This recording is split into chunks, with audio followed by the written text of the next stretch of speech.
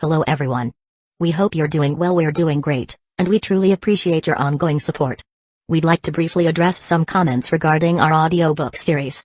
Rest assured, progress is ongoing. That said, your feedback is vital. If there's a novel you particularly enjoy and want to hear more of, please let us know in the comments. Each chapter requires a financial investment, so we can only continue series that receive strong audience interest. Although we retain core names and plot lines, we make significant editorial changes to enhance clarity, pacing, and immersion. These are not simple recitations. We work hard to deliver a polished, thoughtful listening experience. Without sufficient feedback or engagement, we may need to discontinue a series. So if you're enjoying something, don't stay silent. Your input truly matters. Note, our default audio speed is 3x. If that's too fast, let us know. We're happy to adjust it. Interested in early access to unreleased audiobooks? Visit our Patreon. You'll get to experience new content before it reaches YouTube. Just to clarify, I'm a fan like you. I've purchased these novels and adapted them with care, while respecting all rights and guidelines. For updates, follow us on Facebook and Twitter, X. YouTube update: recently, YouTube flagged some of our content for including mature themes, realistic violence, and darker story elements. As a result, we've decided to stop uploading anything that violates YouTube's guidelines. If you'd like access to the full, uncut versions including the more intense or mature content, you can find them on our Patreon page, where we upload everything first. Available now on Patreon: Shattered Innocence transmigrated into a novel as an extra. Transmigrating over 10,000 years late, I was forced to become a mighty presence. I, the celestial dragon, rule the heavens through the double gate, reigning supreme in countless worlds with peace taming, Tower of God sequence strength, cultivation when you take things to the extreme. Naruto Izuno with cyst. WTF, the centuries-old ancestor in our family take concubine again. Plus 18, Ichi, reincarnated in Bleach as a wizard. Thanks for listening and happy listening. Let's go. Hearing this, Haruto was momentarily stunned. He sensed the house. The man was sitting inside, seemingly having adjusted his emotions and prepared for Annie's departure. It seemed that the father and daughter had reached some kind of understanding. Haruto didn't know if Annie had forgiven the man. But he had no intention of prying further. "You're not taking him with you?" Haruto asked. Annie shook her head. Once the power of the Titans was removed and Paradise Island was liberated, the Eldians from Marley would be extradited. Annie, however, would follow Haruto and leave this world. It was clear, Annie had no intention of staying with that man, nor did she want to take him away from this world. Haruto didn't say much about Annie's decision. It was her choice. Carrying Annie, he flew away from Marley. As they returned to Paradise Island, Haruto couldn't help but sigh deeply. It was finally ending. Just living in this cruel world felt suffocating. Fortunately, he was going home. Landing outside the Survey Corps headquarters, Haruto went straight to Erwin. When Erwin saw Guzoin carrying the Warhammer Titan, he knew the time had come. "I'll give the order to bring the other Titan shifters to the designated location," Erwin said solemnly. Haruto nodded. The designated location was an open area by the sea, far from the walled cities. Haruto took Annie and the Warhammer Titan there first. Not long after, the Survey Corps arrived with several prisoners. Reiner, Bertold, Gallard, Zeke, Pike, and Mir were all present. However, "Where's Ren?" Haruto didn't see Ren and asked in confusion. Before he could finish speaking, a small, long-haired girl suddenly rushed out from the crowd and threw a punch at him. Haruto easily dodged and placed his hand on the little girl's head to stop her from attacking. At the same time, he was puzzled. Who was this? He didn't recognize her at all. Why was she attacking him? Armin and Mikasa quickly ran over and pulled the little girl away. "Haruto, you bastard! What did you do to me?" the little girl yelled. Haruto was confused, but when he saw Armin and Mikasa, he had a guess. Ren? That's right. This long-haired little girl was none other than Ren Yeager. After being force-fed a feminization potion by Mikasa, Ren had been unconscious for a whole day. When he woke up, he realized he had turned into a girl. Ren was completely dumbfounded. Armin looked at Haruto in horror and asked, can you tell us? What exactly was in the potion you gave Mikasa? What kind of drug could turn someone into a little girl?" Haruto chuckled awkwardly. "As you can see, it's a potion that allows someone to experience a different life." "You call this a different life?" Ren little girl shouted. "I'm going to beat you to a pulp." She was yelling fiercely, but unfortunately, she had no intimidation factor at all now. Meanwhile, everyone else was completely dumbfounded. Armin had no choice but to explain the situation to everyone. Mikasa had obtained a potion from Haruto, fed it to Ren, and now Ren had turned into a little girl. At this, Both the Survey Corps members and the Marleyan warriors looked at Haruto with new eyes. This guy is a demon. Haruto cleared his throat. Ren Yeager was too unpredictable, so I had to take drastic measures. I'm going to kill you. Ren continued screaming. Anyone would struggle to accept being suddenly turned into a little girl. Ren, calm down. Armin kept trying to persuade him, but it was useless. Feeling guilty, Haruto looked away and ordered, restrain them. We're about to contain the source of the Titan's power. The Survey Corps looked at each other but ultimately restrained the enraged Ren. What do we do next? Erwin asked in a deep voice. The containment of the Titan's power would determine the fate of Karatas Island and all Albions. Chapter 57:051 Return to the main world. Please, everyone, extend your hands, Haruto said in a deep voice. Annie and Mir were the first to reach out, placing their hands together. Both of them trusted Haruto. Next were Reiner and little Bertold. After some friendly persuasion from the Survey Corps, these two had given up on resisting. Following them were Gallard, Pike, and Zeke. The three of them didn't want to cooperate, but under the threat of death, they had no choice but to place their hands together. The only one left was Ren. At this moment, Ren, after struggling for a long time, had no more strength left. As everyone's gaze fell on him, Ren glared at Haruto before finally placing his hand on top. For the first time since the fall of the Eldian Kingdom, all 9 Titan shifters had gathered together. Their gazes turned hazy simultaneously. Seeing this, Haruto activated his Mangekyo Sharingan and placed his hand on top as well. In the next moment, the surrounding environment instantly changed. In a daze, everyone found themselves standing on a silver beach. In the distance, a towering tree of light stood tall. This was the path of Titan power. It was also the origin of everything. 9 people were present. Everyone looked around in confusion. But Haruto's gaze was fixed on the towering tree of light in the distance. From the tree, a figure slowly walked out. A raggedly dressed girl. It was none other than the founding Titan, Mir. The founding Titan Mir carried a small bucket, her eyes dull as she moved. All Titans were sculpted from the sand here by the founding Titan Mir. Within the path, there seemed to be no concept of time. The moment Zeke saw the founding Titan Mir, he excitedly rushed forward. Founding Titan Mir. I command you to alter the body structure of all Eldians. He shouted. Attempting to use his royal bloodline, he tried to command the founding Titan Mir to use the power of the founding Titan to implement his sterilization plan. Mir looked at the founding Titan with a complex expression. Her name had actually come from this very founding Titan. She had once been crowned with the name of the founding Titan, bringing hope to a group of Eldian restorationists. To her, what she was called no longer mattered. If she wasn't called Mir, then the countless traces of her existence would be denied. However, now that she was facing the true founding Titan in person, she couldn't help but feel conflicted. The others were still processing the information. Everything had happened too quickly for them to react. Hey, Haruto, stop him. We need to fight. Trample everything down. We absolutely can't just compromise like this. Ren grabbed Haruto's collar, trying to get him to do something. But Haruto didn't respond. His gaze swept over this world. To the others, this was merely a world made of sand. However, in Guzou's eyes, it was completely different. The Mangekyo was not only a visual ability but also a spiritual one. With these blood-red eyes, Haruto's mental power had naturally reached a level far beyond that of ordinary people. At this moment, under the scrutiny of the Mangekyo, this world was split into countless paths of light. The convergence of these light paths led to the enormous tree of light. Amidst the dazzling brilliance, Haruto saw a worm-like entity within the tree. This world was fundamentally constructed from spiritual energy, lacking any physical substance.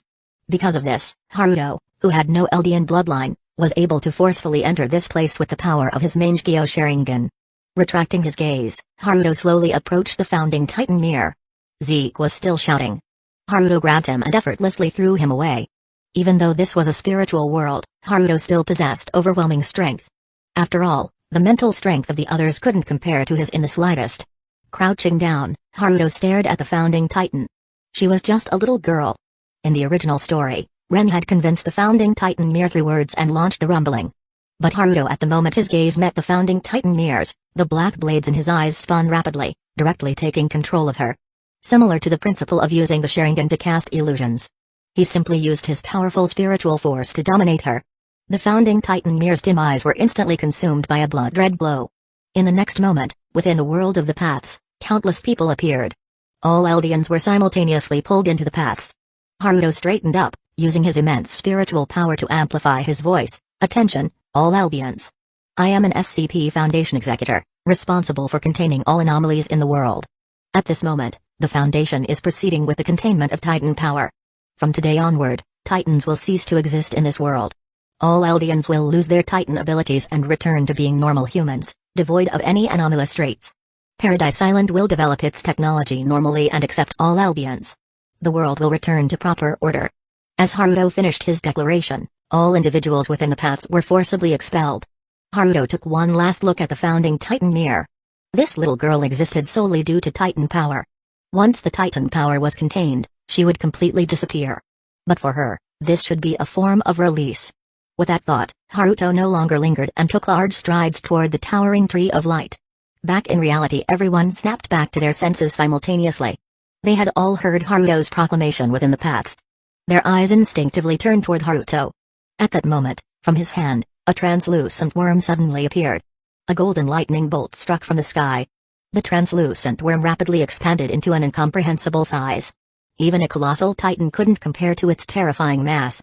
Seeing this, everyone was filled with horror and despair. Such an enormous being, falling from the sky, there was no escape. At that moment, Haruto moved. In his blood-red eyes, 3 black blades spun rapidly. Kami. The massive worm that had just formed its enormous body twisted in space. Its immense body was instantly severed.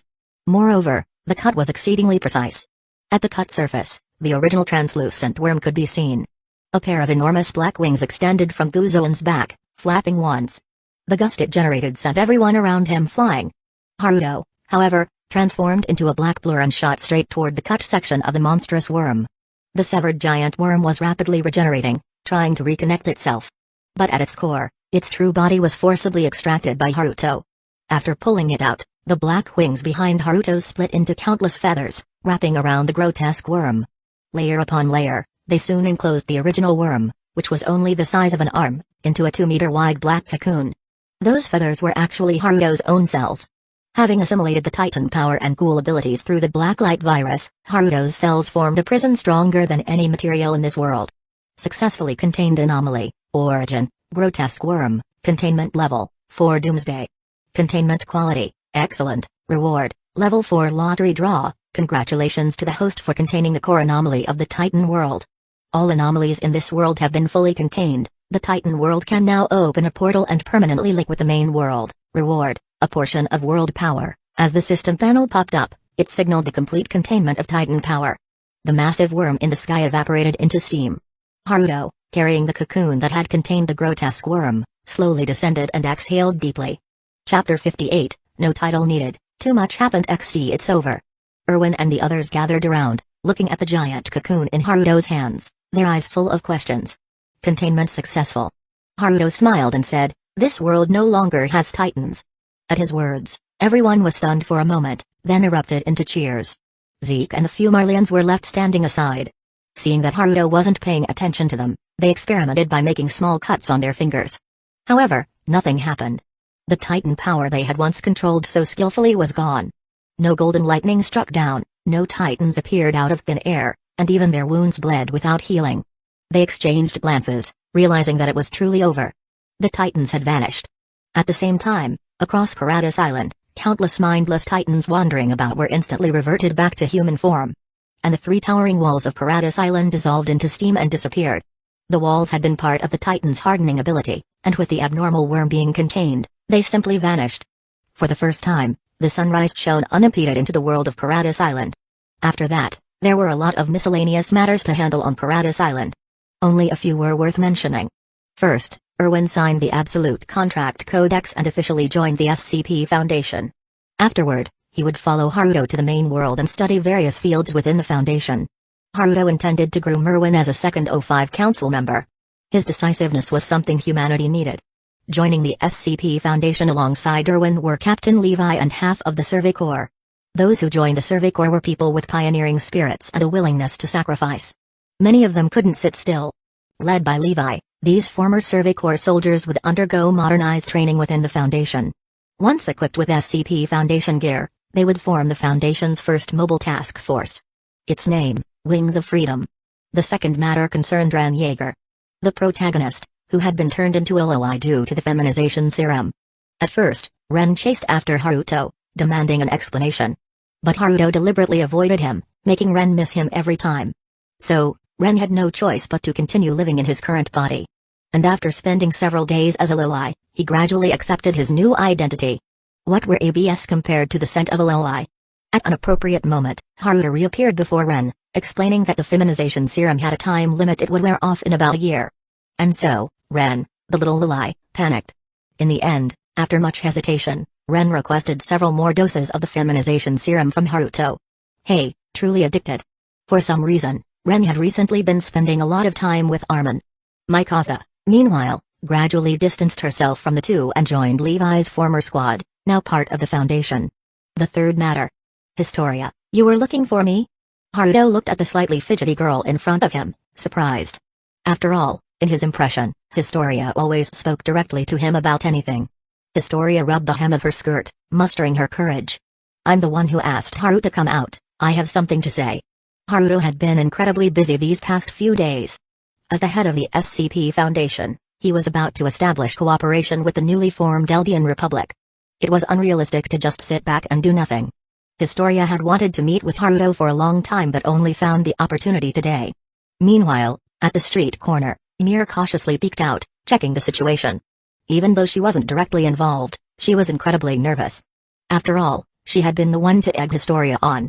If you like him, just go for it, she had said. Yet, she herself lacked the courage her words implied.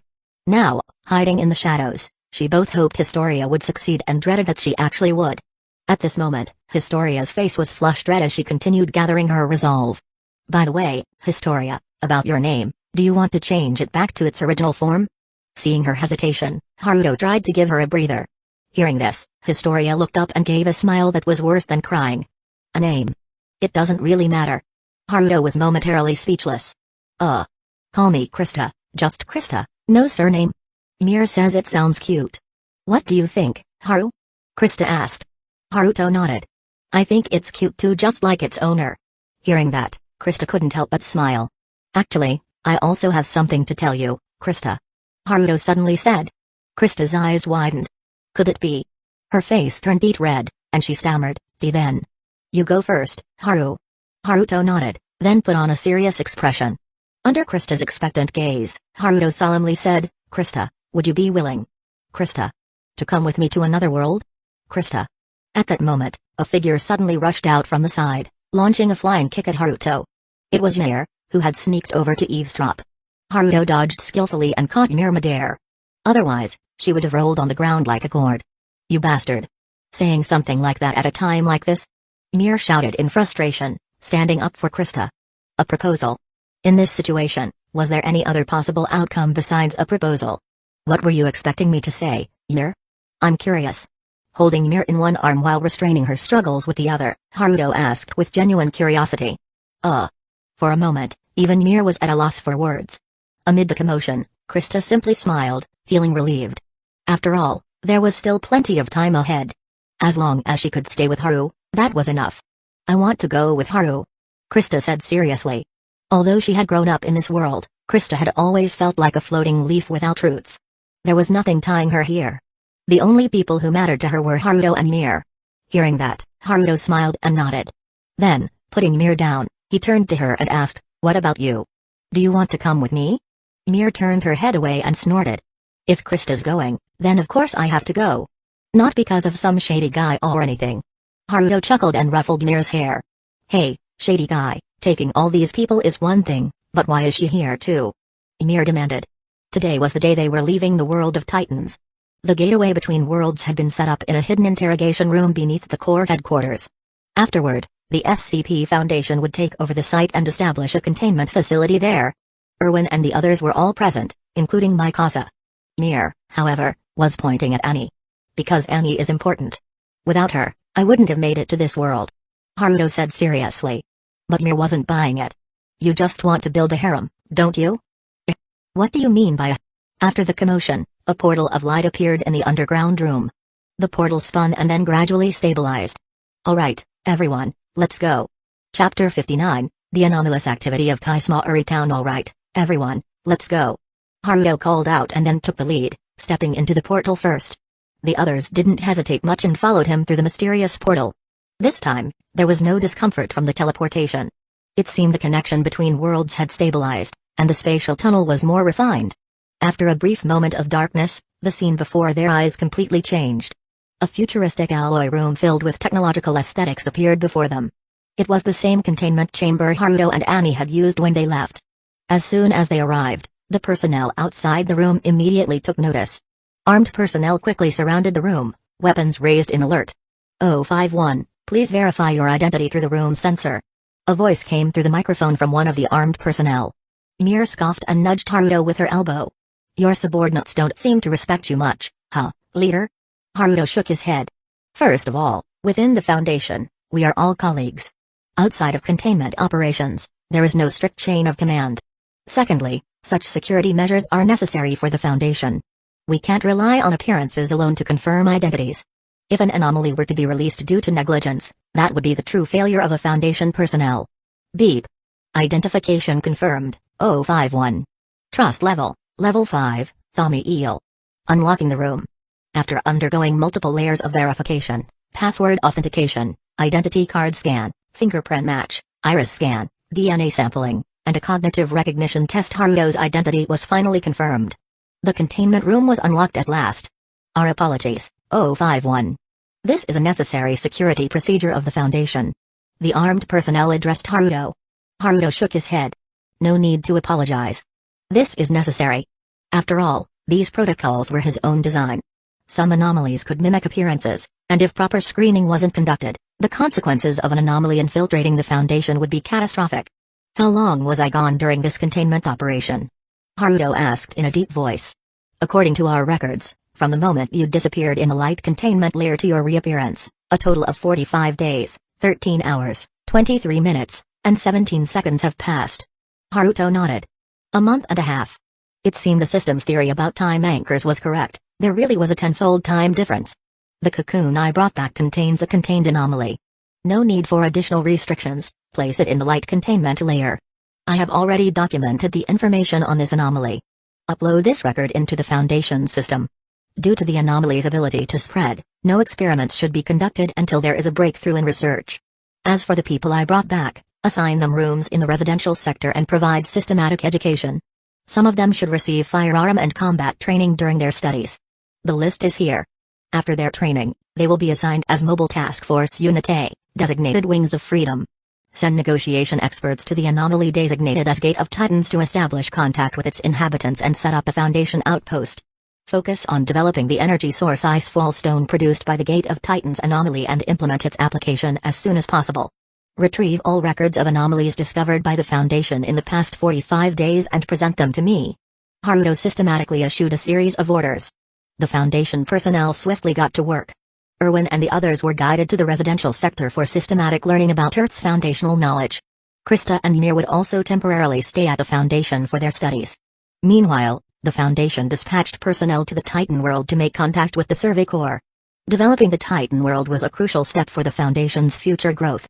Then, a tablet was handed to Haruto. The device contained only a single documented detailed record of the Foundation's activities and anomaly discoveries over the past month and a half. Haruto quickly skimmed through the document. Big brother, you're finally back. A playful voice came from the side. Without looking up, Haruto responded, yeah, the containment operation in the Titan world is complete. Now, have you been staying in the facility this whole time? A silver-haired girl appeared beside him. Yep. While Big Brother was away, I was helping to manage the Foundation's affairs. Nao placed a finger on her cheek in a thinking pose before continuing, by the way, the sister you recruited before Mihari Oyama has arrived. She's temporarily staying in the residential sector and conducting some preliminary research. Hearing this, Haruto raised an eyebrow. Mihari Oyama, the girl who could create anomalous potions by hand, was a talent he was particularly interested in. She hasn't been exposed to any sensitive Foundation matters, has she? Haruto asked. From his observations, Mihari had a kind-hearted nature. If she were to learn about the Foundation's use of D-class personnel in experiments, or about the inhumane experiments conducted on humanoid anomalies, although explanations could be provided, it would likely damage her trust and loyalty to the Foundation. Nao shook her head. She hasn't been given access to much information. Her clearance level is only 1 for now. Haruto nodded in approval and reached out to ruffle Nao's silver hair. You've worked hard while I was away. He felt that this girl's way of handling things was becoming more and more in tune with his expectations. Nao closed her eyes, enjoying the affectionate head pat. Anything else? Haruto put away the tablet and directly asked Nao. Hearing this, Nao nodded seriously. Kaismaori town has been drastically diminished. The town's population has been reduced by 90%, leaving only a handful of survivors. This happened 7 days ago. Here are the aerial photos comparing the town before and after the incident. Nao handed a set of aerial images to Haruto. Glancing at them, Haruto couldn't help but be taken aback. Although Kaismaori town wasn't exactly prosperous, it still had a considerable population. The streets and houses were neatly arranged, exuding a rustic charm. But the later images were horrifying. It looked as if the entire town had been plowed over. The terrain itself had even changed slightly. On the aerial map, numerous destruction marks were visible. It was as if someone had randomly scribbled chaotic lines over the town in the images. These lines cut across buildings, streets, and infrastructure. Everything along their path was utterly obliterated. In some areas, even the ground had been upturned. Haruto examined the images, his expression growing solemn. If this level of destruction was caused by an anomaly, then it was incredibly dangerous and needed immediate containment. Seeing that he had finished looking at the photos, Nao continued, the Foundation deployed armed personnel immediately and took control of Kaismaori town. To the public, we announced that a massive earthquake had struck and that emergency relief efforts were underway. However, the Foundation's takeover has met resistance from the Japanese government, and we won't be able to hold them off for long. Through our contacts within their government, we discovered that Kaismaori town housed a secret Japanese military base. But now, it appears that the base was also wiped out. No information has surfaced from it. Hearing this, Haruto's brows furrowed deeply. A secret military base in Kaismaori town? This just made things even more complicated.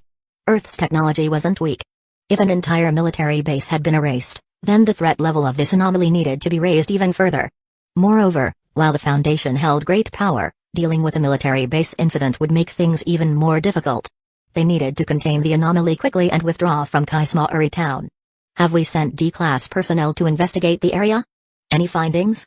Haruto asked. Nao nodded. 3 teams were sent. All were killed instantly before they could report anything. The first team encountered military personnel in the town. When they retrieved a tactical helmet from one of them and accessed its footage, they were wiped out immediately. Chapter 60, The World. The Foundation determined that the anomaly might be image-triggered, so the next 2 teams of D-class personnel were not allowed to wear any recording devices. These 2 teams of D-class personnel did not touch the armed personnel's equipment, yet they were still completely annihilated. Before their annihilation, the following information was transmitted through their earpieces. After finishing her explanation, Nao handed an audio file and its transcribed text to Haruto. Upon playing the audio file, heavy breathing and voices could be heard inside. Reporting to the Foundation, we've found a humanoid life form. He looks really strange. The life form is male, completely unclothed, with oddly proportioned features.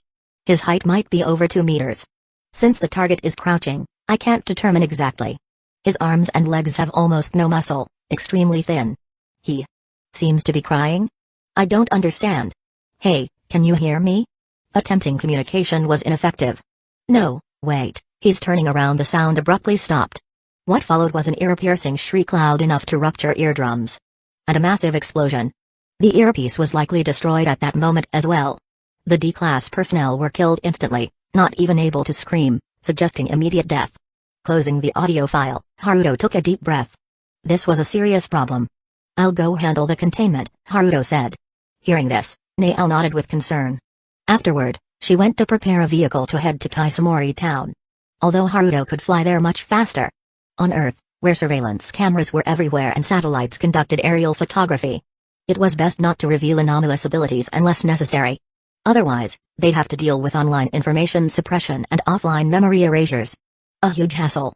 Instead of heading directly to Kaismaori town, Haruto first went to the containment room for Root, grotesque bug.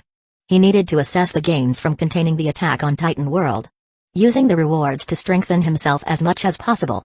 After all, the next containment operation was quite dangerous. Currently, Haruto's blacklight virus had already consumed Titans and ghouls, granting him terrifying vitality.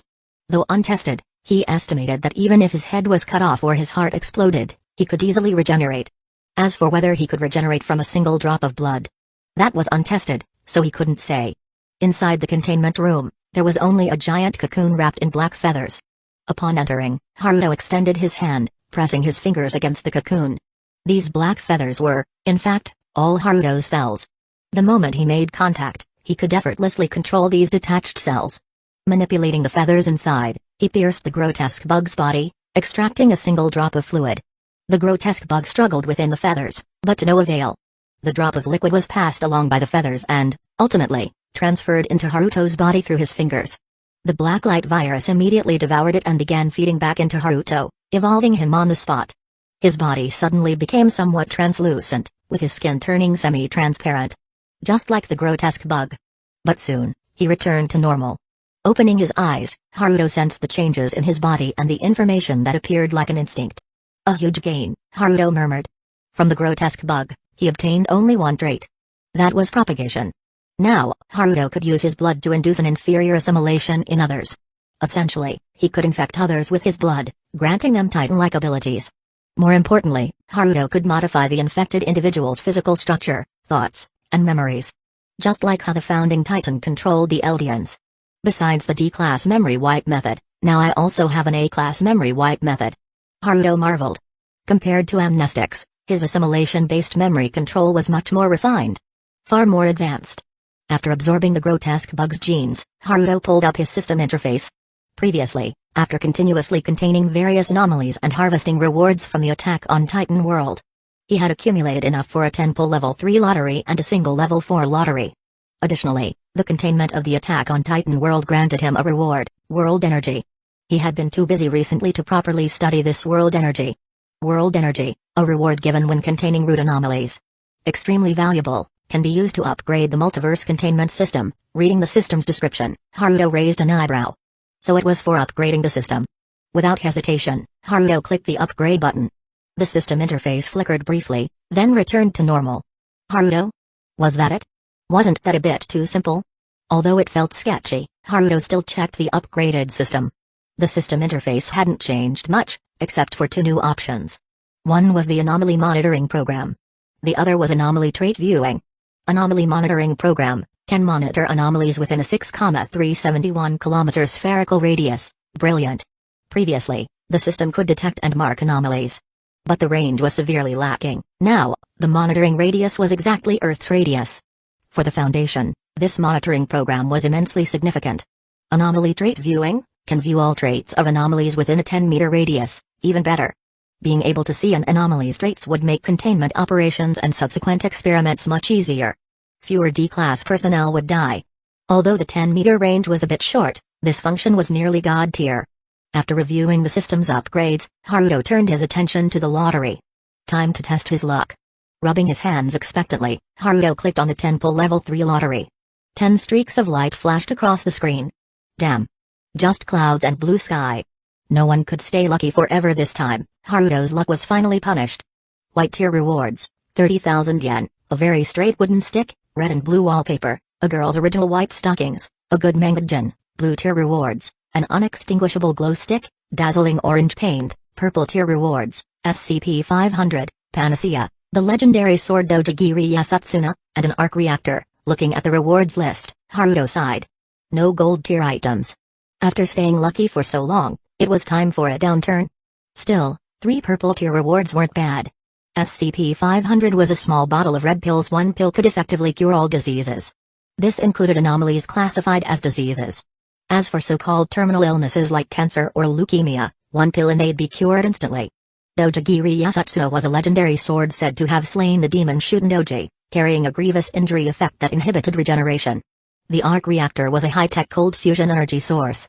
It wasn't useful for Haruto himself, but for the Foundation's technological development, it was invaluable. If their researchers could crack its secrets, the Foundation's energy tech would advance significantly. Still got 1 level 4 lottery. No one stays unlucky forever. Haruto took out his phone and played Good Luck Comes. Then, he clicked the level 4 lottery. A golden streak flashed across the interface. Haruto was relieved. No red tier, but at least gold tier. At least this lottery session wasn't a total loss. Gold tier reward, the world, Zawarudo, woo. Brilliant. Haruto cheered. The world. Not the stand, but the power itself. With this power, Haruto could pause the entire world's time for 9 seconds. This was the power of the world. Zawarudo. As Haruto let out a light breath, the entire world suddenly fell into stillness, turning slightly gray. Haruto looked around. Whether it was the Foundation personnel outside the room or the dust in the air, everything had been paused. Chapter 61, The Only Survivor of Kaismaori Town, Shiro and the Shy Containment Objective. Full 9 seconds passed. Only then did time begin to flow again.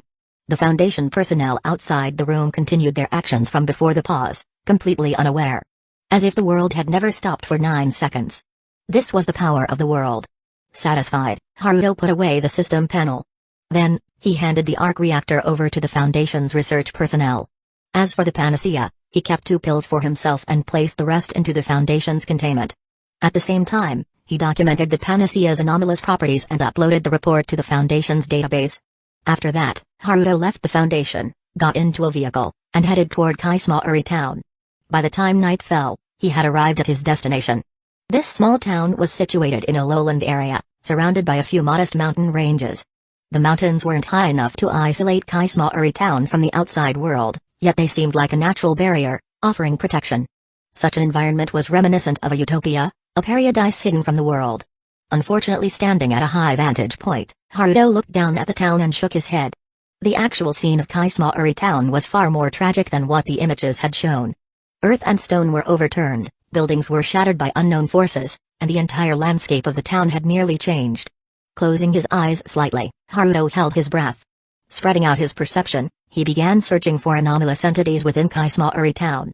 A moment later, he suddenly opened his eyes, a hint of surprise flashing across his face. There's actually a survivor. Kaismaori Town had been devastated for 7 days. The D-class personnel sent in afterward had all perished. Under such circumstances, there was still a survivor? Under the cover of night, Haruto swiftly rushed toward a certain direction in Kaismaori Town. With just a few leaps, he had already entered the town's boundaries. The roads were in complete ruin. The cement and asphalt roads looked as if they had been clawed at by something, covered in jagged, twisted fissures. Walking through these crevices, Haruto finally arrived outside a destroyed and dilapidated building. The aura of the survivor was inside. Looking up, Haruto realized this was an orphanage. Stepping inside, Haruto frowned. At the entrance alone, there were numerous dried blood stains and severed limbs. The people who had been killed seemed to have been brutally smashed apart by something. Flesh and blood splattered in all directions. A survivor. Still struggling to live in such an environment? Thinking of this, Haruto quickened his pace. He easily cleared away the debris at the entrance. Then, he stepped into the orphanage. The hallways bore countless signs of destruction, with dried blood staining the ruins. Finally, Haruto stopped outside a particular room. On the floor lay a fallen plaque. Picking it up and flipping it over, he saw the words, "Restroom." Pushing open the door, Haruto saw a small, curled-up figure in the corner. It was a petite girl. A frail body, snow-white hair. Long, unkempt bangs covered her face. Beneath the bangs, a yellow-white cloth was tied over her eyes. Haruto's gaze swept over the girl's attire. It was a dress, washed so many times it had turned slightly yellow. The hem had been torn, and the cloth covering her eyes clearly came from it. Hearing movement, the girl visibly trembled. Then, she raised her hands and covered her already blindfolded eyes. Haruto took a few steps forward and gently embraced her. This gesture was both to comfort her and to let her feel warmth, assuring her that the person before her was not a monster. Sure enough, as she felt Haruto's warmth, the girl lowered her hands from her face. "What's your name?" Haruto asked softly. "Shiro." Shiro's voice was hoarse, her throat clearly in poor condition. Haruto glanced at the floor. Scattered around were a few biscuits. It seemed Shiro had survived these 7 days by relying on them and drinking tap water. "It's okay now." Haruto reassured Shiro. "You're safe from now on." The girl trembled slightly in his arms. But the expected sobbing didn't come. "Did you kill the monster?" Shiro asked hoarsely. Clearly, she possessed a maturity and wisdom beyond her years. "Not yet, but I will. Now that I've found you, you're completely safe. You've been through a lot." Haruto's voice was filled with certainty. "The monster is strong. Guns can't kill it." Shiro didn't respond to the reassurance but instead provided what information she knew. When it attacks, it lets out sharp screams and cries. Its speed is so fast that it creates a sonic boom the moment it moves. The condition for triggering its attack might be seeing its face. The others were killed after looking at its face. Hearing this, Haruto was momentarily stunned. Shiro's information almost completely matched what the Foundation had determined using D-class test subjects. In fact, her details were even more precise. Such calmness, Such intelligence, was she a genius? Shiro, would you like to leave with me? Since you're in an orphanage, that means you can be adopted, right? Haruto suddenly asked. The girl in his arms stiffened slightly, then murmured in a low voice, Shiro is a lonely, troublesome child who brings misfortune. That's fine. I'm very strong. Haruto added, and besides, geniuses are often misunderstood by the world. Being lonely is normal. Shiro was silent for a moment, then sniffed at Haruto's scent. Finally, she whispered, okay. I'm Takuman Haruto. From now on, I'm your brother. Please take care of me. He lifted Shiro off the ground and spoke gently. She buried her head in his chest. I'm Shiro. From now on, I'm your sister. Please take care of me. Holding Shiro in his arms, Haruto stepped over the ruins and walked out.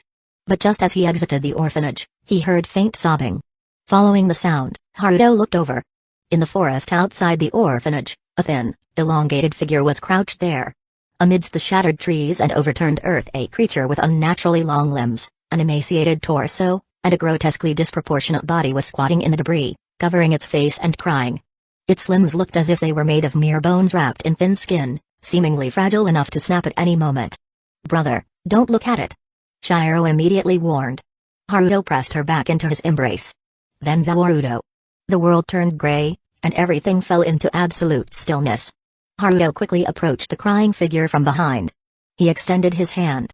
Black feathers rapidly grew from his palm and shot out. Dozens of feathers wrapped around the creature's head. From a distance, it looked as if a sack had been placed over its head. Since seeing its face triggered attacks, why not just cover it? With that done, the time stop had yet to end.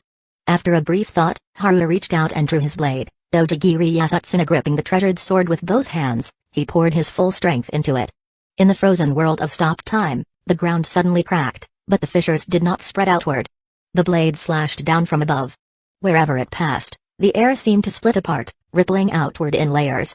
When speed reaches a certain threshold, air becomes a viscous resistance, just like now, being sliced open. After delivering this strike, Haruto released the sword and withdrew. Time resumed. The world became vivid once more, and the flow of time continued. A terrifying explosion resounded. The strike of Dojigiri Yasutsuna still carried a dreadful momentum as it slashed downward. Then, clang! A crisp metallic ringing echoed. The legendary blade, Dojigiri Yasutsuna, renowned for slaying great demons, shattered the moment it struck the slender, skeletal humanoid figure.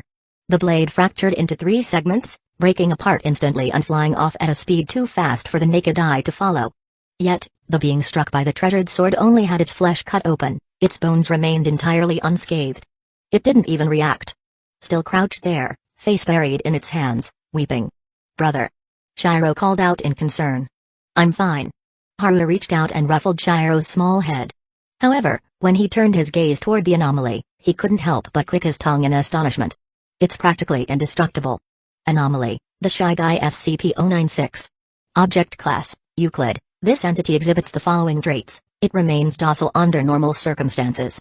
However, if any creature observes even a minuscule fraction, down to 1/10,000th of a pixel of its face, it will enter a state of uncontrollable rage, possesses extrasensory perception, can instinctively detect when its face is being observed and pinpoint the observer's exact location, exhibits extreme mobility, possesses immortality, its skeletal structure is virtually indestructible, its flesh has mid to low regeneration capability, but damaging it has no effect on the entity. Haruto retrieved the Foundation's satellite phone and dialed.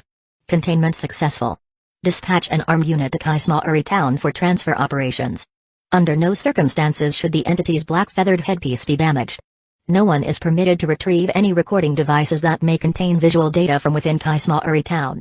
Also, send another armed team to the military base to delete. Never mind, I'll handle it myself. After issuing his commands, Haruto ended the call. Chapter 62, Erasing Shy Guy's data and a girl named Mimizu Mitsuha. At this moment, Shiro, nestled in his arms, reached up and removed the cloth wrapped around her head, which had been covering her eyes. A pair of striking crimson pupils were revealed. Shiro curiously studied the young man holding her. Brother. So handsome. Haruto couldn't help but chuckle at her words. This kid. The first thought after removing her eye restriction was that he was handsome. Well, he was indeed handsome. Then, Shiro shifted her gaze toward the Shy Guy. Though she maintained a composed expression, her grip on Haruto's hand trembled slightly. Clearly, even a genius could feel fear. It's all right. Containment is complete. As long as nothing unexpected happens, it will never appear in this world again. Haruto reassured her. As long as the containment facility didn't explode or fail, this kind of dangerous entity would never be released. Brother, are we heading to the military base? Shiro withdrew her gaze and asked. Haruto nodded. This entity's face, even in images or artwork, can still trigger its attack. We need to purge all recorded images from this location. Otherwise, taking the entity back is pointless, containment would fail. The military base in Kaismaori town had been destroyed. Its stationed personnel had been completely wiped out. There was only one possible reason. Someone on patrol had encountered the shy guy. Their tactical helmets were equipped with recording functions, meaning they likely captured footage of the entity's face. This footage was transmitted back to the military base. And then, the consequences were obvious. The shy guy was an indestructible entity with a minimum speed of subsonic levels. It would have completely ignored all obstacles and charged directly toward anyone who had seen its face. The ruins scattered throughout Kaismaori town were the result of Shy Guy's movement.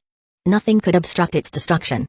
Fortunately, the military base had not transmitted the footage externally. Otherwise, the entire world would be doomed.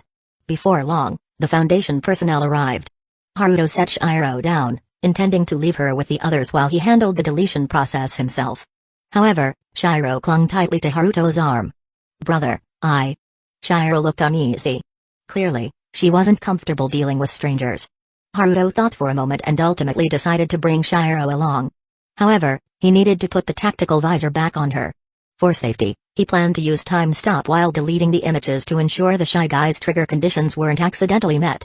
He couldn't entrust this task to anyone else. Even the slightest accidental glimpse of a pixelated fraction of its face, and the Shy Guy would instantly breach containment. Fortunately, after a week of Foundation investigation, the military base's location had already been pinpointed. Secure it in a pitch-black containment chamber. No surveillance devices allowed. Absolute isolation. Haruto ordered. The Foundation's armed personnel nodded, keeping their heads lowered as they escorted the Shy One into a completely enclosed cell, sealing it away. Anomaly successfully contained. The Shy Guy, Anomaly Level 4, Destruction. Containment rating, Excellent. Reward, 1 Level 4 lottery draw. As the system notification popped up, Haruto carried Shiro and confidently headed toward the military base. The Kaismaori town military base was built underground, not a particularly large facility. It didn't seem to contain any classified information either. Which made sense. If it were an important base or housed critical secrets, the Foundation's external authorities wouldn't have been able to negotiate for an entire week to secure containment. The interior of the base was in an even worse state than Kaismaori town. The underground complex was constructed from alloy materials. Yet now, massive holes riddled the alloy walls, clear evidence of the Shy Guy's rampage. Haruto found the main computer room. He casually smeared some dried blood on the ground. The dried blood seeped into his fingers, consumed by the blacklight virus. Memories of the blood's owner flooded his mind. Then, Haruto skillfully powered on the military base's main computer. Zawarudo. To ensure no mishaps, Haruto activated time stop. Then, he accessed all uploaded video files on the computer and selected delete. Time resumed. The Shy Guy's image data was completely erased. Good thing the base's signal was isolated, none of the footage was uploaded to a cloud server. Haruto sighed in relief and removed Shiro's visor. With her vision restored, Shiro surveyed the surroundings before finally focusing on the mainframe. Her small hands swiftly tapped the keyboard, pulling up various data logs. Haruto watched and couldn't help but marvel. Shiro's really is a genius.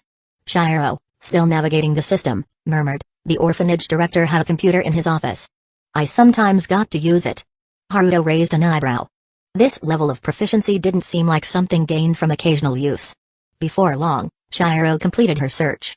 Brother, there's another image folder here. Should I open it? She asked.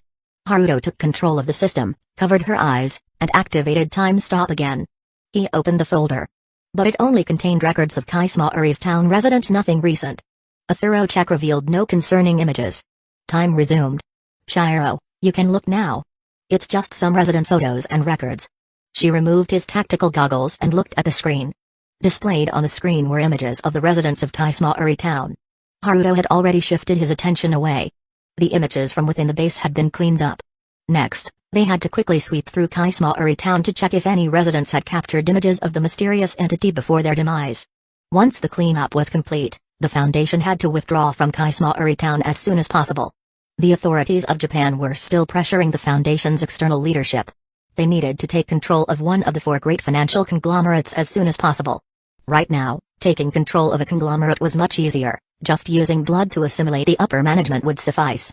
As Haruto was contemplating the future of the Foundation, an image flashed across the main screen. That photo immediately caught his attention. "Shiro, rewind it," Haruto said. Hearing his words, Shiro rewound the footage. A portrait of a young girl appeared on the screen. She was an ordinary yet beautiful girl, with silky black hair, a small round face, large inquisitive eyes, lips that carried a hint of a smile, a slender neck, and prominent collarbones. She wore a clean white blouse, her long hair tied back into a ponytail with a vibrant orange-red ribbon. At the bottom of the image, the girl's name was noted, Mimizu Mitsuo. Haruto frowned as he looked at the image. Why did he feel an inexplicable sense of familiarity with this girl? He had been modified by the Blacklight virus into a perfect organism. At the same time, his mental power had been developed through the Mangekyo Sharingan. To him, past memories were like a film stored in his mind, playing vividly and clearly. Even childhood memories that he had once forgotten had long since resurfaced. But Haruto was certain that there was no record of a girl named Mimizu Mitsuo in his memory. So, where was this familiarity coming from? "Shiro, do you know this girl named Mimizu Mitsuo?" Haruto asked. His first instinct was that this image might be anomalous, capable of distorting perception. However, the system didn't react, and Shiro didn't show any unusual response either. So, could it be that this Mimizu Mitsuo possessed some kind of anomaly? Shiro pondered for a moment and then nodded. "She used to come to the orphanage to help out often. I saw her a few times, but then she stopped showing up for a while. The director mentioned something about a rebellious phase or running away from home. I don't know much beyond that." Hearing this, Haruto fell into deep thought. There was too little information available. Moreover, it was still uncertain whether Mimizu Mitsuo had perished in the anomaly outbreak at Kaismaori town. Haruto connected his phone to the main computer and copied Mitsuo's information. Then, he left the military base with Shiro. The Foundation carried out its routine cleanup of Kaismaori town without any incidents, and afterward, they withdrew entirely. On the way back, Haruto contemplated his next move and ultimately decided not to return to the Foundation. Instead, he headed straight to his apartment.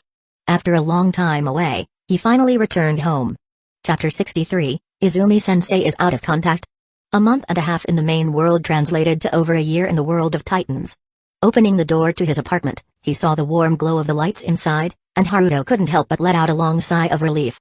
Nothing was more relaxing than being at home in the main world. He had spent over a year in the Titan world mainly because he didn't want to kill too many people. Otherwise, using brute force to suppress everything and contain the abnormal insects would have been much faster. But the SCP Foundation was not a group of executioners. They couldn't just nuke everything and leave ordinary people to clean up the mess. We secure, we contain, we protect. We may fail, but we will never retreat, because behind us stands all of humanity.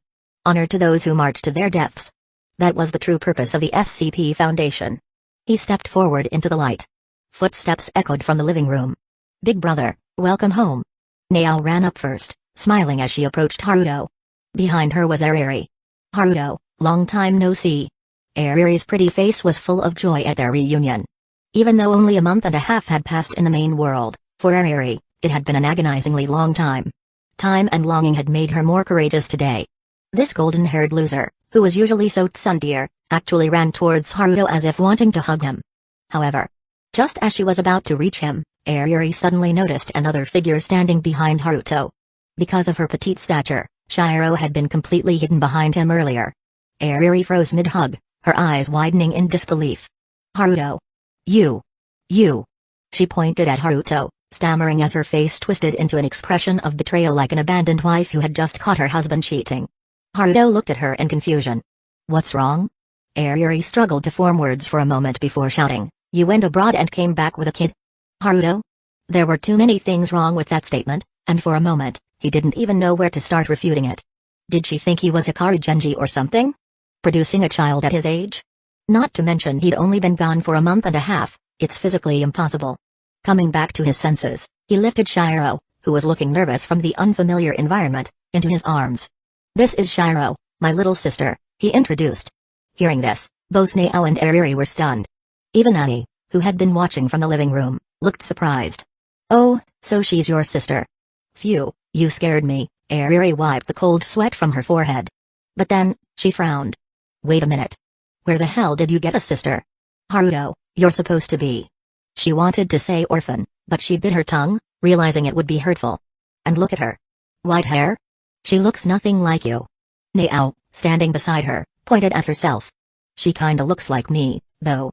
Hearing that, Shiro immediately bared her teeth at the two of them and turned to hug Haruto tightly like a fierce yet adorable little kitten. Brother is Shiro's brother, she declared firmly. Airi and Nao exchanged glances. Haruto gently stroked Shiro's hair to calm her down before looking at the two girls. Shiro's family situation is complicated. But from now on, she's my sister.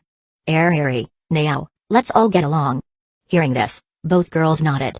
They realized their earlier words had been a bit harsh. Neither of them were mean-spirited, they had just been too shocked and blurted things out without thinking. Later, Haruto brought Shiro into the living room. To his surprise, there was already food set on the dining table. Seeing his reaction, Airi grinned. Come try it. I cooked it myself. It's nothing fancy, but be grateful. Although she said it casually. For the past month and a half, Airi had been dedicating herself to improving her cooking skills. She wanted to prepare something special for his return. In her mind, this was the perfect way to increase their intimacy. Haruto could easily see through her tsundere act. Looking at the table full of food, he felt a bit touched. As long as it's not inedible, I'll make sure to praise her. Thinking this, he picked up his chopsticks. It makes sense, this was the least likely to go wrong. That way, he could also praise Airi a little. With that thought, Haruto reached out with his chopsticks to grab some seafood. However, at that moment, the food on the plate responded. A crab clamped onto Haruto's chopsticks with its pincers. Haruto? Airi? Crab, are we clothes? Why are you getting so handsy? Haruto and the crab in the dish stared at each other. For a moment, the dining table fell into silence. Airi, what's this? Haruto let go of his chopsticks, watching as the crab held on and waved its pincers wildly, falling into deep thought. At this moment, Airi wanted to die. Why is this happening? She grabbed a dining knife beside her, ready to go down with the defiant crab on the plate. But Haruto was quick, stopping her in time. Then, he picked up the plate of crabs and took it to the kitchen. A while later, Haruto returned with a plate of properly prepared crab meat. Haru, that is. Airi wanted to defend herself. But the scene from earlier was just too much to explain.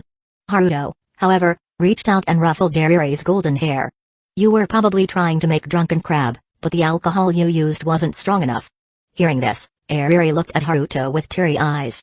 Wow, Haru is the best person in the world. Just now, she thought she had completely ruined her relationship with Haruto over a failed dish.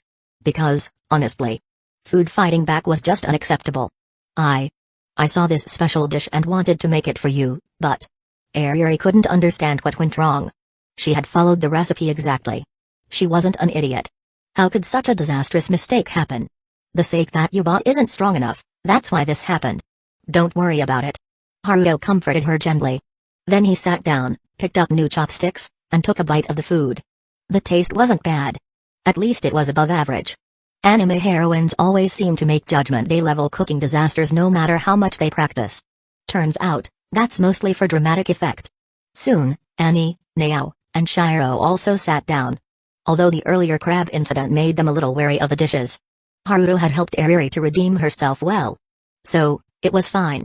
And as it turned out, aside from the drunken crab, none of the other dishes failed, they were all above the passing mark. Shiro ate quickly, almost desperately. Haruto didn't stop her, simply pouring a glass of water and placing it beside her. When Shiro inevitably choked, he handed her the water and gently patted her back. For Bae to have survived in Kaismaori town was already a miracle. She had long been starving. And binge eating could actually help relieve psychological stress. Even though Shiro was precocious and intelligent, that place was like hell. Even Shiro couldn't have come out of it without psychological scars. She just didn't throw tantrums to show it.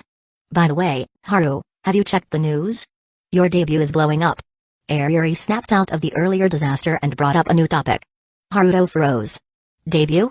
Blowing up? Seeing his reaction, Airi widened her eyes. Wait. Did you completely ignore the news after going abroad? As she spoke, she pulled out her phone and showed him a trending news article. Your Titan manga is a massive hit in Weekly Shonen Jump. Your popularity is through the roof. Haruto took Airi's phone and glanced at the screen. Oh, right. He had submitted Attack on Titan for serialization.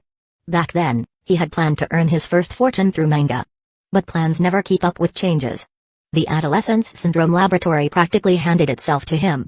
After taking over the lab, money wasn't much of a concern anymore. And with all the traveling and containment work, he had completely forgotten about it. Ever since returning from the Titan world, Haruto had been using the Foundation's satellite phone. His own phone. Haruto reached into his pocket and pulled out his private phone. The moment he turned it on. Ding ding ding. A flood of notifications and missed calls popped up instantly. Haruto rubbed his forehead. Airi stared at him with wide eyes. Wait. Haru. Don't tell me you were completely out of contact for the past month and a half? Haruto nodded. Airi was speechless. If I were your editor, I'd go insane. She sighed. A popular manga artist suddenly disappearing without a word. Any editor would be ready to grab a knife. Luckily, Haruto had submitted a good amount of manuscripts before leaving. The series could still run in the magazine for a few more weeks. Big bro is a mangaka? Shiro curiously leaned over. Sort of, Haruto chuckled. Airi covered her face with both hands. Haru. Its sales are through the roof, the hype is insane, and the industry says you're the frontrunner for Rookie of the Year. And that's just sort of? But at this moment, Haruto was more worried about something else. How should he deal with editor Furukawa? If he were Furukawa, he'd probably want to kill someone right now. Opening line. Sure enough, there were tons of messages from Furukawa. Izumi-sensei. Is exploding. It's selling like crazy. Izumi-sensei, you have a huge chance at winning Rookie of the Year. Izumi-sensei, are you busy? Izumi-sensei? 1.3? Izumi-sensei, please don't joke around like this. My editor's fragile nerves can't take it. Izumi-sensei. Haruto thought for a moment and replied, sorry, I was abroad recently. No signal. Furukawa replied almost instantly, Izumi-sensei, you're alive. The backlog is running out, where's the next manuscript? Haruto, out doing research, skipping one isn't an issue. Furukawa. Izumi-sensei, if I knew your home address, I'd be there with a knife right now. The fans are going to lose their minds. You're skipping at such a critical moment? Haruto, hey. Furukawa, thank you, Izumi-sensei. My years of low blood pressure have just been cured. And with that, their conversation ended. Haruto sighed in relief. Thankfully, Furukawa was a really nice woman. But there was still another unread message online.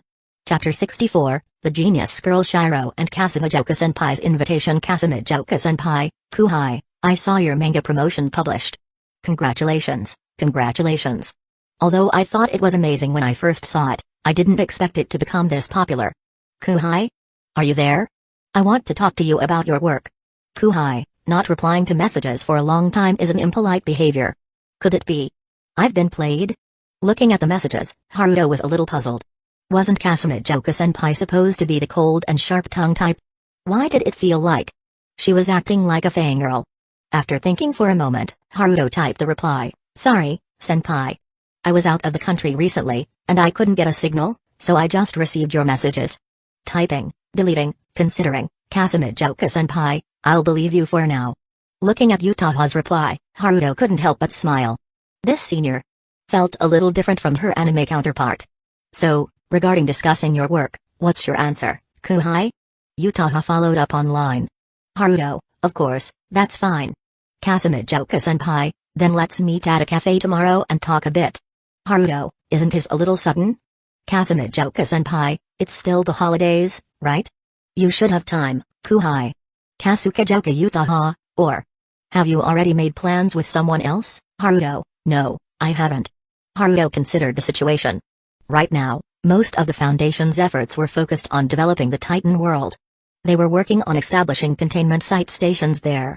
At the same time, they needed to gradually teach the Eldian Kingdom some industrial knowledge. These tasks didn't require his direct involvement, but they did consume a lot of the Foundation's manpower. So, for the time being, there wasn't much for Haruto to handle. And according to the reports he received, there weren't any tricky anomalies that needed urgent attention. The only major issue, the shy individual, had already been contained. Taking a short break outside didn't seem like a bad idea. A little relaxation could help ease the nerves. Haruto, alright, let's meet tomorrow then. Kasumijoka-senpai, see you there. Cat paw fist bump emoji. JPG putting down his phone. Haruto noticed that 4 girls were staring at him. What's wrong? Haruto asked in confusion. Haru, were you just chatting with another girl? Airi asked, alert. Perhaps due to the convergence of worldlings, Airi had a strange sixth sense for Utaha sneaking in. It was just about discussing my work. Haruto spoke a lie woven with the truth. It was indeed about discussing his work, just that the other party happened to be a beautiful girl. Ariri stared at Haruto for a long time but couldn't find any flaws in his words. Big brother, this is amazing. Shiro, who had borrowed the weekly manga issue from Ariri, was now reading Attack on Titan. Clearly, Sherp was also captivated by the story and was now exclaiming in admiration. Haruto shook his head. It's not that I'm amazing, it's just that the people in that world are amazing. Hearing this, Shiro fell into deep thought. Meanwhile, Ariri felt that Haruto was sounding a little chuni. But she didn't say it out loud. After all, she herself had chuni moments sometimes. In the corner of the dining table, Annie's expression turned complicated upon hearing those words. Are the people amazing? Maybe. If Haruto hadn't entered the Titan world, then, struggling to survive in such a cruel world might indeed be considered amazing. But to the people actually living it, rather than being amazing, wouldn't it be better to just live as ordinary people? After the meal, Haruto tidied up the table. He put the dishes in the dishwasher and left the crumbs on the floor to the cleaning robot.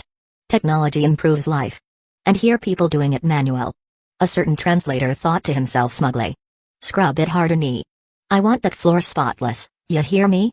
A fire-spewing, broom-wielding, mouth machine gun, short queen, said commandedly. Yes ma'am. Translator-san said, all previous bravado dissipating into thin air. Who would have thought that a mere woman would put a collar to our dear translator-san? After dinner, Ariri suddenly thought of an important question. Haru, isn't your apartment already full? If there are no extra rooms, what will Shiro do? Last time, Haruto had said his apartment was full. He had even joked that if Ariri wanted to stay, she'd have to sleep with him. Shiro will sleep with Big Brother. We're siblings, so it's fine. Shiro immediately declared. Ariri. Just as Ariri was about to say something from the side, Nao also said, I'm fine with it too. Sleeping with Big Brother seems like it could be interesting. Ariri? She turned to look at the only one who hadn't spoken, Annie. However, Annie's response was the cold and quiet girl silently nodded. Clearly, she was also saying she was fine with it. Ariri. The blonde tsundere practically exploded. She knew things would turn out like this, which was why she had asked. This guy. He is basically a harem anime protagonist. Haruto looked at Annie in surprise. At a time like this, she was actually joining in? Their eyes met. He saw the seriousness in Annie's gaze. She wasn't just joining in for fun. Annie was serious. Perhaps, from the moment she left her home in Marley, Annie had already completely chosen Haruto. A choice where she was willing to give both her body and soul. Unfortunately, sneaking around at home wasn't convenient. I need to find an opportunity to take Annie out to stay somewhere else. Haruto thought to himself. After all, he was a normal guy. How could he possibly be indifferent to a beautiful girl like Annie? Hey! You! What are you thinking? Ariri shouted in frustration. Haruto snapped out of his thoughts, smiled, and said, actually, my apartment has plenty of extra rooms. I don't have a lot of belongings, so there's barely any storage space being used. Ariri, eh? Hearing this, Ariri widened her eyes. My home has the same layout as yours, right? Don't you feel like there are a lot of empty spaces? He asked in confusion. Ariri thought about her own apartment. She had turned several rooms into professional art studios. Even then, there were still a number of unused guest rooms. In that case, with the same layout, there was no reason his apartment would be full just from housing a few people. But before, you said. Ariri was confused. That was just a lie to tease you. Haruto grinned mischievously. Because you're so cute, I couldn't resist for a moment. Ariri puffed up her cheeks in frustration. Her sharp little canine teeth showed, as if she was about to bite him. As expected, guys are all the same. Nothing but lying scoundrels. Ariri declared with indignation. Under Ariri's furious glare, Haruto reached out and patted her head. Sorry, that was my bad. Haruto apologized. Don't think I'll forgive you that easily. Ariri snorted lightly and raised her head. Based on Haruto's usual experience, Ariri had already calmed down, it was just her tsundere nature showing. All it took was a head pat, and she would be tamed in no time. Nao, watching from the side, shook her head helplessly. As expected, Miss Ariri had no resistance in faction wars at all. I want to stay over too. Ariri took the opportunity to say. Haruto shook his head. Mrs. Sawamura would be worried. Ariri, eh? Why was I rejected so decisively? CAC Chapter 65, Kasamijoka, is Kuhai actually a young master? Unfortunately, in the end, Ariri was persuaded to leave. Big Brother, Shiro wants to stay with Big Brother. Shiro clung to Haruto's arm. Big brother, turns out you're a dangerous silicon? Nao covered her mouth in shock. Haruto flicked both of their foreheads. Shiro, you have to sleep in your own room. You can't always rely on me, you need to be independent. Nao, if you keep talking nonsense, I'll throw you out and won't feel soft-hearted enough to take you back. Hearing this, both of them immediately behaved. In the end, Shiro was arranged to stay in a room on the second floor of the apartment. It used to be Haruto's computer room. There was a computer and a PlayStation console. At the time, Haruto had planned to add more gaming consoles after the entrance exams. But since he picked up Annie, that entertainment plan had been scrapped. So, the room had plenty of space. A bed was moved in, and just like that, it was ready for use. When Shiro saw the computer in the room, her eyes immediately lit up. Big brother, can Shiro play games? Haruto nodded but glanced at Shiro's small frame. You can, but you can't play too late. No all-nighters, power will be cut off at midnight. Shiro. Big brother. Shiro tried to act spoiled, hoping to earn the right to stay up late and game. Although Shiro rarely interacted with people before and had no experience in acting spoiled. With her snow-white long hair, ruby red eyes, and beautiful face, her charm was still devastatingly strong. However, Haruto remained unwavering. With no choice, Shiro had to accept it, feeling a little dejected. But soon, her attention was completely captured by the games. After settling Shiro in, Haruto went downstairs. Nao and Annie were both waiting for him. Big brother, she. Nao hesitated to speak. They both knew that he had gone to Sekimori town on a containment mission. Yet, he suddenly brought back a little girl. No matter how they thought about it, it was strange. Haruto sighed. I found her in an orphanage in Sekimori town, a miraculous survivor. Hearing this, Nao and Annie fell silent. They had both seen the satellite images of Sekimori town. It was nothing short of a nightmare. To think there was a survivor there. Even without knowing the details, they could imagine how hard it must have been for a child as young as Shiro to survive the Sekimori town incident. Shiro is a genius. She'll soon walk out of the shadows and grow stronger in the future, so there's no need to worry. Haruto spoke seriously. Shiro was not a child who needed pity or concern. She was a true genius. Hearing this, Nao and Annie nodded. In that case, they just needed to treat Shiro normally. Later, the lights in the apartment were turned off. Haruto returned to his bedroom for the first time in a long while and lay down on his soft bed. Even though this body didn't need rest, even if it never slept, Haruto still planned to get some sleep. After more than a year in the world of Titans, he really missed his own bed. Closing his eyes, he soon fell into a deep sleep. The next morning, Haruto vaguely felt something in his arms. However, because he sensed no malice or danger, he didn't wake up immediately. Instead, he found it so soft and comfortable that he subconsciously hugged it tighter. The texture was unbelievably soft, like the highest quality body pillow, perfectly to his liking. Just holding it made him want to sleep longer. Getting up suddenly felt like an impossible task. This blissful sleeping experience lasted until a soft whimper came from within his embrace. Haruto.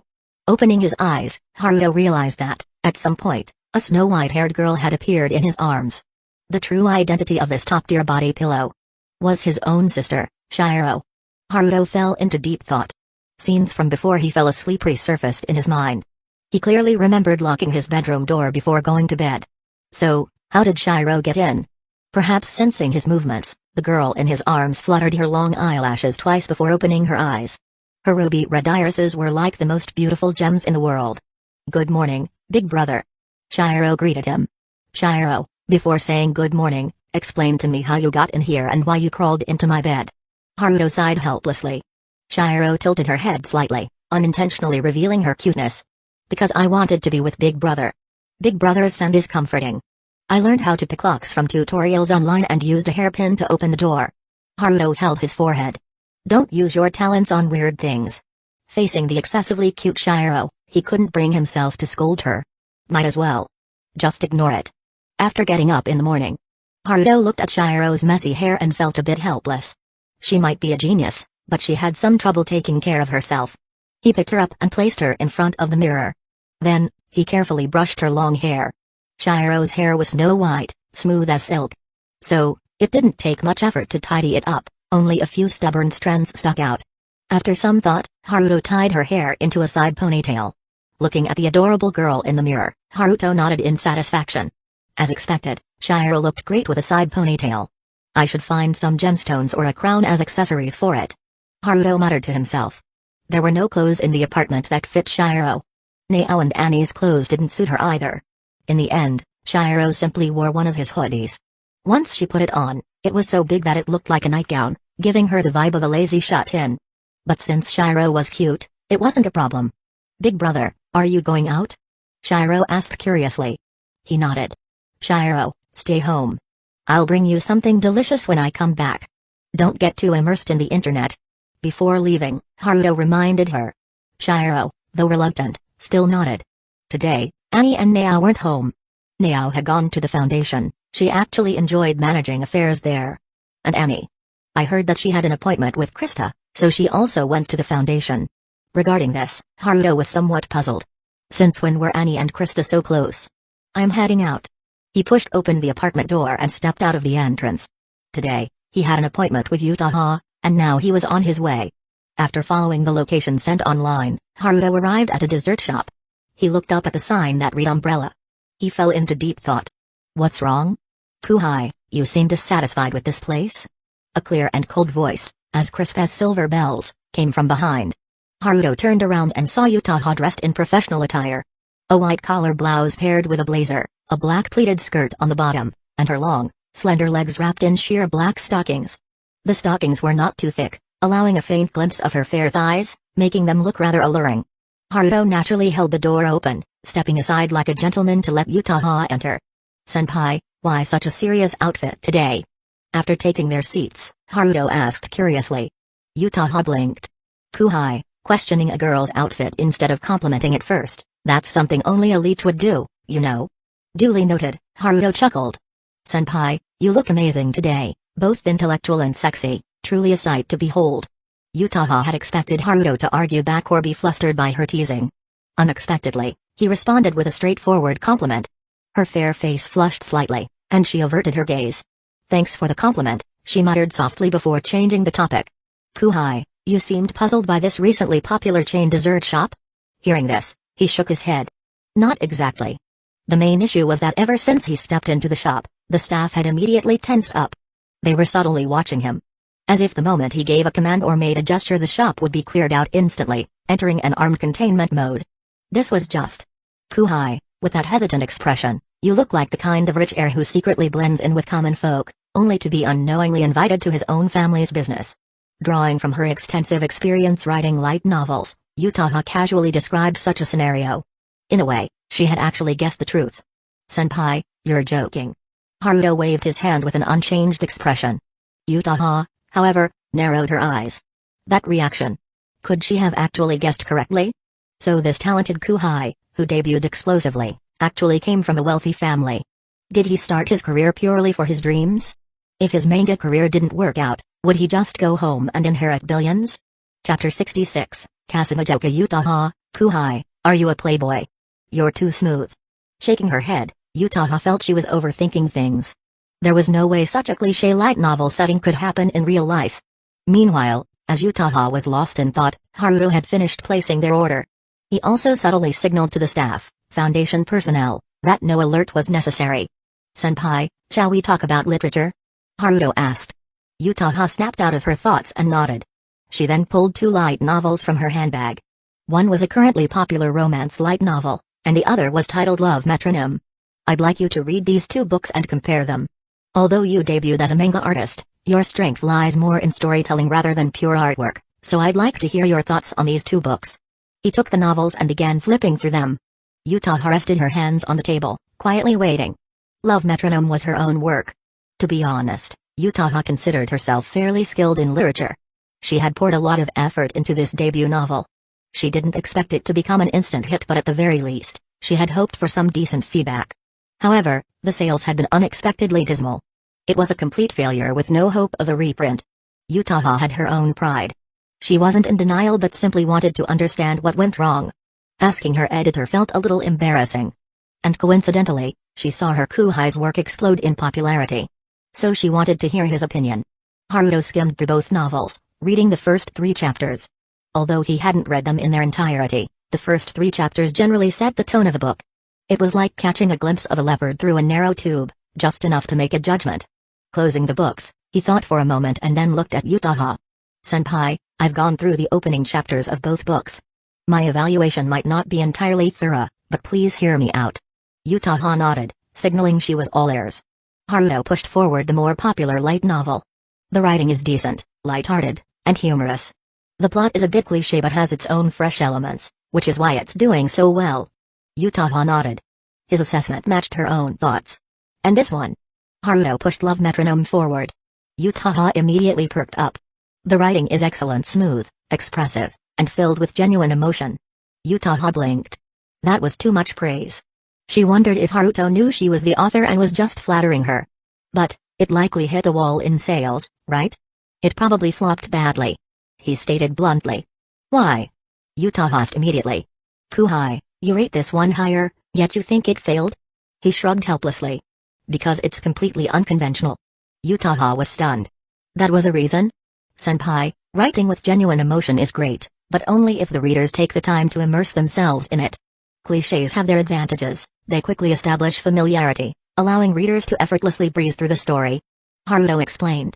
I see, Utaha nodded. That cleared things up for me. Thank you, Kuhai. Haruto acknowledged with a nod and prepared to return the books. However, Utaha pushed Love Metronome back to him. As thanks, this one is for you. She smiled, a hint of mischief in her eyes. He looked at his senpai and suddenly asked, could this be your work, senpai? Utaha. Being exposed so suddenly left her flustered. I see, Haruto said before she could deny it. He accepted the book. I'll make sure to read it carefully.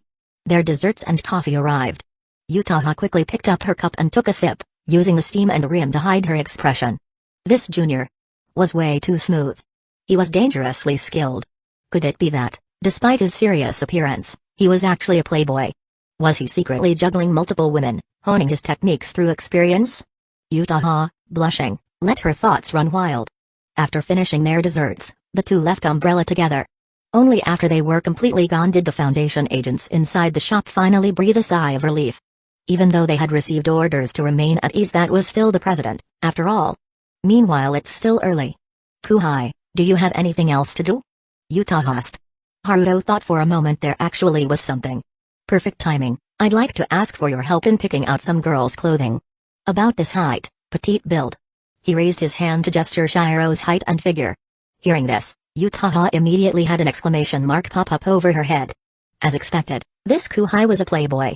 He was actually asking her to pick out clothes for another girl. And, looking at the figure Haruto was describing, Utaha's eyes widened. Kuhai, could it be that you're a hopeless lilicon? Utaha showed a look of disdain, as if she were looking at a plankton. Haruto? Where did you even get that conclusion? He was bewildered. Utaha mimicked Haruto's previous hand gestures. Senpai, it's for my little sister. Haruto rolled his eyes. Oh. Utaha finally realized that her thoughts had strayed far off track. As if to make up for it, Utaha pulled him along through the shopping streets of Chiba. She seriously picked out several outfits that fit Shiro's petite frame, including casual and uniform styles. And she even paid for them before he could. Haruto didn't refuse. Utaha didn't seem to lack the money.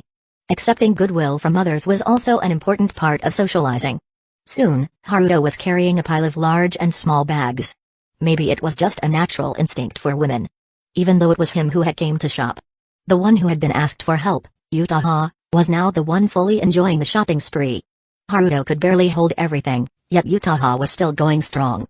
Senpai, I think this should be enough. Haruto spoke calmly. He was exhausted. Even with his current body, he actually felt tired from shopping. Was this wear and tear? Hearing this, Utaha turned around to look at Haruto and finally realized she might have gone a bit overboard. Ahem, since Kuhai thinks this is enough, then let's stop here. Consider it my way of thanking you for enlightening me earlier. Utaha did some self-reflection. Since he said it was for his little sister, she subconsciously associated it with the role of a younger sister in romance light novels, always acting as the supportive wingman. Able to provide subtle pushes at just the right moments. So she got a little carried away and bought too much. Damn, what am I even thinking? I've only met this Kuhai twice. As Utaha was lost in thought, a woman hurriedly brushed past her. Seemingly unintentionally, she bumped into Utaha's shoulder. The impact made Utaha stumble, her body tilting to the side. Chapter 67, Sometimes, cliché tropes are more than enough. She barely had time to let out a small yelp before closing her eyes, tensing her body in preparation for the pain of hitting the ground.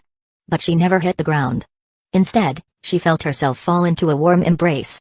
Opening her eyes, she saw that Haruto had somehow appeared right beside her. He caught me. In that instant, Utaha suddenly understood why some cliché light novel scenes sold so well.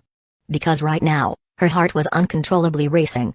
After savoring the moment for a second, she hurriedly straightened up. Kuhai, you're really just like a male protagonist. Unlike Ariri, who was never honest with herself, Utaha was the type to say what she felt directly. Just with a bit of literary flair in her wording. However, Haruto's gaze was still locked onto the woman who had bumped into her. Sumimasen. The woman bowed in apology, then turned and quickly walked away. Utaha huffed. Seriously, she didn't even apologize properly after bumping into someone. She's worse than a plankton. But in the next moment, she saw Haruto put down his shopping bags and stride forward. Her eyes widened. Kuhai wouldn't actually go as far as hitting someone just for me, would he? This thought flashed through her mind, and she quickly reached out to stop him. But Haruto moved far too fast. In the blink of an eye, he had already caught up, using a grappling technique to pin the woman to the ground. The woman screamed in terror. This was Chiba's busiest shopping street, so the scene immediately attracted a crowd. Such a bold act of violence in public was extremely eye-catching. People were already pulling out their phones to record. Utaha hurried over in a panic. Kuhai. Stop.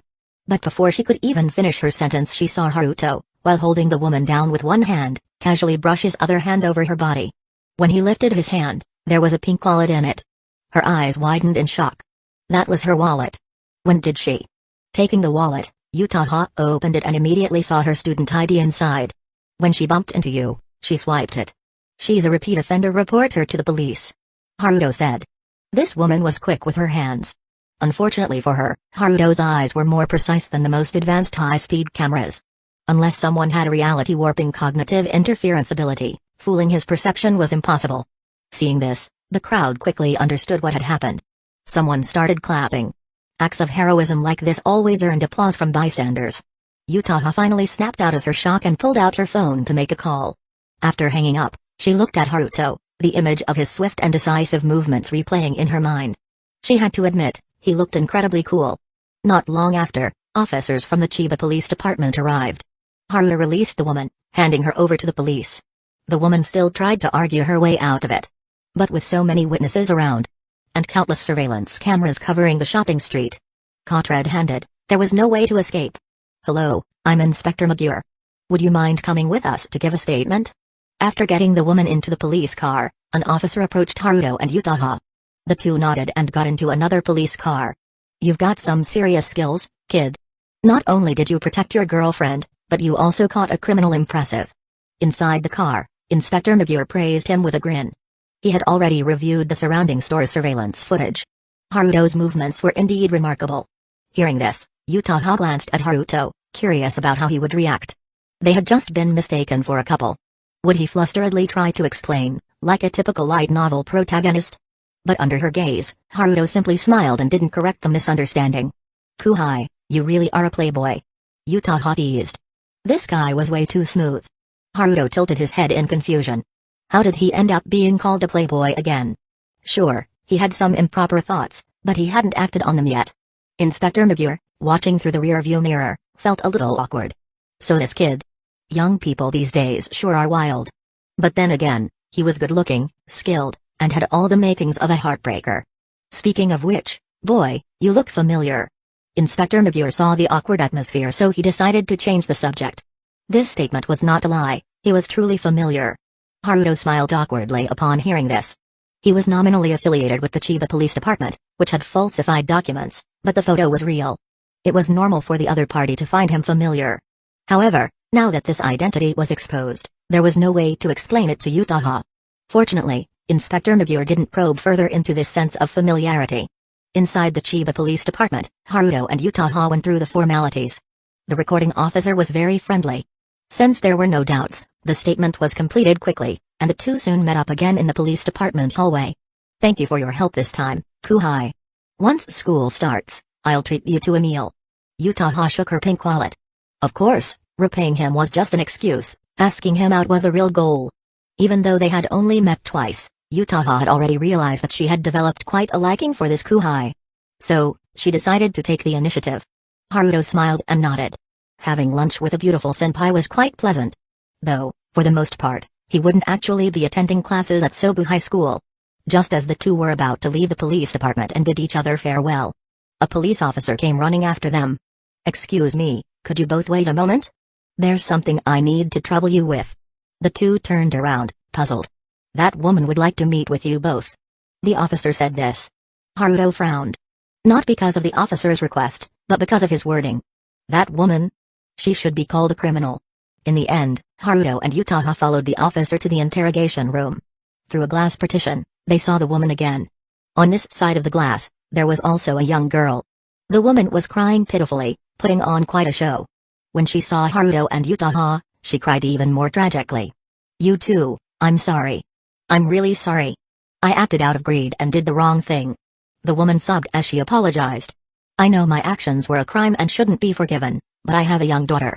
Without me, she will die. Please, I beg you, at least spare the child, she's innocent." Her cries echoed throughout the room. The police officer lowered his head and said helplessly, "This is the situation. She has a daughter and is her only guardian. If she receives a severe sentence, we wanted to ask if you two would be willing to issue a letter of understanding so that she could receive a lighter sentence." Before Haruto could respond, Kasumijoka Utaha became furious and questioned, "Officer, may I know your name?" Takagi." Officer Takagi was stunned by the question. "Officer Takagi, are you trying to use moral coercion to help a criminal?" Utaha said coldly.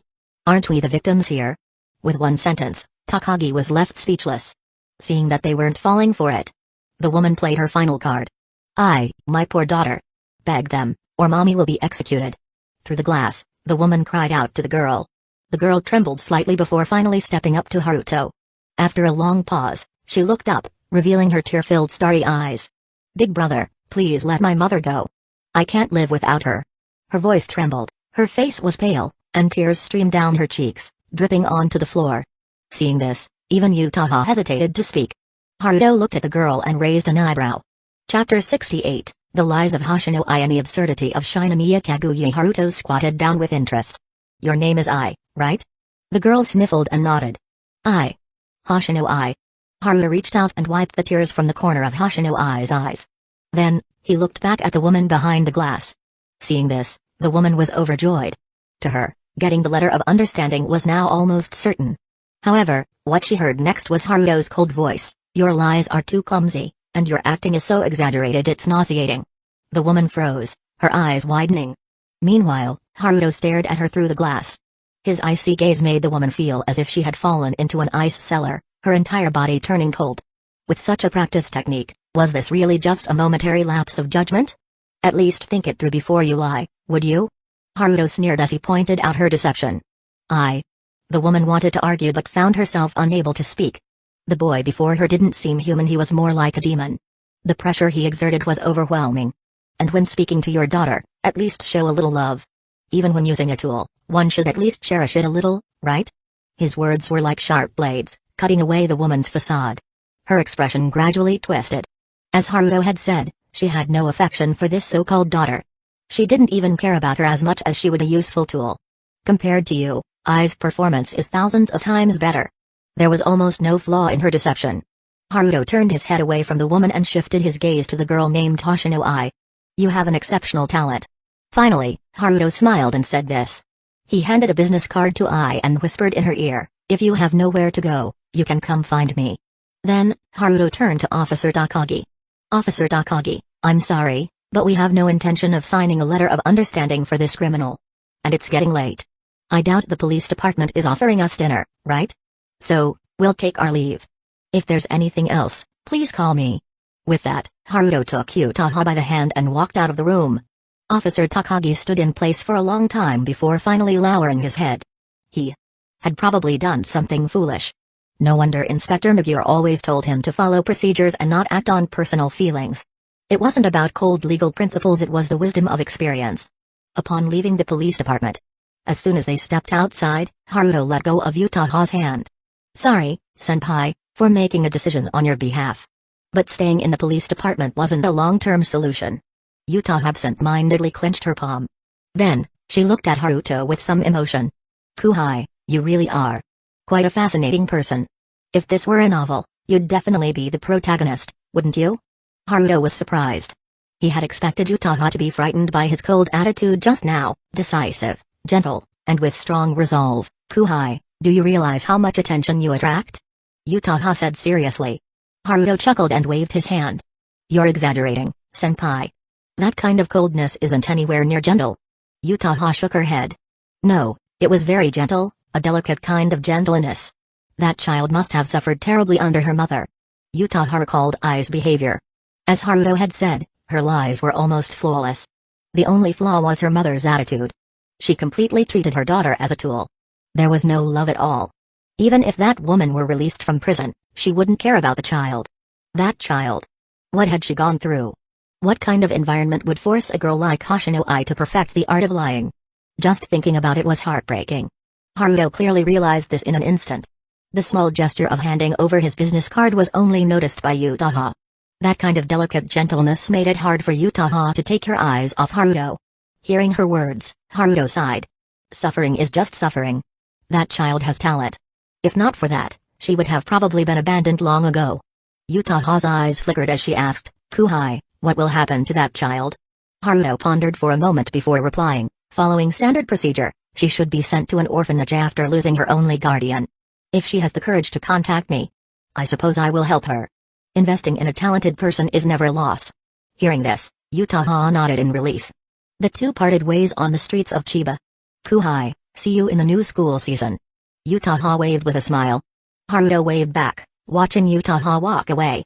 On his way back, the image of the girl named Hoshino Ai flashed in his mind again. She truly had talent. Those starry eyes seemed born to draw people's attention. That gift for weaving lies so flawlessly, without a single flaw. The Foundation just happens to be planning to create a star. She's a perfect fit. If she really seeks help, then I'll help her. Haruto muttered to himself. The SCP Foundation was indeed preparing to manufacture celebrities. Or simply buy a few stars. The Foundation needed these people's fame and their ability to spread messages. It was a form of foresight. By controlling these individuals, the Foundation could use them to disseminate certain information. Information that the Foundation wanted humanity to know. For example, the destruction of Kaismaori town being attributed to a natural disaster. Having idols, singers, and actors lead the narrative online, expressing condolences and lamenting the disaster, wishing peace for the departed.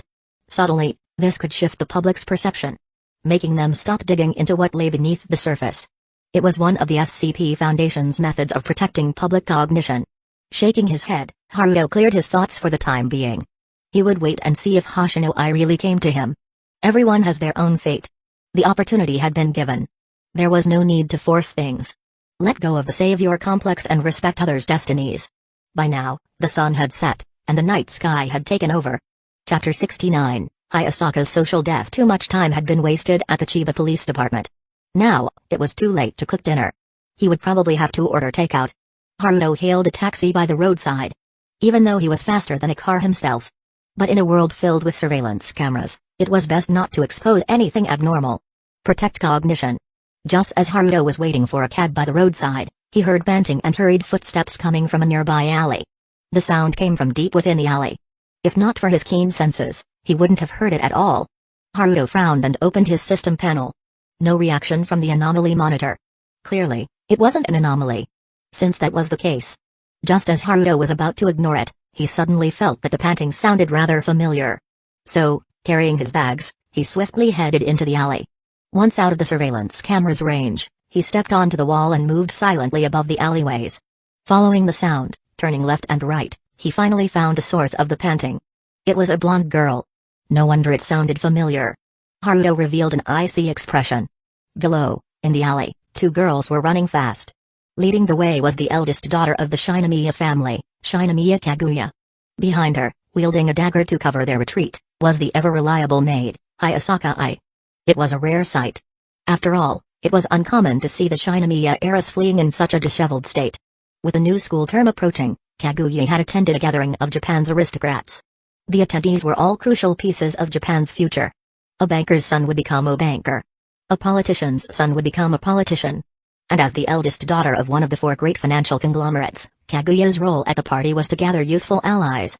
Most of these aristocratic heirs were set to enroll in Shuchin Academy. Her attendance allowed them to recognize her and understand their place in the school hierarchy. However, the location of the banquet and Kaguya's departure route seemed to have been leaked. As she was leaving the party, Kaguya's vehicle was attacked by snipers. While the car windows and doors were bulletproof, the tires were not. Ultimately, with the help of Shinomiya family bodyguards, Kaguya and her personal maid, Hayasaka Ai, began their escape. As they ran, Hayasaka Ai attentively listened to the footsteps behind them. Unfortunately, they hadn't managed to gain enough distance from their pursuers. And now, the gap was closing. Miss, keep running ahead. Shinomiya family reinforcements will arrive soon. Hayasaka Ai suddenly spoke. Kaguya froze for a moment, then immediately replied coldly, "You're coming with me. I forbid you from staying behind, Hayasaka." "That's an order." Kaguya instantly understood Hayasaka Ai's intentions. However, while Kaguya was usually cold and rational, when it came to Hayasaka Ai, she couldn't act purely on logic. "Miss, please don't be stubborn at a time like this. My purpose is to act in moments like these." Hayasaka Ai spoke coldly. Though Kaguya had excellent physical ability, she was still no match for professionally trained attackers. If they kept running together, they would be caught before reinforcements arrived. Hayasaka Ai stopped, dagger in hand, ready to fight to the death. "Hayasaka!" Kaguya shouted as she saw Hayasaka halt. But Hayasaka ignored her. Kaguya was filled with anxiety. With a desperate mindset, she shouted, "Hayasaka Ai, don't you want to see Haruto again?" In Kaguya's mind, Hayasaka Ai would defy her orders for Haruto's sake. So, maybe bringing him up would make Hayasaka keep running. "Hayasaka Ai?" Hearing her lady's nonsense, Hayasaka Ai was dumbfounded. "What do you mean, don't you want to see Haruto again?" That sounded like they had some kind of relationship. Why would she want to see that black-hearted president again? To throw herself into exploitation? Did her lady bathe last night and let water get into her brain? Even someone as highly trained as Hayasaka Ai was mentally shaken. At that moment, a voice came from behind them, "Eh? So, Hayasaka actually really wants to see me?" Hayasaka Ai's body trembled. In that instant, her heart rode a roller coaster of emotions. First, relief and relaxation. That was Haruto's voice. And she knew just how terrifyingly powerful this black-hearted president was. Even if the enemies had RPGs, they were just delivering themselves to death. Then, intense worry and tension. Her lady had been fixated on this inhuman, black-hearted president for a while now. And he, too, had shown interest in the four great financial conglomerates. Hayasaka Ai didn't care about the Shinomiya family. But she did care about Shinomiya Kaguya. So, she had always kept the two of them apart. Yet now, they had met face to face. And in the end, it was pure social death. Hayasaka Ai wanted to cry but had no tears. What kind of nonsense had her lady just spouted? Now, Hayasaka Ai was utterly socially dead. At this moment, she had absolutely no desire to turn around. She had a strong sense of not wanting to face reality. She could already imagine the expression on that black-hearted, scummy president's face. Meanwhile, Kaguya immediately turned her head warily. She saw a handsome young man standing in the alley behind them. He was holding several large shopping bags, seemingly filled with clothes. And that face. Kaguya found it familiar. It was the very person she had investigated for so long without any results, Takemen Haruto. Kaguya's mind worked rapidly before she grabbed Hayasaka Ai's hand, leaned in, and whispered, "Let's keep running and let him block these people for us." Hayasaka Ai, being pulled by her lady, turned back with a hopeless expression. Sure enough, past her lady, she saw Haruto's amused expression. It was as if his face was saying, "So Miss Hayasaka Ai wanted to see me this badly, huh? My lady, I don't think we need to run anymore." Hayasaka Ai said helplessly. Although she didn't want her lady to encounter that scummy president, Hayasaka Ai had to admit that, at this moment, being next to Haruto was the safest place to be. Leaving rashly now might lead to encountering even more attackers. Kaguya's eyes widened at her words. "Hayasaka. You love him so much that you're willing to face death together with him?" "Hayasaka Ai?" Hayasaka Ai reached out and covered her lady's mouth. At this moment, she really wanted to die. What on earth was her lady saying? Why did she have such an absurd misunderstanding? Hayasaka Ai carefully reviewed her words, actions, and expressions. She found nothing that could have misled her lady. So, her lady must have gone crazy. Yes, that must be it. Haruto, listening from the side, could barely hold it in. In Hayasaka Ai's memory, Kaguya was supposed to be highly intelligent and ruthlessly efficient. But now, seeing her like this, why did she seem so goofy? There must be something wrong with the way this situation unfolded. At that moment, a dense wave of footsteps echoed from the other end of the alley. A group of men in black rushed toward them. MMM. MMM. Kaguya, her mouth still covered, struggled and made muffled noises, trying to get Hayasaka-ai to run with her. But Hayasaka-ai simply tightened her grip over her lady's mouth. After thinking for a moment, she used her other hand to cover her lady's eyes as well. Kaguya? Seeing this, Haruto put down the bags in his hands and slowly stepped forward. Miss Hayasaka, do you think these people belong to any of the other 4 major financial conglomerates? Haruto asked curiously. He really hoped these people were from one of the other 3 conglomerates.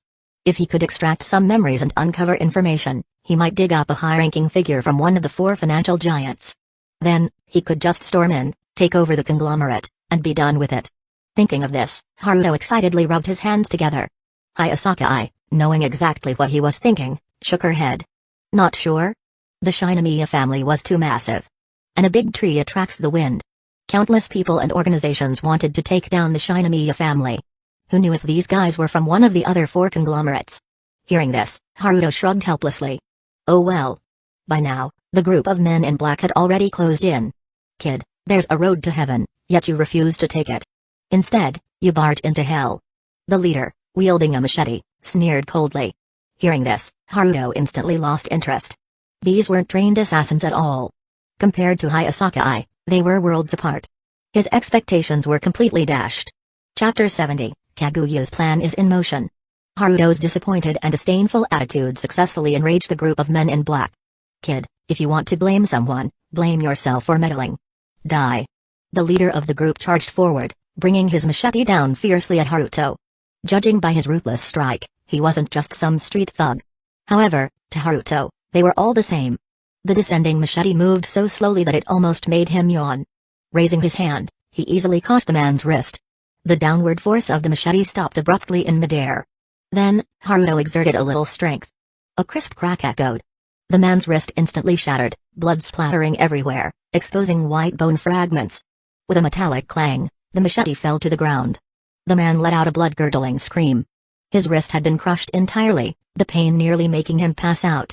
The blood that splattered onto Haruto's hand quickly seeped into his skin. Haruto scanned through the man's memories. As expected, the group behind these thugs wasn't even on the same level as the 4 major financial conglomerates. They were just part of an underground gang from Chiba.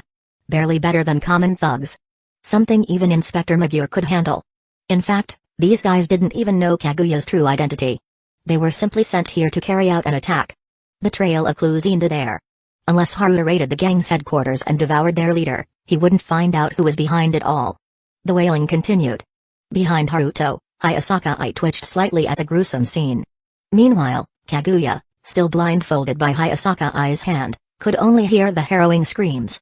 Despite her strong will, she was trembling with unease. Her mind kept conjuring terrifying images of herself being attacked. After all, she couldn't imagine how Haruto could possibly handle an entire group of armed men by himself. Haruto thought for a moment, then made a decision. He twisted the man's neck to the right, ending the endless screaming. With a thud, the corpse collapsed to the ground. The horrific scene left the remaining gang members too scared to advance.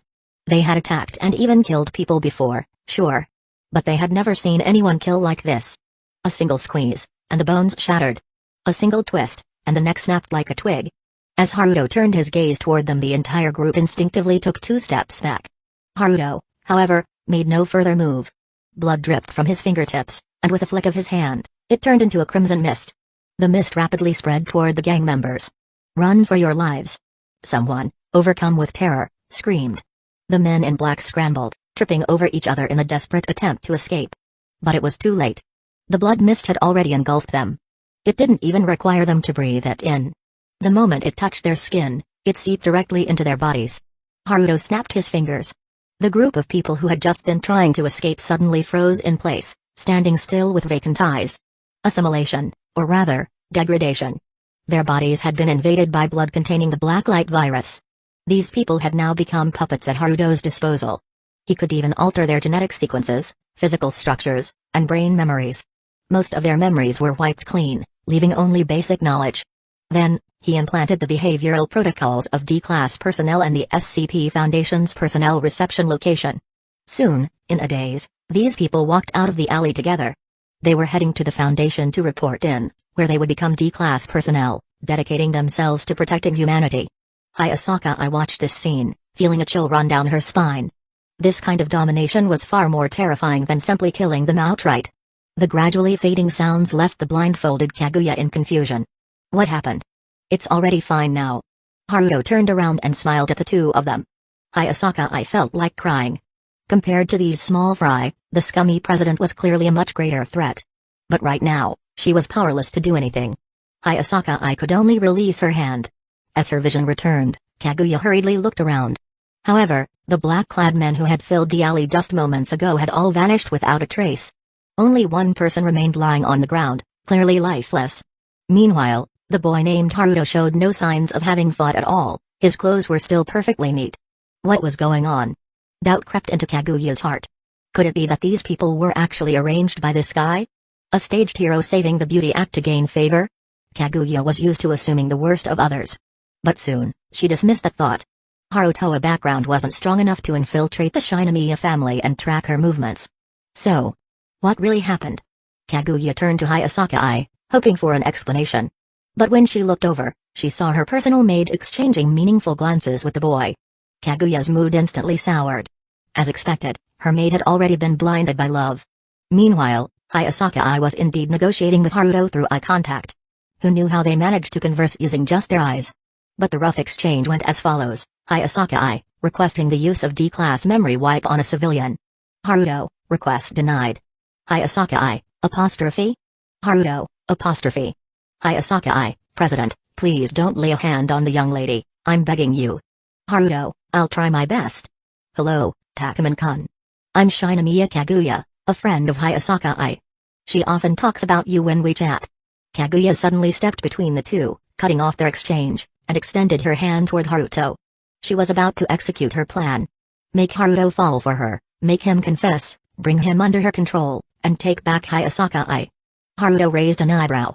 Hayasaka I talked about him? Unlikely. However, Haruto still smiled and extended his hand, shaking Kaguya's. Nice to meet you, Shinomiya-san. Kaguya flashed a perfect smile, her eyes seemingly twinkling with admiration, acting. Thank you, Takuman-kun, for lending a helping hand. If those people had surrounded us, the consequences would have been unimaginable. Arigato. It was just a small effort. Haruto shook his head. No need to remember it, Shinomiya-san. Looking at the boy's sunny smile and feeling the warmth of his hand, Kaguya suddenly felt her body temperature rise, her heart pounding. Even more intense than when she had been running away just moments ago. What's going on? Kaguya was puzzled by her own reaction. Right. Didn't that magazine say that when you meet someone you like, your heart beats faster, and your face gets hot? Could this be love at first sight? Kaguya felt like she was going crazy. Just then, voices came from the other side of the alley. It was the Shinomiya family's security personnel. As if electrocuted, Kaguya quickly withdrew her hand. Takuman-kun, we'll be leaving now. Goodbye. Kaguya's face was visibly red. In a fluster, she grabbed Hayasaka I and bolted. So, was it love at first sight? Not at all. The moment they shook hands, Haruto's blood had seeped into Kaguya's body. The black light virus had instantly infected her. The so-called rapid heartbeat and rising body temperature that was simply her body's natural rejection response to the virus. However, though he infected Kaguya with the black light virus, Haruto did not influence her. Instead, he kept the virus in its incubation stage. As previously mentioned, while Shinomiya Kaguya was a noble lady, she didn't have absolute control over the Shinomiya conglomerate. Haruto wanted to use her to infect the head of the Shinomiya family, and thereby take control of the Shinomiya conglomerate. Influencing Kaguya prematurely would only alert them. Chapter 71, The Foundation's Breakthrough. Meanwhile, Kaguya pulled Hayasaka I into the Shinomiya family's car. Kaguya-sama, it was our failure to protect you. I apologize for the distress we caused. The security captain responsible for Kaguya was anxiously apologizing. Her whereabouts had been leaked, putting her in danger, and he bore undeniable responsibility. Luckily, Kaguya was unharmed. Otherwise, his career as a bodyguard would have been over. Even now, he remained uneasy, unsure how the lady would punish him. After all, this Kaguya was known for her ruthless nature. However, no harm done. You may leave.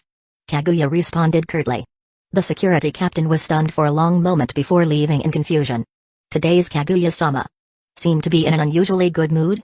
Meanwhile, inside the car, Kaguya and Hayasaka I sat side by side, their expressions strange. My lady. Are you alright? Hayasaka I asked suspiciously. She couldn't shake the feeling that her lady's panicked retreat earlier was a bit odd. Kaguya glanced at Hayasaka, feeling a bit guilty. There was no way she could admit that she had felt her heart racing and face heating up because of her boyfriend. Kaguya chose to change the subject. How did he do it? Since she had been blindfolded, she hadn't seen Haruto's battle. Hayasaka answered without hesitation, that man has immense combat prowess. He brutally killed the leader of those people. The sheer brutality of his methods terrified the rest, so they fled. This excuse was plausible enough to cover up Haruto's abnormality. Hayasaka emphasized the word brutal twice. She hoped it would make her lady cautious and stay away from that scummy president. I see. He is amazing. Kaguya muttered, blushing as she lowered her head. Hayasaka really wanted to ask her lady what that shy demeanor was all about. My lady, why are you acting like a love-struck maiden? Hayasaka internally screamed but still tried to warn her. My lady, that man is dangerous. But didn't he save us? Kaguya instinctively defended Haruto. Hayasaka was completely dumbfounded. Her lady was beyond saving. Might as well let the world burn. By the way, my lady, could you explain what you meant earlier? About me meeting that person and falling in love? Hayasaka wants to find the reason for her social death. Hearing this, Kaguya had a strange expression. Isn't it obvious? You disobeyed my orders for that man. Hayasaka, you wouldn't have done this before. Even disregarding your own safety, you insisted on staying behind to fight alongside that man. This is completely irrational. It must be because of so-called love that your judgment has changed. As Kaguya spoke, she felt like she was beginning to understand Hayasaka's feelings a little. Love. Truly is a strange thing. Hayasaka, what do you mean for that man? I did all this for you, my lady. The light in Hayasaka's eyes dimmed as she murmured, my lady, saying such heartless things will bring divine retribution. Meanwhile, Kaguya's mind was in turmoil. Could it be? I'm developing feelings for that man. But thinking about it, his looks, his abilities, his skills are indeed. What am I even thinking? But he's Hayasaka's boyfriend. How could I think like this? Caught in these bizarre thoughts, the light also faded from Kaguya's eyes. Today's battle was a defeat for both Shinomiya Kaguya and Hayasaka. On the other side, Haruto, carrying bags full of items, finally managed to hail a cab by the roadside. By the time he returned to his apartment, it was already quite late. However, as he pushed open the door, the aroma of food filled his senses. Welcome home, big brother. Welcome back, bro. Welcome home. Seated at the dining table were three girls, greeting Haruto. On the table, the food was still warm. Clearly, the three of them had been waiting for him to return so they could eat together. Seeing this warm scene, Haruto couldn't help but smile. You don't have to wait for me. Hearing this, the three exchanged glances. If Big Brother isn't here, food just doesn't taste as good, Nao declared with conviction. Though it sounded unreliable, Annie and Shiro both nodded in agreement. Haruto chuckled and shook his head. Brother, what did you buy? Shiro's gaze landed on the pile of shopping bags in Haruto's hands.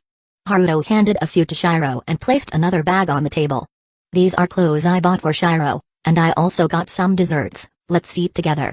Nao widened her blue eyes and eagerly looked at Haruto. Gifts? Big brother, what about me? Where is mine? Annie also looked at him expectantly. Haruto turned to the two. I just happened to buy some clothes for Bae on the way. Nao, why do you think I bought a gift for you? Hearing this, Nao lowered her head in disappointment. However, before she could sulk for long, a small box was placed in front of her. Nao. It was a light purple MP3 player. She snatched it up immediately, her eyes sparkling. Wow. Big brother, how did you know I wanted this? Haruto smiled. Since they lived together, he had often seen Nao sitting alone in a corner, listening to music with her earphones. So, on this trip, he decided to buy her this gift. Then, Haruto picked up the last package beside him. Another small box was handed to Annie. Annie reached out to take it, her eyes flickering with a hint of nervousness. When she opened the box, inside was a delicate hairpin and a redwood comb. Unexpected, yet it made perfect sense. Annie's thoughts drifted back to the past. It was as if the young man before her was the same one who had carefully combed her hair back then, the same one who had opened the door to her heart. I really like it. Annie held the comb and hairpin tightly in her hands and looked at Haruto, speaking with sincerity. Haruto nodded. As long as you like it. The atmosphere at the dining table was harmonious. Warm, like a real family.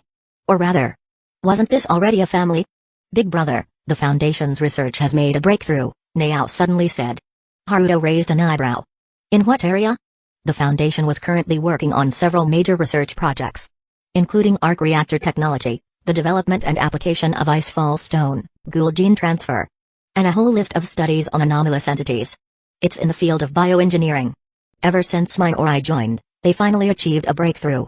There's already a prototype of a biological armor, but I don't know the details. Haruto was delighted upon hearing this. A breakthrough in bioengineering was highly practical. Especially since they had already created a prototype of the biological armor, mass production could quickly enhance the Foundation's military strength. This was great news. Chapter 72, Biological Exoskeleton Armor President. This is the prototype of the biological exoskeleton armor, Crimson 1. Dr. Tainai presented a crimson red suit of armor to Haruto, resembling a skeletal frame covering the entire body. The deep red color looked almost like flowing blood. It pulsed faintly, as if it were alive and breathing. Haruto nodded, waiting for further explanation. Crimson 1 is primarily made of synthetic RC cells, engineered by the Foundation. It has tensile strength and durability far surpassing regular alloys. If Crimson 1 sustains damage within 30%, it can self-repair, ensuring continuous operation. Equipping Crimson 1 requires the use of Crimson A serum, which contains trace amounts of synthetic RC cells. It has been tested on D-class personnel and proven harmless to the human body. Crimson 1 directly interfaces with the muscular nervous system, making it feel like a natural extension of the body, minimizing latency. It has excellent adaptability, adjusting its shape to fit the wearer for optimized combat performance. This exoskeleton armor enhances the wearer's strength by over 3 tons and boosts movement speed to 33.4 meters per second. In full coverage mode, it can withstand 3 minutes of continuous fire from handguns and light machine guns. It is also immune to gas, toxins, acids, and alkalis. The augmentation module includes a 3D maneuver gear 3, embedded with interchangeable high-concentration icefall stone cartridges for aerial mobility and short flight durations. It also integrates anomalous items such as SCP-207, Coca-Cola variant, enhances agility and reaction speed for 24 hours. Ghoul 1, Ghoul Blood, rapidly heals injuries, though with minor side effects. The weapon module includes 1. A Glock pistol 2. An M920 light machine gun 3. Adaptive blade extensions that surpass alloy strength 4. Optional equipment like a tactical grenade launcher, flamethrower, laser beam, and railgun. Now, here is the test footage of Crimson 1 with the subject, Levi Ackerman. The screen lit up, displaying Levi's sharp yet slightly annoyed expression. Is this thing really meant for humans? After receiving confirmation, he clicked his tongue and injected the red serum Crimson E. Then, he stepped toward the Crimson 1 armor. Just as he reached out his hand, the armor expanded and enclosed him instantly. The test began. The site is a massive alloy chamber 2,000 meters long, 300 meters wide, and 300 meters tall. Afterward, following the instructions, Levi underwent a speed test. For a 1,000 meter run, Levi completed it in 9.85 seconds, running as if it were a 100 meter sprint. At his normal speed, he had already surpassed many sports cars. Moreover, even after 10 tests, Levi still showed no signs of fatigue. Physical examinations indicated that after running 10 kilometers, Levi's heart rate only slightly increased, classifying his state as light exercise similar to taking a walk. For the strength test, Levi lifted an alloy weighing 15.37 tons at maximum. This might not mean much to some, so here's a comparison. Spider-Man's strength is officially set at 15 tons. In other words, Levi, equipped with the Crimson 1, could likely stop a runaway train with his bare hands. Omnidirectional mobility test. The Crimson 1 suit had 2 rows of jet nozzles at the back and no hook locks, as the Crimson 1 could extend itself independently. Levi used the Crimson 1 to maneuver swiftly within the room, practically ignoring gravity. His speed far exceeded his normal running speed. Even without using hook locks, he could remain airborne solely by relying on gas propulsion. The Crimson 1 was equipped with a condensed icefall stone canister, far superior to the old ODM Gears storage system. It could sustain high-intensity combat for over 10 hours. Even if Levi relied entirely on gas propulsion for aerial movement, the fuel would last for more than an hour. Full coverage mode. The Crimson 1 extended outward, fully enveloping Levi. In this mode, none of Levi's skin was exposed. He could withstand close-range gunfire, explosive blasts, and shrapnel without taking damage. Any minor damage to the Crimson 1 was completely repaired within seconds to a dozen seconds. Afterward, Levi stepped out of the Crimson 1, appearing somewhat reluctant to part with it. The test footage ended here. Dr. Tainai turned off the video and then looked at Haruto, saying, "President, the augmentation module test footage previously featured D-class personnel. This time, no personnel were expended. As for the weapon module, most weapons are still beyond the control of the test subject, Levi Ackerman, so they were not tested here. Due to Levi Ackerman's outstanding physical test results, these test data will be used as a reference. When others equip the suit, performance may slightly decrease. Haruto nodded. To be honest, he was already quite satisfied. The Crimson One, though still a prototype, demonstrated exceptional performance and a well-developed system in nearly every aspect. If it became standard equipment for the mobile task force, then, the combat power of this task force would be unimaginable. Even standard level 3 anomalies wouldn't stand a chance against them. Even level 4 anomalies would struggle to resist being taken down. What about production difficulty and costs? Since the performance was flawless, it was time to discuss the cost. It would be disastrous if the Foundation had to exhaust all its resources just to create one Crimson One. Dr. Tainai handed him a cost report. The main issue is the excessive consumption of pseudo-RC cell cagn. Cultivating pseudo-RC cells can only be done bit by bit. Haruto skimmed through the report and nodded. In short, they lacked RC cells. Currently, the Foundation had only one captured ghoul Rise Kamishiro. Even if they drained her completely, they wouldn't have enough material for 2 Crimson One suits. For now, they could only extract Rise Kamishiro's cells and have the Foundation cultivate them. The cost of this process was manageable, but the time required was too long. If only they could capture more ghouls. Unfortunately, Rise did not possess coordinate power. Haruto wasn't sure how she differed from Annie. While pondering this, Haruto suddenly remembered something. Didn't he have the ability to assimilate others using the Blacklight virus? The Blacklight virus contained recorded ghoul genetic data. Dr. Tainai, bring in some D-class personnel. A not-so-ethical idea crossed his mind. Dr. Tainai was puzzled but still followed the order, instructing armed personnel to escort several D-class individuals into the room.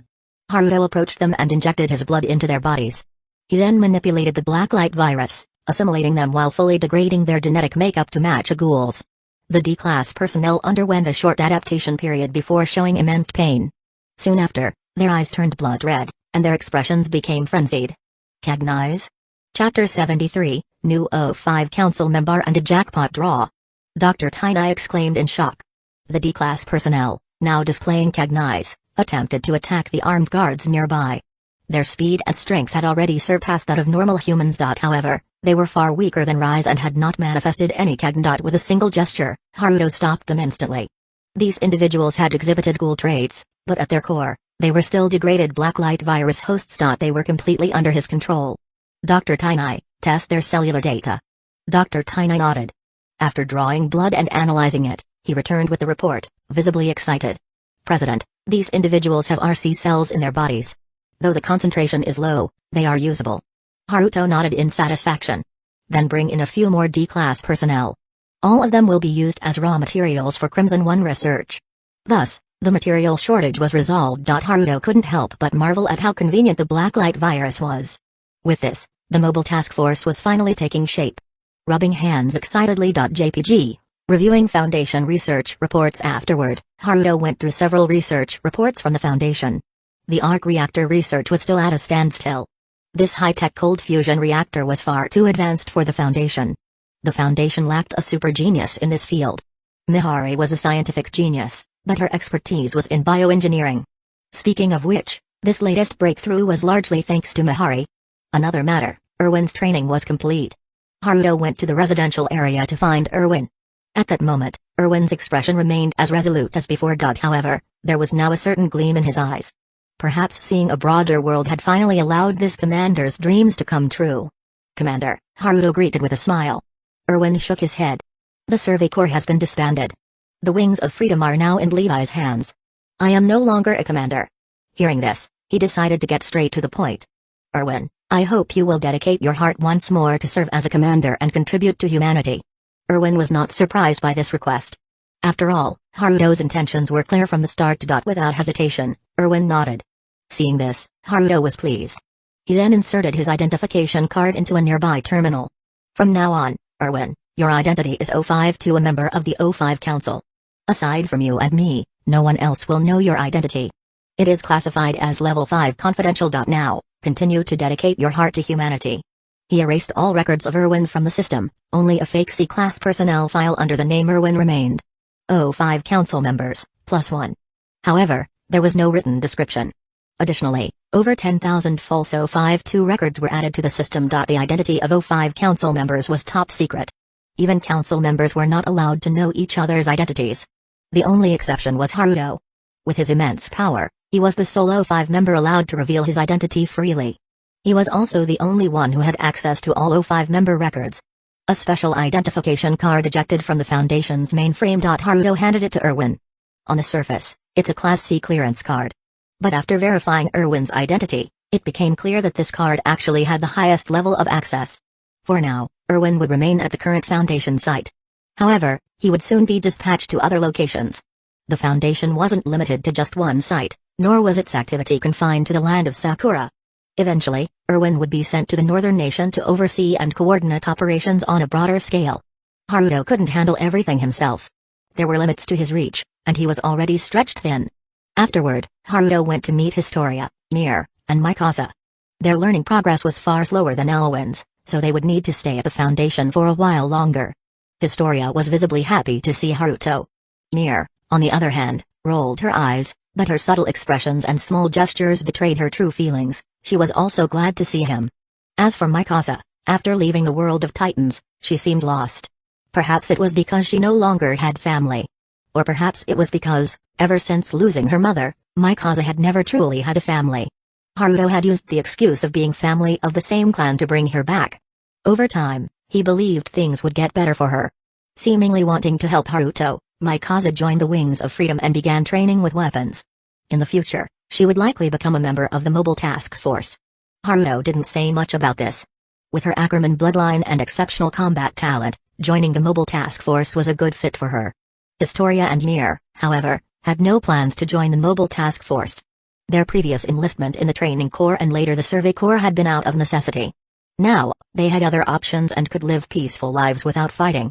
Haruto wasn't surprised by this. Once they finished their modern education, he planned to buy them an apartment where they could live normal lives. As for why he didn't bring them home, Haruto was starting to realize that he couldn't just bring everyone home. Doing so would only cause problems. For example, he couldn't even deal with Annie now because there were already two little ones at home keeping an eye on him. After handling Foundation matters, Haruto was on his way back when he spotted two adorable creatures by the roadside. Pulling up his system panel, he was puzzled. Why didn't these two trigger any anomaly detection? Deciding not to overthink it, he walked over and picked them up.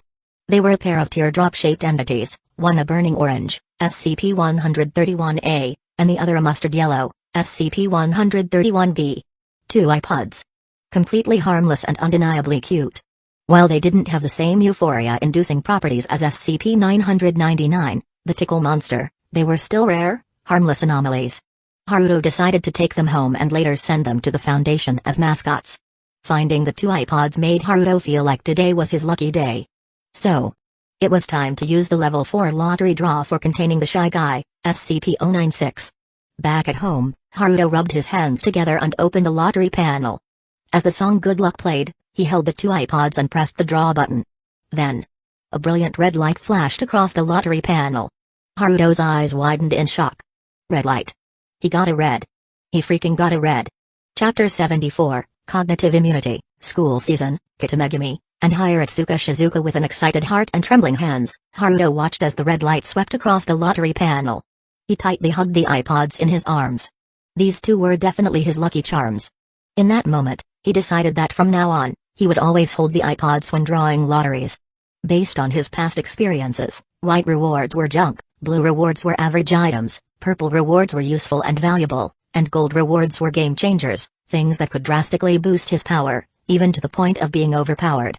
For example, the Infinite Devour Evolution, which was even stronger than the Blacklight Virus, or the World, which could stop time and affect the entire world. If gold rewards were already this overpowered, what kind of insane reward would a red light bring? Could it involve a supreme deity? Haruto felt like he was about to become invincible. As the red light finally settled, he cautiously looked at the result.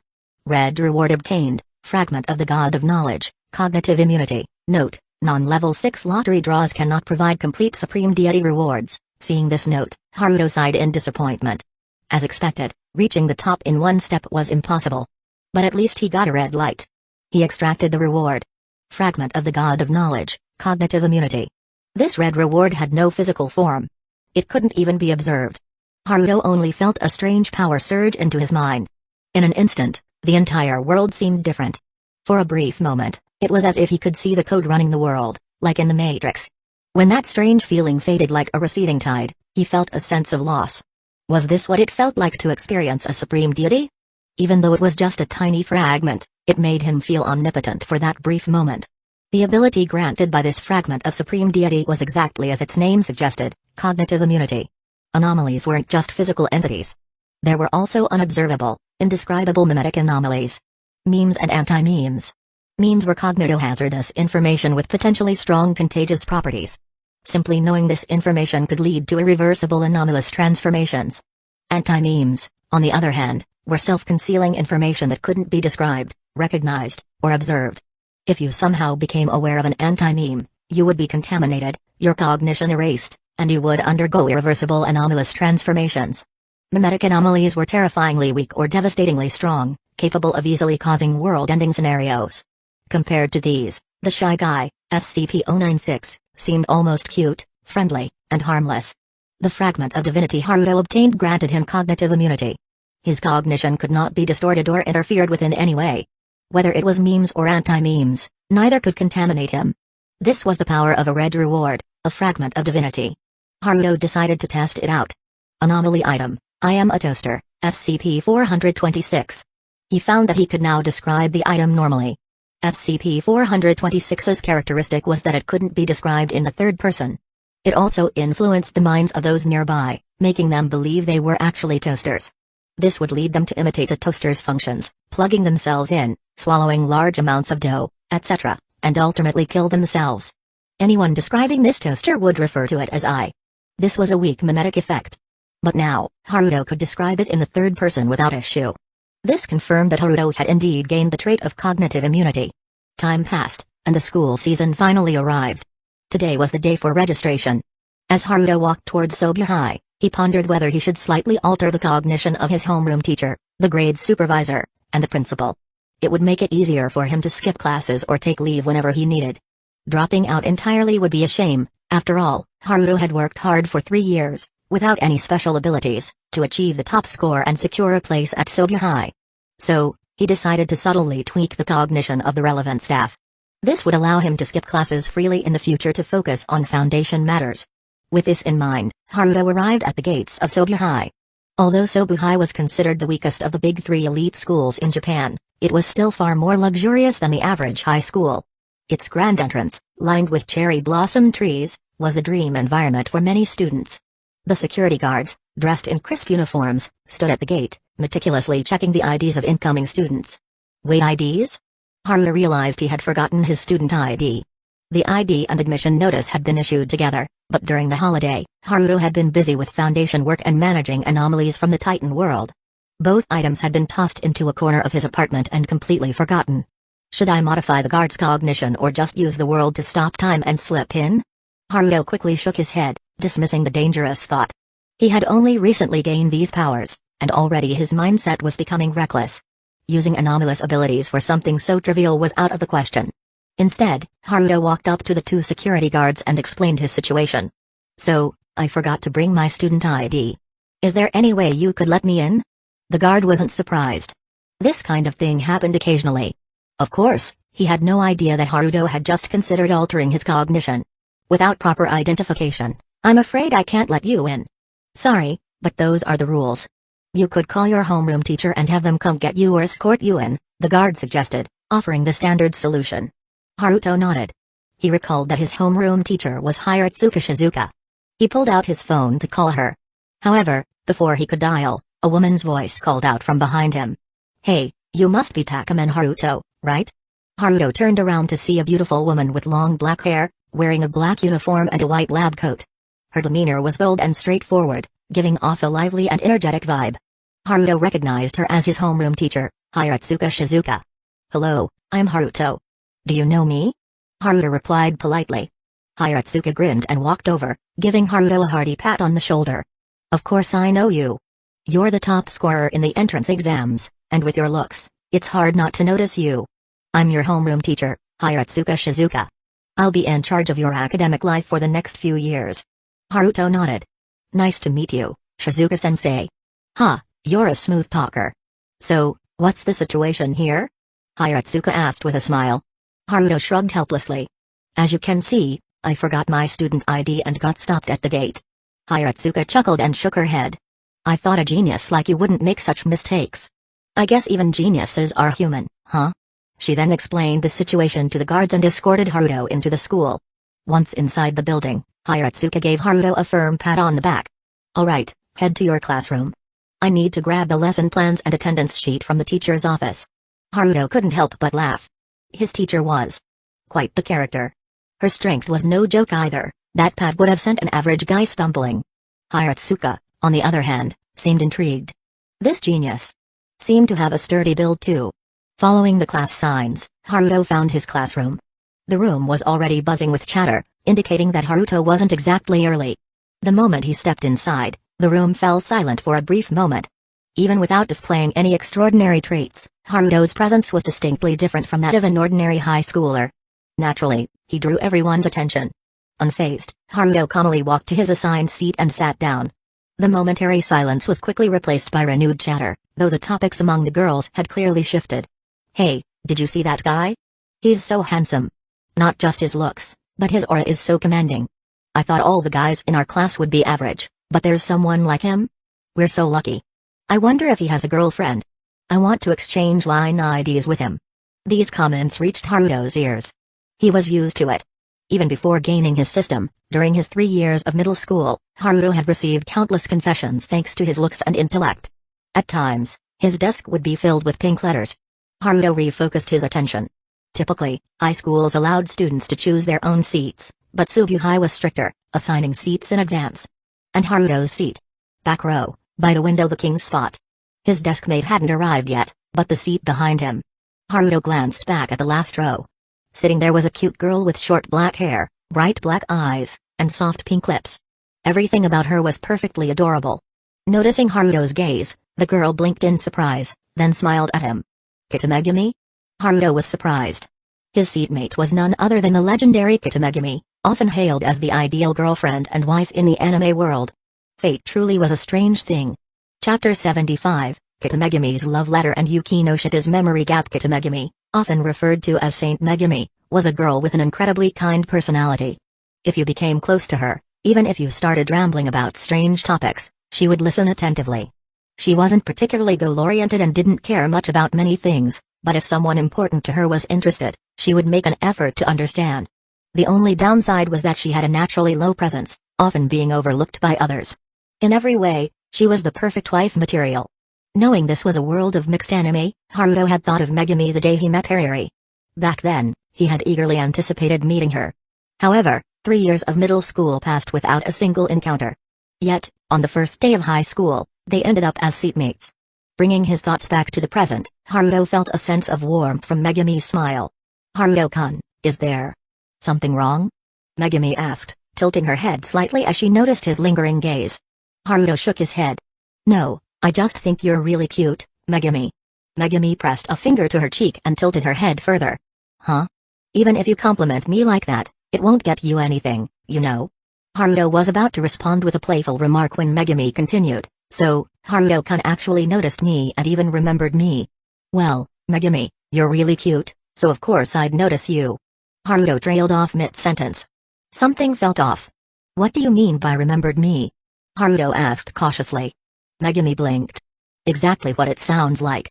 I've always had a low presence, so it's easy for people to overlook me. I'm often forgotten, and my name only comes up during roll call or at home.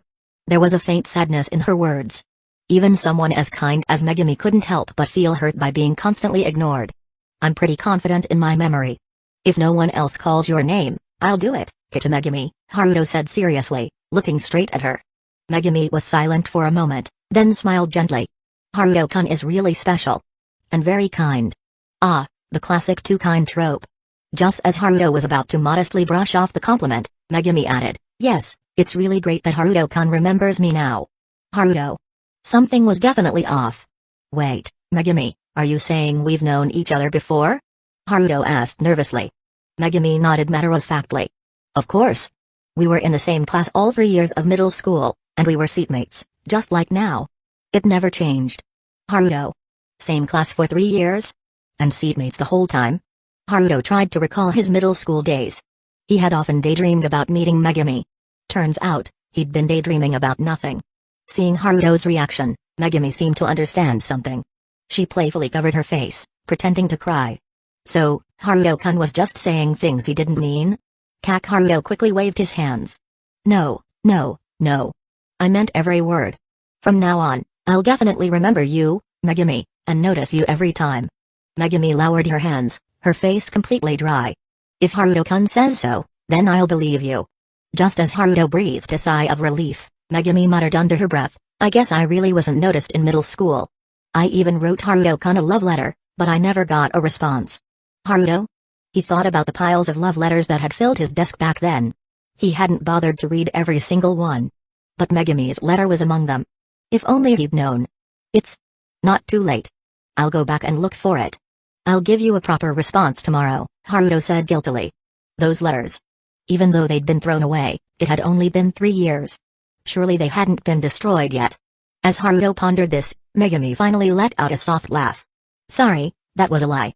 She stuck out her tongue, her adorable expression making it hard to stay mad. Haruto let out a long sigh. I knew it. There's no way I wouldn't have noticed someone as cute as you for 3 whole years. No, only the part about the love letter was a lie. We were in the same class for 3 years, and we were seatmates. That part's true, Megumi clarified, crushing Haruto's hopes. Haruto stared at Megumi. Suddenly, he felt like this Megumi had a bit of a mischievous side? No. You're not the saintly Megumi. Who are you? Slumping onto his desk, Haruto fell into deep thought. Megumi's presence. It was practically an anomaly. How had he not noticed her for 3 whole years? And now that he could notice her, Haruto remembered the fragment of divinity he'd recently obtained, cognitive immunity. He was stunned. Completely stunned. What kind of anti-meme was this Megumi? Unobservable, unrecordable, huh? Just as Haruto was wallowing in despair, a delicate hand rested on the desk next to him. This hand. Looks familiar? Haruto stared at the pale hand, feeling a sense of déjà vu. What are you, Kiriyashikage? Following the hand upward, he saw a familiar face. Yukino Shita Yukino. Haruto closed his eyes. Why did his deskmate have to be Yukino Shita Yukino? Meanwhile, Yukino Shita Yukino frowned as she looked at the boy slumped on the desk next to her. What's wrong with this guy? Hanging her bag on the side of the desk, Yukino Shita sat down and averted her gaze. She had no patience for lazy, unmotivated people. Besides, she hadn't been in a good mood lately. Not long ago, she had attended a banquet in Chiba. Somehow, she had fainted. When she woke up, she was back at the Yukino Shita residence. All memories of the banquet were completely gone. The missing memories and the fainting spell had cost her over 10 hours. There was still a faint pain in the back of her head. If it weren't for the fact that her clothes were intact and she didn't feel any strange pain, Yukino would have thought she'd been drugged. Using the Yukino Shita family's influence, she had thoroughly investigated the banquet's proceedings and security footage.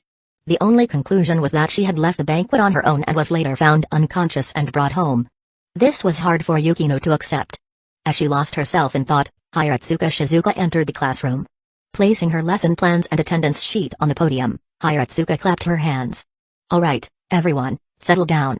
I'm your homeroom teacher for the next few years, Hiratsuka Shizuka. She wrote her name on the blackboard. You can call me Hiratsuka-sensei, or just teacher is fine. Now, I'm going to take attendance. Stand up when I call your name and introduce yourself. With that, Hiratsuka began calling names.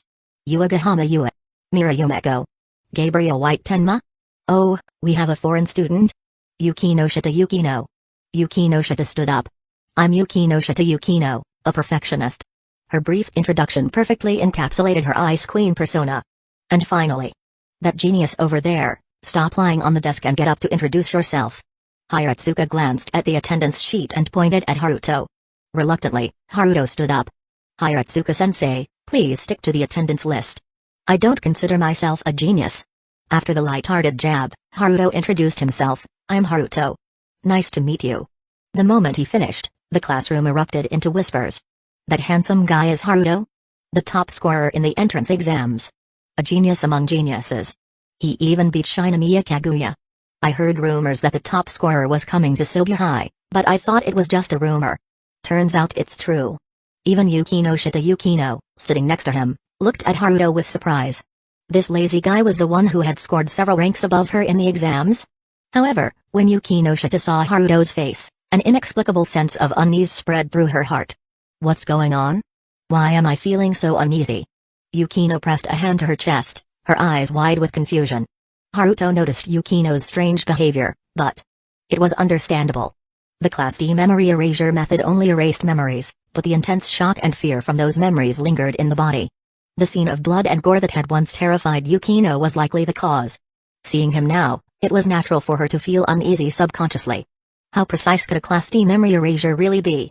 Since she had no memory of the event, Yukino would probably adjust in a day or two, and the unease would fade.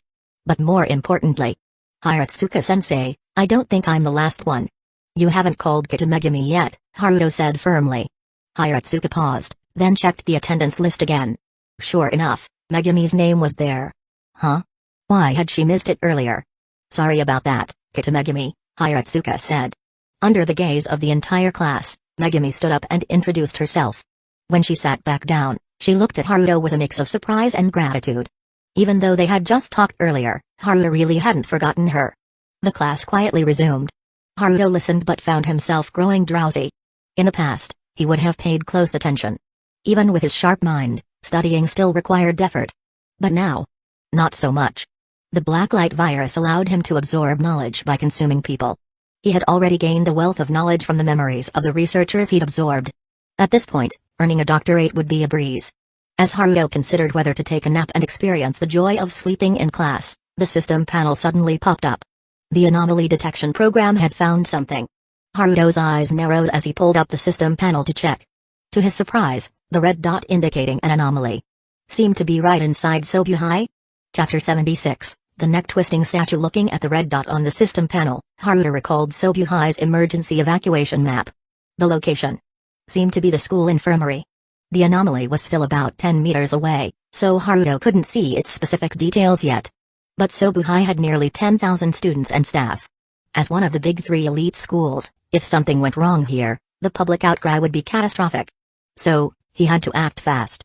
Hiratsuka-sensei, I'm not feeling well. I need to go to the infirmary, Haruto suddenly announced, standing up. Hiratsuka's lecture was interrupted. She glared at Haruto. This kid, with his sturdy build, was suddenly causing trouble. Was this payback for earlier during roll call? But seeing the urgency in Haruto's eyes, Hiratsuka sighed. Do you need someone to go with you? Haruto quickly shook his head. Then, bracing himself on the desk, he vaulted right over Yukino's head. Yuki no Shita? Hiratsuka's face darkened. At least pretend a little. Kid, is this what you call not feeling well? That hurdle, that sprint, that speed. Are you training for the Olympics or something? Hiratsuka took several deep breaths to calm herself. Fine, let him do what he wants. He's the top scorer, after all. If his grades drop, I'll just beat him up later. With that thought, Hiratsuka prepared to continue the lesson. However, at that moment, a girl raised her hand. Hiratsuka-sensei, I'm not feeling well either. I'd like to go to the infirmary. Hiratsuka frowned as she looked at the girl. Yukino? The second daughter of the Yukino Shita family? Hiratsuka was puzzled. While she taught at Sobuhai, she was also a wealthy woman in her own right, so she was familiar with prestigious families like the Yukino Shitas. There were rumors about this second daughter, cold, serious, and perfectionistic. She wasn't the type to cause trouble. Go ahead, Hiratsuka finally said. Yukino left the classroom. As soon as the door closed, she found herself staring at the empty hallway, lost in thought. What am I even doing? Why did I follow him out? Yukino couldn't understand her own actions. That boy, aside from having good grades, had nothing noteworthy about him. He wasn't her type at all. So why was she so fixated on him? Why had she, a perfectionist, resorted to skipping class, something so uncharacteristic, just to chase after him? Despite her confusion, Yukino began moving toward the infirmary. Meanwhile, in the infirmary of Sobuhai, Kasumijoka Utaha, as usual, was pretending to be sick to skip class and read in the quiet infirmary. Although she was reading, her mind was elsewhere, mostly focused on waiting for school to end so she could go meet someone. The image of a certain underclassman flashed through her mind. Unconsciously, Utaha's lips curved into a smile. Aside from Utaha, there were only two nurses in the infirmary. They were used to Utaha lounging around here. It had been 2 years, after all. If her homeroom teacher didn't say anything, they weren't going to bother either. In the midst of this peaceful atmosphere, One of the nurses suddenly exclaimed. Huh? Where did that statue came from? Since when did the infirmary have such a weird statue? She pointed to a corner of the room. There, a 2-meter-tall humanoid concrete statue had appeared out of nowhere. The statue was covered in strange red and brown paint, with a peanut-shaped head and a face painted with odd-colored features. Where did this thing come from? Who put an art statue in the infirmary? Seriously. The other nurse also noticed the strange statue and complained. Utaha, lying on a bed in another corner, heard the nurse's conversation and felt curious. She pulled back the curtain to see what this weird statue was all about. The two nurses had already walked over and were examining the statue. It's so bizarre. Is this what they call art? I don't see any beauty in it, one of them muttered. The other nurse waved her hand. Ugh, I'll go call the art department and have them take this thing back. What's it even doing in the infirmary? It's not like it's a human anatomy model. With that, she turned to leave and fetch someone from the art department. Upon hearing this, the first nurse let out a sound of acknowledgement and curiously observed the sculpture. Then, she blinked. Crack. A crisp sound of bones breaking echoed. The nurse who was about to check on the person turned around in confusion upon hearing the sound. To her surprise, she saw the sculpture, which was originally in the corner, now standing not far behind her. The other nurse who was with her lay motionless on the ground. This nurse's head was twisted 180 degrees. In reality, except for a very few individuals with soft bone disease, most humans cannot twist their necks to a 180-degree angle.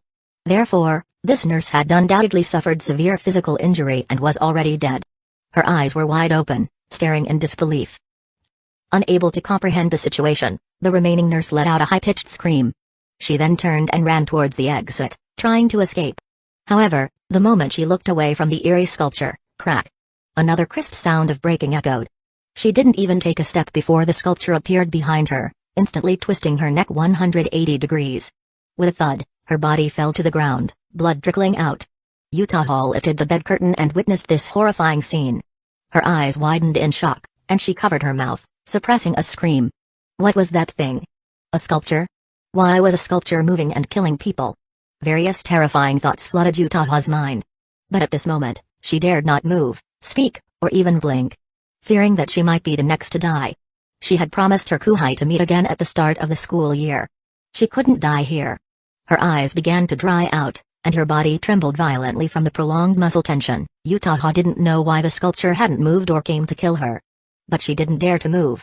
Who could save her? This thought crossed Utaha's mind. But she knew it was unlikely. In light novels, the hero always arrives just in time to save the heroine from danger, but such cliched plots don't happen in real life. Senpai. Keep your eyes on it, don't blink. Suddenly, a boy's shout echoed from the hallway outside. Utaha.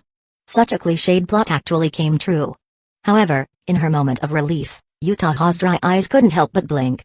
Zawarudo. A power name the world instantly froze the world, stopping time. Everything turned gray, and all movement ceased. Haruto rushed into the infirmary and saw the eerie sculpture teleport behind Utaha. Its concrete arm reached out to twist her head 180 degrees. Haruto let out a sigh of relief. On his way, Haruto had already sensed 3 people in the infirmary. As he approached, he recognized one of them as his senpai, Kasumijoka Utaha. In the hallway, Haruto had seen abnormal records. So, he quickly shouted a warning to Kasumijoka Utaha. But feeling uncertain, he used the world's power to stop time. Fortunately, he had used the world's power. Otherwise, Haruto quickly walked over and picked up Utaha, moving her away from the sculpture. The world's power faded. Time began to flow again. Utaha kept her eyes tightly shut, bracing for the pain to come. Or perhaps, she would die instantly without feeling any pain. But soon, she felt herself in a warm embrace. Looking up, she saw her kuhai right in front of her. Such a cliched plot. Is actually so powerful? Utaha murmured. Haruto heard her and felt a bit helpless. Senpai, after experiencing such a terrifying ordeal, your first thought is about light novel plots? Utaha, realizing what she had said, quickly looked around. She saw the eerie sculpture standing next to the bed where she had been lying. She had almost died. Utaha's heart raced. What is that thing? Utaha asked, still shaken. An anomaly. It's hard to explain in a short time. Let me put you down first, I need to save someone. Haruto said. Kasumijoka Shiro understood that this was not the time to be sentimental. She got down from Haruto's arms. Haruto kept his eyes on the sculpture while casually reaching into the air. His fingers seemed to disappear into space, and when they reappeared, he was holding 2 red syringes. This was the application of the Divine Might space. Haruto had stored some items in the Divine Might space for easy access. Like now. The syringes Haruto held were a research achievement of the Foundation. Ghoul 2 injection. Made from Ghoul RC cells, it can temporarily activate a person's body repair function. Without even looking, Haruto precisely injected the serum into the necks of the 2 nurses. Then, he manually twisted their heads back into place. Seeing this, Utaha shivered. Can the 2 nurses be saved? They should be fine. Their bodily functions haven't stopped for long, so they can be revived. Just as Haruto said this, there was a thud at the door. It sounded like someone had fallen to the ground. Haruto instinctively looked over and saw Yukino wide-eyed and pointing at them, looking terrified. Haruto, oh no. Why did it have to be Yukino Shita again? Who would be so unlucky to encounter anomaly containment twice? But the bigger problem was. Crack. Chapter 77, containing Little Peanut and the almost crying Yukino. In Yukino's gaze, an eerie sculpture suddenly appeared behind Haruto. It twisted his neck, turning his head 180 degrees. Witnessing this, Yukino's eyes widened in shock. She never imagined that following him would lead her to such a horrifying scene. Why does this feel so familiar? For a moment, Yukino was lost in confusion, but it was quickly replaced by panic. Meanwhile, in the infirmary, Utaha covered her mouth, tears streaming down her face as she watched the scene unfold. She couldn't understand. Shouldn't the protagonist always find a way to escape danger? Why? Why had her underclassman's story come to such an abrupt end? In her overwhelming grief, Utaha didn't even glance at the statue that was now right in front of her. However, under the watchful eyes of the 2 girls and the statue, Haruto, whose neck had been twisted 180 degrees, raised his hand and adjusted his head. Crack. With a crisp sound, Haruto's neck returned to its normal position. Utaha, Yukino Shita, the strange statue, the poor statue, unable to even utter a WTF, looked oddly confused and dejected. Its painted face seemed to express a sense of defeat. It was officially having a meltdown, folks. Kuhai, are you okay? Utaha rushed to Haruto's side, checking him over. I'm fine. I'm just built different, Haruto replied casually. Not only was Haruto's body far stronger than reinforced concrete, but his regenerative abilities were also off the charts. Even if his head were ripped off, he could regrow an entirely new body from either the head or the torso.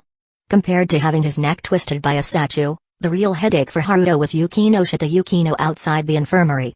How had he managed to get caught by the same girl twice during an anomaly containment? Sighing, Haruto pulled out his phone and called the Foundation. Hey, big bro, found an anomaly? Nao's voice came through the receiver. Nao, have the Foundation's higher-ups coordinate with Sobuhai, then send a team of armed personnel over. No, we don't need a mobile task force. It's not necessary. I'll send the Anomalies characteristics and containment procedures shortly. Make sure the team reads them. Oh, and have them bring those 2 iPods. Yeah, the mascots. Hurry up. Class ends in 20 minutes. After giving his instructions, Haruto hung up. Then, without looking away from the statue, he typed out the Anomalies characteristics and containment procedures and sent them off. Anomaly, the sculpture /SCP-173. Anomaly Level 3, hazardous, the anomaly manifests as a mobile concrete statue. When humans are within its vicinity and not directly observing it, SCP-173 will instantly move behind him and twist their necks 180 degrees. SCP-173 exhibits extreme mobility but cannot move while under direct observation. It also cannot move if no humans are within its vicinity. Note, do not attempt to blink or look away. Doing so will allow SCP-173 to approach and twist your neck 180 degrees. Containment procedures. During containment, no fewer than 3 personnel must be present at all times, with at least 2 maintaining constant eye contact with SCP-173. If a personnel needs to blink, they must announce it verbally. No more than 2 personnel may blink at the same time. Once contained, SCP-173 must be stored in a locked containment chamber. The above procedures must be followed when entering the chamber. The containment procedures seemed straightforward. If SCP-173 couldn't teleport, its anomaly level might even be lower. The only issue was the risk of personnel blinking out of nervousness during containment. To eliminate this risk, Haruto had the Foundation bring the iPods. iPods don't need to blink. They're the perfect counter to SCP-173. With this setup, the containment was foolproof. In less than 10 minutes, faint footsteps could be heard outside. A fully armed team entered the infirmary. Haruto could finally look away. While he didn't need to blink, Staring at SCP-173 was still exhausting. The armed personnel aimed the iPods at SCP-173, then loaded the statue into a sealed black container. The team came and went quickly, leaving Utaha and Yukino stunned. "Kuhai. Just who are you?" Utaha asked, her curiosity piqued. Although she had never believed in superpowers or secret organizations before, meeting Haruto made her feel like it all made sense. And those heavily armed, highly trained personnel. There was no way an ordinary student could command such a force. Yukino also looked at Haruto with a mix of confusion and curiosity. But why did this scene feel so familiar? What was going on? Haruto sighed, first helping the two unconscious nurses onto their beds. Then, facing the two girls, he explained in a serious tone, "I'm affiliated with the SCP Foundation, Special Executive Officer, Designation 051. As you've seen, anomalies exist in this world, like that statue that twists people's necks. The SCP Foundation's mission is to control and contain anomalies, protecting the general public's perception of reality." Utaha's eyes lit up. "So, you're actually a hero protecting the world and humanity?" Haruto shrugged. "You could say that, but it's not as grand as it sounds. I just want to maintain normalcy and prevent the world from falling apart." Utaha, however, was clearly excited. "Kuhai, the way you describe it. You're like a protagonist, a hero working in the shadows to protect everything. I used to think such clichés were shallow, but now I see how moving they can be. I guess my perspective was too narrow." Meanwhile, Yukino spotted a critical detail. "You said you protect the general public's perception. But what happens to people like us who've seen anomalies?" Yukino had a bad feeling about this. Haruto glanced at her, then pulled out a crowbar. "This is an amnesia-inducing crowbar. A strike to the back of the head will erase several hours of memory. This method is known as the Class D memory erasure procedure. It's safe, efficient, and protects personal privacy. Of course, it doesn't cause physical harm. The act of striking is what matters, not the force." As he spoke, Haruto lightly tapped the nurses on the back of their heads. "Like this. The teachers will forget the last few hours and wake up still living in a world of normalcy." Yukino's eyes widened. She stared at the crowbar, piecing things together. "You? No, the SCP Foundation erased my memories before, didn't you?" She almost immediately connected this to the banquet incident, where she had lost several hours of memory and woke up with a sore head. Haruto nodded reluctantly. Yukino, you've had really bad luck, running into containment operations twice. But don't worry, you won't remember this. Just take a nap, and everything will be fine. Now, stand still." As Haruto approached with the crowbar, Yukino felt like she was about to cry for the first time in her life. "Shouldn't I have the right to control my own memories?" Yukino protested. "I'm sorry, but the SCP Foundation's procedures are mandatory. We have to make decisions for the sake of all humanity," Haruto said coldly. Utaha, watching this, wasn't scared. In fact, she found it somewhat amusing. Unlike Yukino, she knew Haruto's gentle nature. "Kuhai, isn't there another option besides the Class D memory erasure procedure?" Seeing Yukino on the verge of tears, Utaha spoke up. Haruto paused, then looked at Utaha. "Senior, knowing too much isn't always a good thing. Like that statue and the terrifying scene earlier. You might have nightmares or constantly worry about anomalies. It's a kind of curse of knowledge." Utaha nodded in understanding. "Usually, I'd go with the Class D memory erasure procedure, but this time, it's not an option." Utaha smiled brightly. "Since you saved me, Kuhai, I don't want to forget this experience no matter what. So, there must be another way, right?" Haruto sighed and nodded reluctantly. Putting away the amnesia crowbar, he pulled out another anomaly, the Absolute Contract Codex. "If you want to retain memories of anomalies and the Foundation, you'll have to join the Foundation and abide by its confidentiality agreements. This is a special anomaly. Once you sign the contract, it becomes absolutely binding. There's no way to escape its enforcement. If you're both willing to sign this and join the Foundation, then we won't need to perform the Class D memory erasure procedure." Without hesitation, Utaha snatched the Absolute Contract Codex and signed her name decisively. Meanwhile, Yukino glared at Haruto with a mix of anger and frustration. "Why didn't you mention this earlier? You already forcibly erased my memories once." Yukino complained bitterly. Haruto glanced at her. "Yukino, joining the Foundation isn't as simple as you think. Here, take a look at the terms first." He flipped to the previous page of the contract and handed it to her. Yukino's eyes widened as she read the blatantly unfair terms. What does this clause mean? The signee's physical autonomy is fully transferred to the Foundation director. Haruto shrugged. Exactly what it says. Disgusting. Perverted. Hentai. Yukino shouted, tears welling up in her eyes. Haruto immediately pulled out the amnesia crowbar again. In the end, Yukino signed the contract, quietly sobbing as she did. Chapter 78, Saintly Gabriel and Hoshino Eyes Call, Anomaly successfully contained, the original SCP-173, Anomaly Level 3, Hazardous. Containment status, Stable, Reward, Level 3 Lottery Draw. The system notification sounded, indicating that the Foundation personnel had successfully contained SCP-173 in a locked containment chamber. With the iPods present, containment was nearly foolproof. The mascots, while lacking combat abilities, didn't need to blink, making them the perfect counter to SCP-173.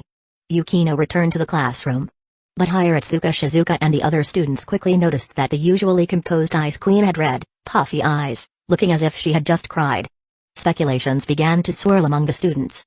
Given that Haruto, the handsome top scorer, had left the classroom first, followed by Yukino Shida, the beautiful and equally high-achieving girl, and the fact that they were seatmates, it was inevitable that some wild theories would emerge. During break time, groups of students huddled together, whispering, "Hey, Yukino Shida looks like she got dumped." She definitely got dumped, right? Absolutely got dumped. Wow, I didn't expect Haruto to be such a playboy. But I'd let him play me. Ugh, he's just... I can't even. Though they tried to keep their voices low, the sheer number of people talking meant Yukino could still hear them. She was already in a bad mood. Learning that her memories had been forcibly erased once, being dragged into a strange organization, and now becoming the center of gossip, Yukino wasn't the type to enjoy being the subject of rumors. And the content of those rumors was miles away from the truth. Suddenly, Yukino stood up. She walked over to the group of gossiping students. Everyone fell silent, turning to look at her. Haruto didn't dump me. It's not what you're saying. With that, Yukino turned and walked away. She had her own sense of justice. Even if that man was the worst, she couldn't let him be slandered because of her. However, the class exchanged glances and came to a new conclusion. Is Yukino Shida actually a lovesick fool? She must be, right? Absolutely. Even after being hurt so badly by that man, she still loves him and protects him. Ugh, it's so tragic. Gabriel-san, what do you think about this? Suddenly, the spotlight shifted to a girl with smooth, golden hair like satin, her uniform impeccably neat. She had been quietly listening to the gossip without joining in. But her gentle demeanor made it easy for the others to include her. Gabriel lowered her gaze, thinking seriously for a moment. Then, she looked up and gave everyone a radiant smile. Everyone, I think it's a bit inappropriate to gossip about others' private matters. Of course, I'm not saying you're wrong. It's human nature, but maybe we should talk about something else. In that moment, it was as if a divine light had descended upon the classroom. Gabriel stood there, glowing like a saint, so bright that it was hard to look directly at her. All the negativity in people's hearts was swept away, replaced by guilt and reflection. Light. Such radiant light. Gabriel-san is too dazzling. How could I be so mean? Seeing Gabriel-san, I realize I should strive to be better. Gabriel-san is right. We should reflect and stop gossiping about others. And just like that, peace was restored in the classroom. What the heck was that?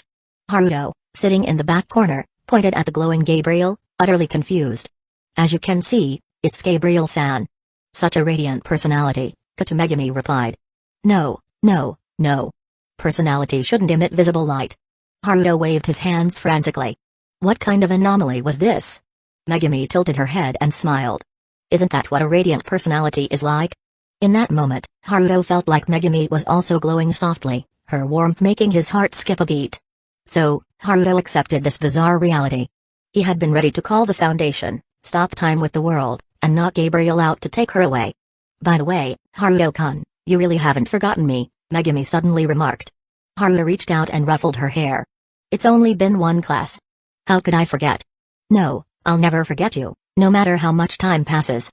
Megami lowered her head, enjoying the head pats. Even her parents rarely did this for her. Being overlooked at home, Megami had endured years of loneliness and neglect. But now, someone had finally noticed her, found her, and promised never to forget her. The rest of the school day went smoothly.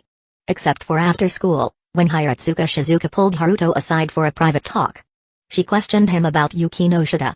In the end, with a suspicious look, she advised him, as a man, you need to take responsibility.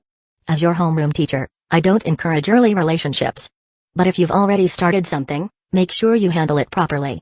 Don't just play around and abandon her. Haruto face-palmed internally but nodded. What playing around and abandoning?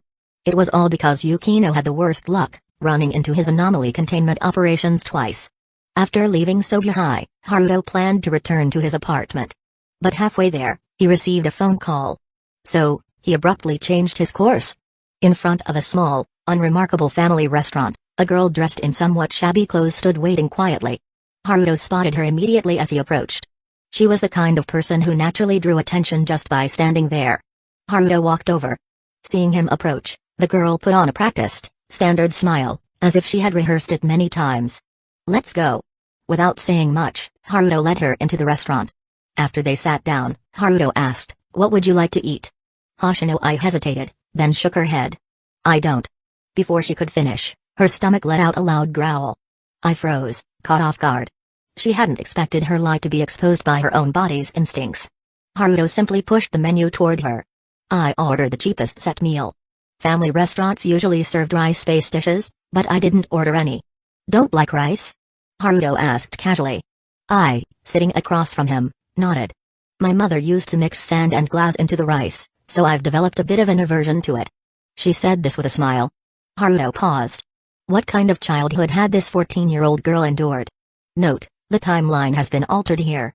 Hoshino-ai's mother was imprisoned during her early childhood, around 6 to 8 years old.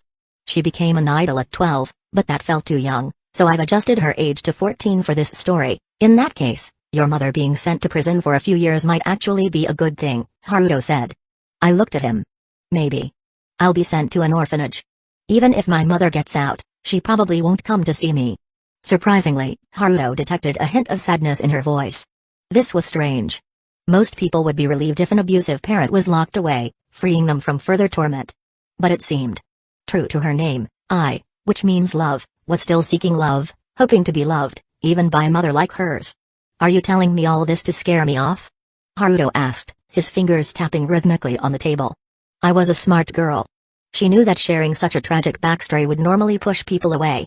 After all, a girl from such a troubled family sounded like nothing but trouble. I nodded. Silence fell between them. The food arrived. I picked up her chopsticks and began eating slowly. But the way she held her chopsticks was odd. It wasn't hard to guess why. With a mother like hers, who would have taught her how to use chopsticks properly. Hoshino-ai, Haruto called. I looked up. She saw Haruto pick up a pair of chopsticks. Place your index finger here, rest it in the hollow of your hand, and use these two fingers to apply pressure. I was momentarily confused, then realized Haruto was teaching her how to use chopsticks. She tried to mimic his grip. It felt much more comfortable. But then Haruto reached over and adjusted her hand. This part is wrong. It'll feel awkward if you apply force like this. Do it like this. Feeling the warmth of his fingers as he guided her hand, patiently explaining each step, I was puzzled. Why was he going this far? Why? I asked. Haruto simply smiled. You called me, didn't you? Even though I had tried to push him away with her words, she had still reached out. That was enough. Normal people won't hurt you. Love isn't some luxury. It might be hard to accept at first. But change is a good thing. Take it slow. Haruto said with a smile. Chapter 79, Adopting Hoshino-ai and a New Neighbor. Change is a good thing. Huh? I repeated the words. Her star-like eyes, which naturally drew people in, sparkled with a new light. For I, change meant the unknown. And the unknown usually brought pain. Acting recklessly, making changes, had always led to beatings from her mother, going hungry, and suffering. Countless past experiences warned I to don't change and stay in the familiar lies. But now, I decided to give it a try. What if? Using the chopsticks, she finished her meal. Though her grip was still a bit awkward, it was much better than before. Then, she looked at Haruto. Made a decision? Haruto asked with a smile. I nodded. Please take me with you. I'll do anything. The words could easily be misunderstood. But I was serious. Anything. Haruto couldn't help but laugh. While change is good, don't burn all your bridges. You're still young. You have plenty of time to try new things. He reached out and ruffled her hair. Then, Haruto took I to one of the Foundation's front companies. The place was already set up, with all the necessary resources in place, though it hadn't officially launched yet. The person in charge was Saito Kyoko, a management talent the Foundation had recently recruited. Within the Foundation, she held a Class C management position. Externally, she was the CEO of Umbrella Entertainment. She was also a stunning beauty. When Kyoko saw Haruto, her eyes widened in surprise, and she seemed a bit nervous. "Director," Kyoko greeted him. Haruto waved his hand. "No need to be so formal. Outside of missions, we're just colleagues." Kyoko was taken aback. This man was the head of that unfathomable organization, yet he was so casual? Haruto's identity within the Foundation wasn't a secret. He was the only O5 Council member whose identity was known to everyone. This design served a purpose. First, if any hostile forces targeted the Foundation, most of their attention would focus on Haruto. But compared to the Foundation, Haruto was much harder to target. Second, it made situations like this much easier. Haruto's identity required no explanation, making things more convenient. "Kyoko, starting tomorrow, Umbrella Entertainment will officially launch. Focus your resources on her. Build her into an idol. The goal? Start with becoming a national idol, then aim for world fame." Kyoko looked at the girl Haruto had brought. A young girl, dressed in cheap clothes. The director wanted to turn someone like this into a national idol? The original plan for Umbrella Entertainment had been to buy out established idols and actors. Then, by focusing resources, they could make these idols explode in popularity, thereby controlling the means of public opinion and communication. Starting from scratch to cultivate an idol was inefficient. But when Hoshino-I looked up, Saito Kyoko's doubts vanished. If it was her, starting from zero shouldn't be a problem. Those eyes. They naturally drew people's attention. "I'm going to be an idol?" I nervously held on to Haruto's hand. She rarely showed nervousness, usually masking it with lies and acting. But becoming an idol. She had heard that idols brought smiles to others, that they were loved by many, many people. Someone like her. Could she really do it? Haruto nodded. "You have talent." But I was still nervous. I don't know how to love others." Haruto shook his head. "It's fine. Just be yourself. Don't overthink it. Be myself." I was lost. She had built herself up with lies since childhood. Being natural. It didn't suit her at all. Exactly. A cute girl like you, just standing there naturally, will make many people fall for you. Besides, idols? With enough resources, it's easy to make one. Don't stress about it. Haruto dropped this bombshell, leaving Kyoko speechless. As someone who had worked in the idol industry, she wanted to say that training and marketing were crucial. But thinking about it, if an organization like the Foundation poured resources into it, it really would be easy. Being an idol is that simple? From now on, you'll live here. I'll take care of the adoption paperwork and such. Finally, Haruto ruffled Ai's hair again. Will you come visit me, director?" I asked nervously. More than being an idol, the person who had patiently taught her how to use chopsticks was more important to her. "Of course, I'll visit. Since I've brought you here, I'll take responsibility. And just call me Haruto." In the past, I would have dismissed such a promise as a casual lie. But now. "Okay." I responded eagerly. Then, Haruto left Umbrella Entertainment. I and Kyoko were left staring at each other. The former wasn't sure how to interact with this stranger. The latter, intimidated by the director's authority, felt a bit nervous around the girl. After all, this was someone the director had personally brought in and endorsed. I was the first to speak. "Kyoko Obasan, are you close with Haruto Nichan? What kind of person is he?" Kyoko's mouth twitched. She'd been called Auntie. While it wasn't inaccurate age-wise, she'd been called Auntie. Sighing, Kyoko recalled the records within the Foundation. Then, she spoke seriously. "Haruto-sama is an incredible person, wielding power and authority beyond ordinary comprehension." I blinked.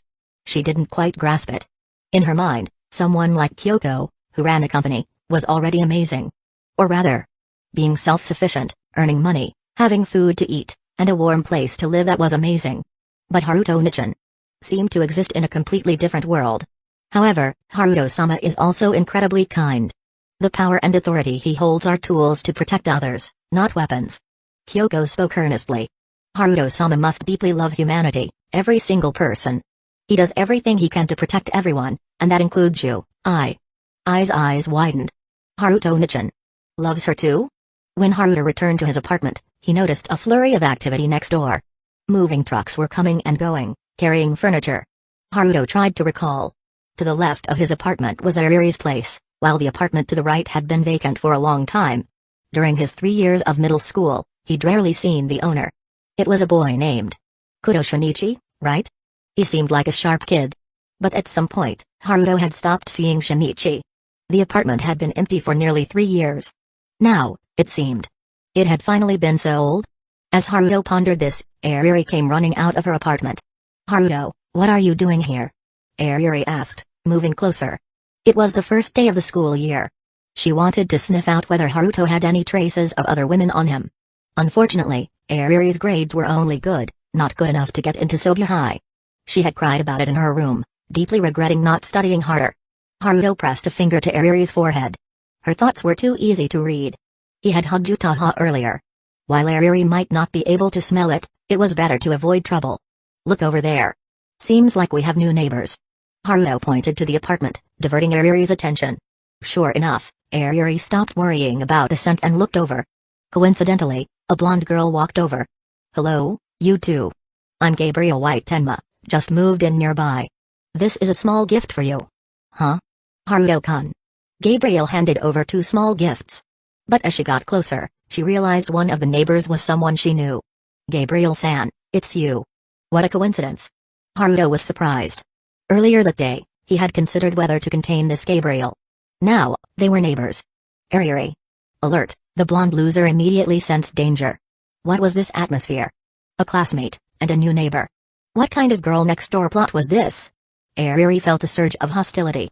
However, as if sensing Ariri's gaze, Gabriel turned to her and smiled warmly. With that smile, it was as if a radiant light emanated from her, making it impossible to look directly at her. Ariri. Her hostility melted away instantly. Someone this kind. How could she possibly steal Haruto from her? She must have been overthinking it. "Hi, Gabriel. I'm Ariri. We're neighbors now, so let's get along." Ariri took Gabriel's hand, and the atmosphere between them became harmonious. Haruto, standing to the side, stroked his chin. "Maybe I should still consider containing her. This girl. She's definitely not normal." But in the end, he didn't act. After a friendly conversation, the 3 went their separate ways. When Gabriel returned to her new apartment, she cleaned it from top to bottom. Phew, all done. The girl wiped the sweat from her brow, feeling satisfied. But then, a strange sound came from the computer on the table. Gabriel opened her computer, puzzled. She found a game interface popping up on the homepage. A game character, severely injured by a monster, lay on the ground. Given Gabriel's personality, she couldn't just ignore it. So, young lady, ahead lies hell. Chapter 80, The Cult Organization. The next day, Haruto woke up and opened his eyes. In his arms was the soft and adorable Shiro. Although Haruto had tried to talk to Shiro before, asking her to sleep in her own room and not sneak over in the middle of the night, it clearly hadn't worked. Moreover, Shiro seemed to have found a way to deal with Haruto. Whenever Haruto started scolding her, Shiro would widen her watery eyes and start acting cute. Since Shiro was adorable, this tactic was highly effective. After getting dressed, Haruto left the house, heading to Sobya High. Standing on the street, Haruto glanced curiously at the apartment next door. Even through the walls, he could sense someone inside. Checking the time, it was almost late for school. Shouldn't the model student Gabriel be heading to school by now? Though puzzled, Haruto didn't plan to knock on the door and ask. They weren't close, so there was no need to meddle. Then, Haruto headed to Sobya High alone. After class, Hiratsuka Shizuka called him over. "Haruto, how about being the class representative?" Hiratsuka suggested. Haruto immediately shook his head. He didn't want the hassle of being a class representative. He still had to skip classes to deal with foundation matters. No way was he taking on that role. Seeing Haruto's firm refusal, Hiratsuka sighed. "I figured you wouldn't want to, but there doesn't seem to be a good candidate in the class." Haruto thought about the class composition and suggested, "How about Gabriel? She seems pretty well liked by everyone." He expected Hiratsuka to agree. But instead, Hiratsuka sighed again. "I thought the same thing, but today, on the second day of school, Gabriel skipped class." Haruto? Recalling Gabriel's personality, she didn't seem like the type to skip class. But she had been home that morning. And she hadn't shown up for class. Seeing Haruto's surprise, Hiratsuka raised an eyebrow. "What, do you have any other ideas?" Haruto shook his head. "No, it's just that Gabriel lives pretty close to me. I saw her last night. She didn't seem like the type to skip class, so I'm a bit surprised." Hearing this, Hiratsuka stood up and gave Haruto a firm pat on the shoulder. "Great, Haruto, Gabriel is your responsibility now. Make sure you drag her to school tomorrow." "Haruto. Hiratsuka-sensei, isn't this?" Before he could finish complaining, Haruto was pushed out of the teacher's office. The door slammed shut. Standing in the hallway, Haruto let out a long sigh. What a hassle. Just then, the system panel popped up. The anomaly detection program had found something. But this time, the anomaly was far away, not in Chiba. So, Haruto turned around and opened the teacher's office door again. Hiratsuka-sensei, I need to take a leave of absence. My neighbor's daughter's uncle's wife's dog is having a difficult labor. With that, Haruto closed the door and bolted, leaving the teachers in the office utterly baffled. Hiratsuka was dumbfounded, taking a moment to recover. Haruto! Hiratsuka roared. Meanwhile, Haruto had already slipped out of the school gate. Anomaly containment mission. Have the station personnel nearby send a D-class team to investigate. Haruto called the Foundation and gave instructions. He then headed to the nearest train station, planning to get there as soon as possible. The anomaly was located in Osaka. Although the Foundation hadn't yet established additional containment sites, personnel stations had already been set up across the land of Japan. Even in the northern nation and other regions, companies and organizations had been established to distribute personnel, waiting for the construction of proper sites. At this moment, the Foundation personnel near Osaka, upon receiving the order, immediately sealed off the area.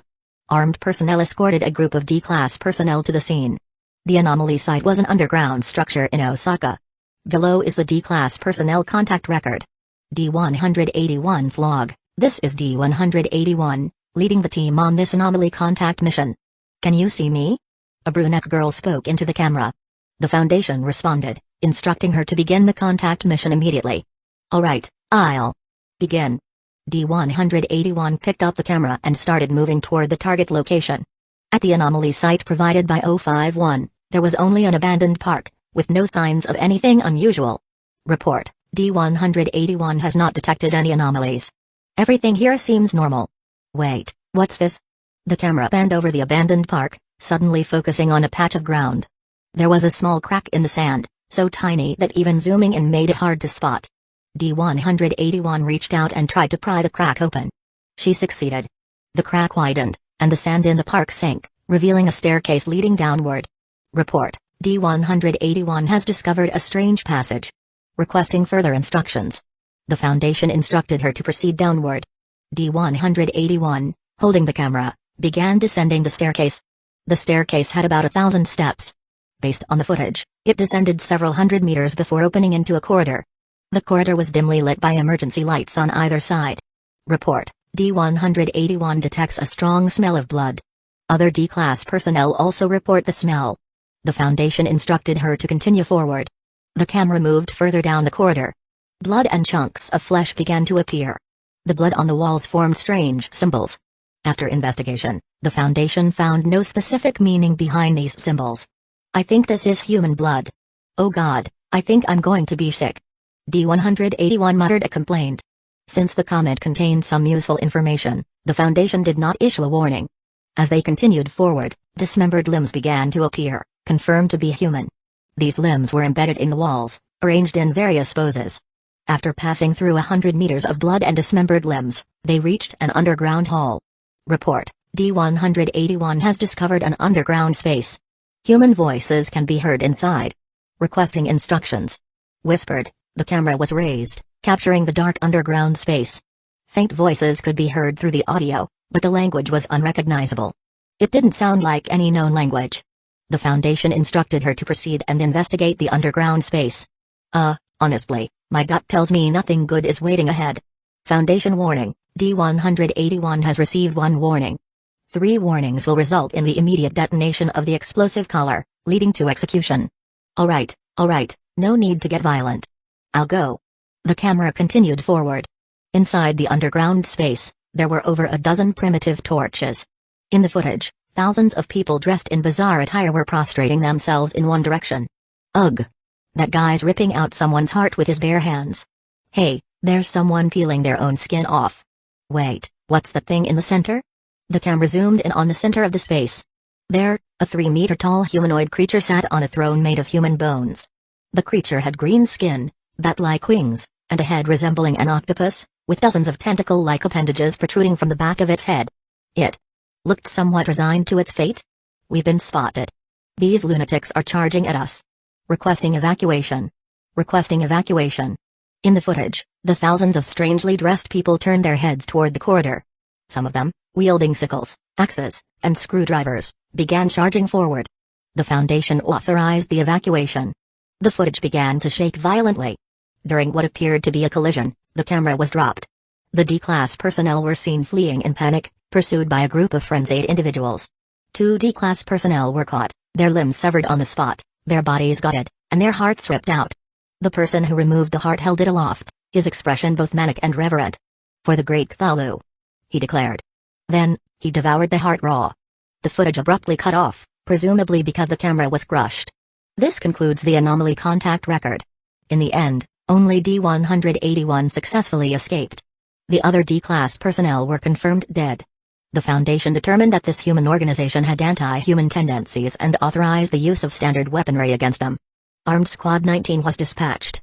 Armed Squad 19 was wiped out. The Foundation classified this human organization as an extreme anti-human group, with members exhibiting deranged mental states. Due to the organization's large numbers and the inability to deter them through force, the Foundation authorized the use of special strategic weapons. Mobile Task Force A, Wings of Freedom, was deployed. Wings of Freedom was equipped with Crimson 1 bioexoskeleton armor. Wings of Freedom completely eradicated the anti-human organization, killing 6,307 members and capturing 632. The captured members would be properly detained, interrogated, subjected to the Class D memory erasure procedure, and repurposed as D-Class personnel for expendable tasks.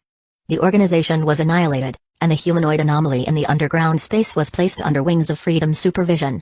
051 arrived at the anomaly containment site. Data expunged. This concludes the containment record. When Haruto arrived at the scene, he was met with utter chaos.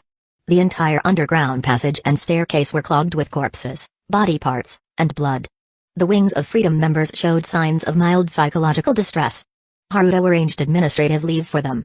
After clearing the underground passage, Haruto entered the underground space. There, he saw the humanoid anomaly from the records. At the same time, he reviewed the anomaly's characteristics. Just as Haruto's expression grew complicated, the humanoid anomaly spoke. Could you help me down? I'm stuck here. Oh god, those people are complete lunatics. Haruto's expression became even more complicated. This anomaly, with its distinctly Cthulhu look-alike appearance, sounded oddly polite. Huh? This little thing's got manners. Chapter 81, An Anomaly Begging for Containment, and Taking Over the Four Great Zaibatsu, Anomaly, Cthulhu Fusikoff. SCP 2662. Anomaly Level 4, Apollyon. The anomaly manifests as a humanoid creature with partial characteristics of the mythical Cthulhu, possessing bat-like wings and 20 tentacles protruding from the back of its head. Is this thing really not Cthulhu? It can flexibly use its tentacles and handle up to 11 tasks simultaneously. The anomaly exhibits weak cognitive contamination, affecting humans with a cognitive level of 1, causing them to believe the anomaly is the supreme being Cthulhu and attempt to perform sacrifices, chants, and rituals in its name. Note, do you know how terrifying the cognitive level 1 range is? It includes about 3% of the entire human population. Only fools, delusional individuals, and a small fraction of humanity fall into this category. Reading the anomaly's characteristics, Haruto fell into deep thought. Thank you so much. Levi helped it down from the throne of human bones. The throne, pieced together from human bones, was surrounded by sharp bone fragments. Cthulhu Fusikoff didn't want to get cut up, so it had been stuck on the throne. As soon as it was freed, it began thanking the Foundation personnel. Levi, wearing the Crimson 1 exoskeleton, stood beside Haruto and whispered, "What is this thing? Since when do monsters have manners?" Haruto shrugged. Apparently, it's an anomaly that can communicate and has a relatively friendly behavior pattern. Levi smirked. "Excuse me, what organization are you? Can you take me with you? I can't stand those lunatics anymore." "Oh god." Cthulhu asked Haruto, pleading. Haruto's mouth twitched involuntarily. The other Foundation personnel were also somewhat stunned. This was the first time they'd seen an anomaly begging to be contained by the Foundation. It was just too damn weird. Rubbing his temples, Haruto asked, "Can you tell us more about why you couldn't stand these followers?" Cthulhu immediately launched into a tragic tale. "Oh god, these people dragged me here out of nowhere and put me on the bone throne. The blood on the bones wasn't even dry. There were still bits of flesh stuck to them. Ugh. And they cut me. Then, they started these rituals I couldn't understand, dismembering people, skinning them, ripping out their hearts. They even tried to make me eat the hearts. Oh god. I can't even talk about it anymore. Ugh." Seeing that Cthulhu was about to vomit, Haruto quickly waved his hand, signaling it to stop. While it wasn't certain, Preliminary observations suggested that this anomaly had a normal human sense of morality and preferences. Its diet wasn't human fear or anything like that, it preferred sandwiches and ham. If you come with us, you'll be confined to a room and won't be allowed to leave. Haruto tested the anomaly. Cthulhu hesitated. Haruto's eyes grew cold, and he glanced at Levi, ready to give the order to attack. Will there be food? It asked hesitantly. Haruto. The Foundation provides 3 meals a day. Breakfast includes bread, fried eggs, and bacon. Lunch is 1 meat dish and 2 vegetable dishes. Hearing this, Cthulhu's eyes lit up. Haruto continued, your containment room can have a computer, but no internet access. You'll get a daily newspaper or light novel, manga, etc. every month. You'll have a budget of 6,000 yen, about $300, to buy single-player games, entertainment items, and so on. At this point, Cthulhu Get Out slid over to Haruto's feet. Please, contain me. Thank you so much. Haruto rubbed his forehead and let out a long sigh. Prepare a containment unit. Transport it to the containment site. Equip the room as I just described. Haruto ordered. The Foundation personnel exchanged glances, then numbly went to prepare the containment unit. Levi and Haruto walked out of the underground passage together. Later, the area would be cleaned up by the Foundation's external assets, so there was no need to worry. Some of the cultists had chased them out of the underground passage. Fortunately, the Foundation had already cleared the surrounding area. As long as some surveillance footage was erased, this containment operation would be considered a success. As they walked side by side, Levi suddenly asked, "Where did you send Erwin?" Haruto wasn't surprised by the question. To a large extent, Levi had joined the Foundation because of Erwin. He has more important tasks. You know, that man has the ability to shoulder the future of humanity. Haruto replied. He couldn't reveal Erwin's status as an O5 council member. Levi didn't press further. As Haruto said, Erwin was someone who would never waver, no matter the difficulty. Even if it meant sacrificing himself, he would calmly give orders to fight for humanity's future. As they exited the underground passage, Haruto's gaze inadvertently fell on a brunette figure. On his way here, he had watched the real-time transmission of the containment footage. He knew this was the sole surviving D-Class personnel, D-181. Come to think of it, she was at the front when they went down, yet she was the only one who made it out alive. Haruto walked over and gently tapped D-181 on the shoulder. The D-Class turned around immediately. When she saw it was Haruto, her eyes lit up. Director. As a D-Class personnel, she knew very few Foundation staff, but she definitely knew the director. After all, Haruto's exploits were widely celebrated within the Foundation. You did well on this mission, Haruto praised. Huh? D-181's eyes widened. The director praised me. Does that mean I can be removed from the D-Class list? Haruto smiled. Of course not. D-181's hopeful expression instantly turned into a dead fish stare. Just kidding, did D-Class personnel really think they could escape their fate? You're all death row inmates, for crying out loud. However, you'll be removed from this month's execution list. Please continue to contribute to humanity. Haruto offered some appropriate encouragement to the brunette girl. D-181 burst into tears. Even if she wasn't executed, being a D-Class meant she'd still have to perform dangerous contact missions or be used as a test subject. Wasn't that the same thing? Haruto, however, didn't care about her reaction. He waved his hand and left. Returning to Chiba, it was already late. There was no way he'd make it back to class in time. So, Haruto decided to go tomorrow. But before that, he should check on his neighbor. Although Haruto didn't want to deal with troublesome matters, Hiratsuka had asked him to look into Gabriel's situation. Just as Haruto arrived at the apartment, he received a call from the Foundation. Cthulhu SCP 2662 had been hijacked during transport. Hearing this, Haruto was stunned. He had no choice but to rush to the Foundation site to assess the situation. Fortunately, 2 hours later, thanks to the efforts of the Armed Personnel and Mobile Task Force A, Wings of Freedom, Cthulhu was recovered. The hijacking incident was recorded as follows. Cthulhu was transferred from a black containment unit to a Foundation RV. The RV was accompanied by 7 Foundation sedans and 1 Foundation transport vehicle. 30 armed personnel and 5 Wings of Freedom members were responsible for the transport. Halfway through the journey, after leaving Osaka, the road ahead was suddenly blown up, forcing the convoy to stop. At the time, Cthulhu was taking a shower in the RV, preparing to sleep. 5 civilians blew open the RV, attempting to climb in through the breach.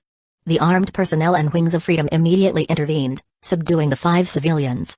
However, 2 D-Class personnel took the opportunity to rush into the RV. To avoid the explosive collars on the D-Class personnel harming the anomaly, Remote detonation was not an option. One D-class personnel used a shard from the explosion to cut their hand, smearing blood and drawing strange symbols inside the RV. The other D-class personnel pulled out their data expunged and performed a data expunged act on the anomaly. Cthulhu, oh god, you too, this is unsanitary and completely unnecessary. After the act, the D-class personnel cut off their data expunged and smeared the blood and bodily fluids on the anomaly, all while singing loudly. Cthulhu, God. Stop. Please. I just took a shower. The two D-class personnel were executed by the arriving armed personnel. The anomaly rushed into the bathroom and vomited profusely. End of hijacking record. Reading this report, Haruto wanted to curse but found himself speechless. Why are there so many abstract artists in this world? But then again, considering that cognitive level 1 individuals make up 3% of the human population. With the sheer size of humanity, it's inevitable. Ugh. This made Cthulhu's anomaly level 4 seem not only appropriate but perhaps even a bit low. Fortunately, Cthulhu was now securely contained in a containment chamber at the site. Anomaly successfully contained, Cthulhu Fuckoff. SCP-2662, Anomaly Level 4, Apollyon. Containment status, excellent, reward, Level 4 lottery draw. Although the containment was successful, this incident served as a wake-up call for Haruto. Some anomalies simply weren't suitable for containment in urban sites. The consequences of a containment breach were too severe. Establishing secondary sites, especially in remote areas, had become an urgent priority. Haruto pondered the Foundation's future development.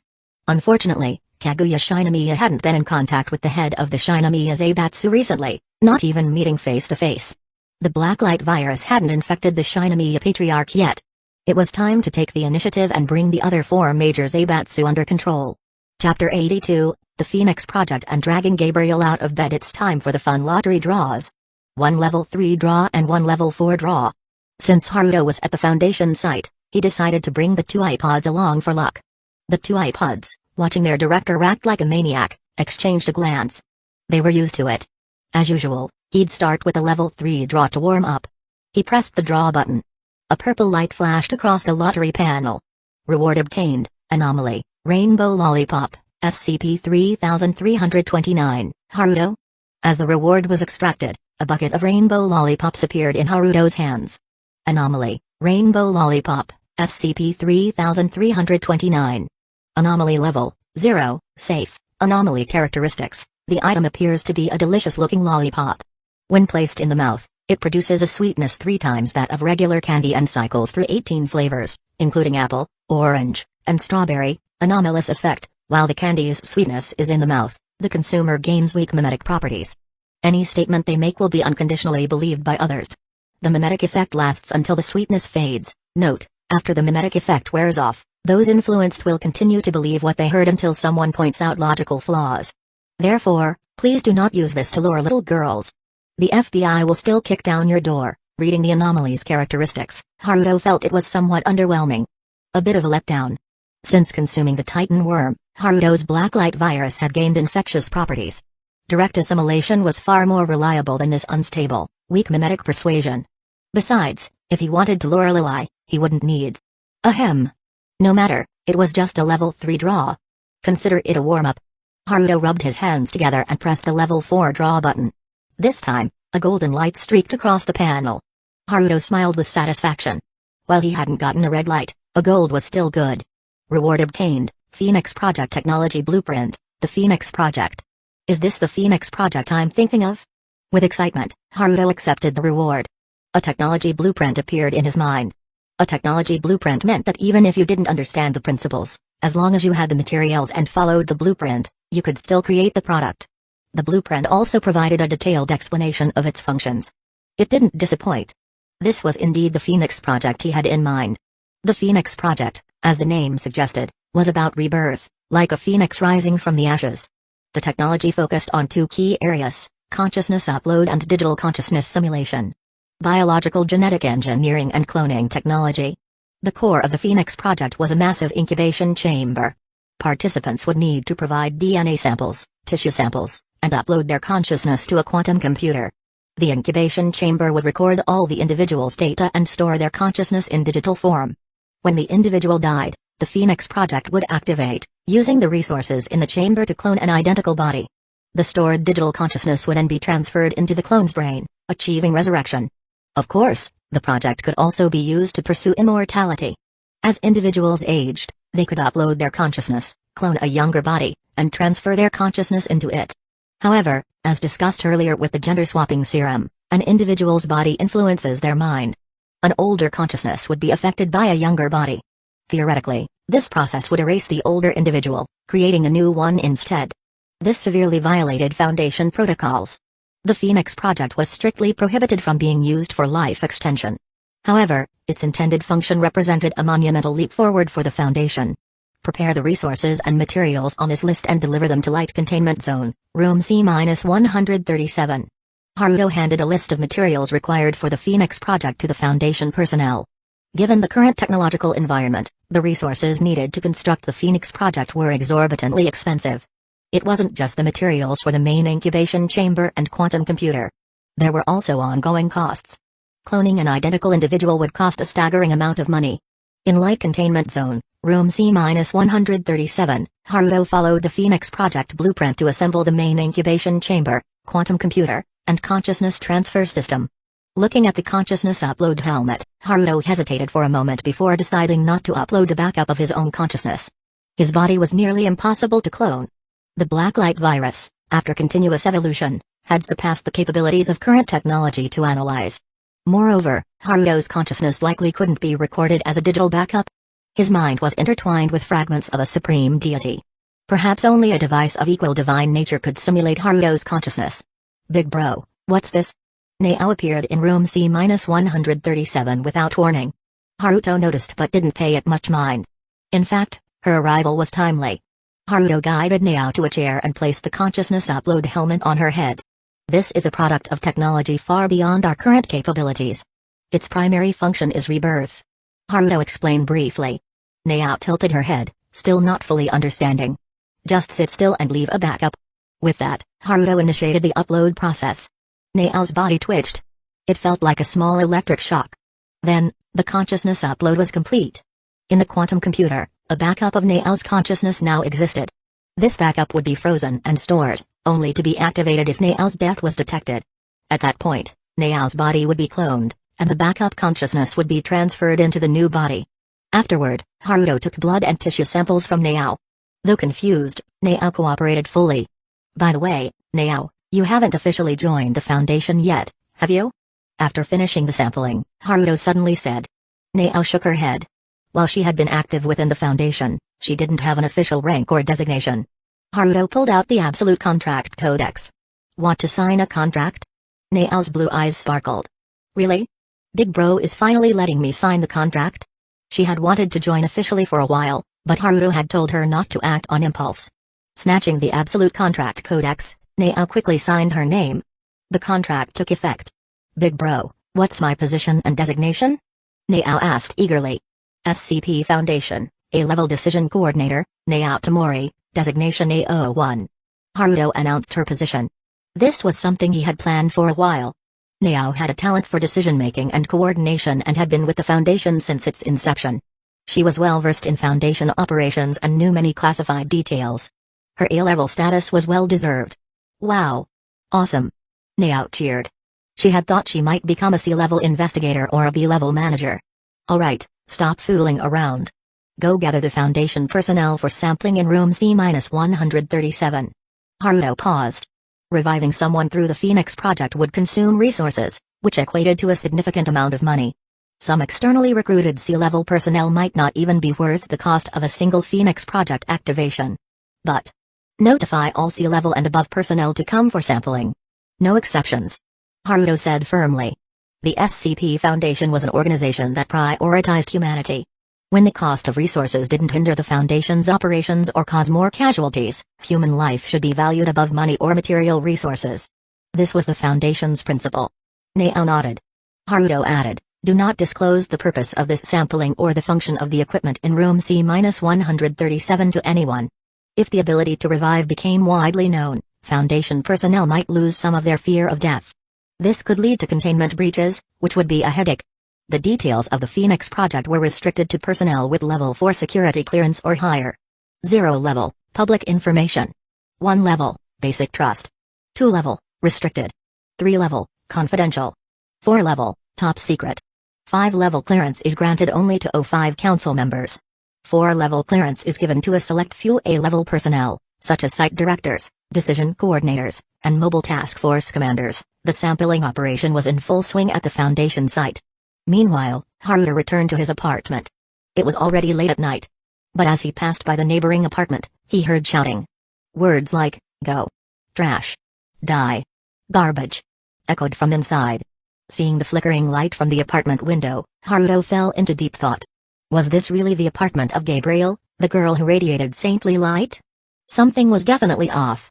Returning to his apartment, Haruto went to bed early, deciding to check on the situation the next morning. The night passed without incident. The next morning, after washing up, Haruto went to the neighboring apartment. Ding dong. Haruto pressed the doorbell. Who is it? It's so early. A girl's annoyed voice came from inside. Haruto's forehead twitched. Gabriel, it's Haruto, your neighbor and classmate. You skipped class yesterday. Hiratsuka-sensei is worried, so she asked me to check on you. Silence followed from inside the apartment. I'll just pretend I'm not home. I really don't want to go to school. This muttered comment reached Haruto's ears. Clearly, the speaker thought that lowering her voice would make it inaudible outside. Unfortunately, Haruto's perception and hearing were far beyond human. Sighing, Haruto kicked open Gabriel's apartment door. Wah! Gabriel let out a startled cry. Chapter 83, Helping Gabriel Quit Her Gaming Addiction, Cognitive Dissonance? Haruto-kun, this is illegal intrusion. Gabriel tried to protest. Meanwhile, Haruto scanned the apartment and felt his sanity take a hit. Gabriel's apartment was now a chaotic mess. Thick curtains were tightly drawn, blocking all sunlight and plunging the room into darkness. Snack wrappers and other trash were scattered everywhere. The only source of light was the computer screen on the small desk, running a popular game. How Gabriel had turned her apartment into this hellscape in just one day was beyond comprehension. At the same time, Gabriel herself exuded a strong aura of a depressed shut-in otaku. The girl who once had a gentle smile and could emit holy light to heal people's hearts seemed to have vanished like a bubble. Now, Gabriel, with her messy blonde hair, had a few strands sticking up and swaying. Dark circles heavily weighed under her eyes, making it look like she hadn't slept for 3 days and nights. Gabriel, skipping class to play games, is that really okay? Gabriel, with her messy hair sticking up, really wanted to tell Haruto, this has nothing to do with you. But feeling Haruto's sharp gaze, Gabriel shrank her neck, completely unable to say the words out loud. She had a feeling that if she actually said it, something terrible would happen. Gabriel, go to class. Haruto said in a deep voice. Gabriel hesitated at his words. She didn't want to go to class at all, she just wanted to stay home and play games. But Haruto was terrifying. Suddenly, an idea struck Gabriel. Hey, Haruto, you see, I actually have quite a talent for sports. Standing up, Gabriel patted her chest. Unfortunately, given her flat figure, the motion caused no ripple whatsoever. Haruto narrowed his eyes. He had already guessed what Gabriel was about to say. So instead of going to class, I'd rather develop my talent and one day become a professional sports player. A complete lie. Gabriel just wanted to stay home and play games. Even if she truly had extraordinary talent, she would never actually step onto the path of professional gaming. Haruto squinted his eyes and stared at Gabriel, making her feel extremely guilty. Gabriel, I don't believe you have any so-called sports talent. Haruto stated bluntly. Gabriel's eyes flashed with cunning. Oh? So you're denying my dream, Haruto? In that case, if you can beat me in a game, I'll admit it. Gabriel pointed at the computer screen.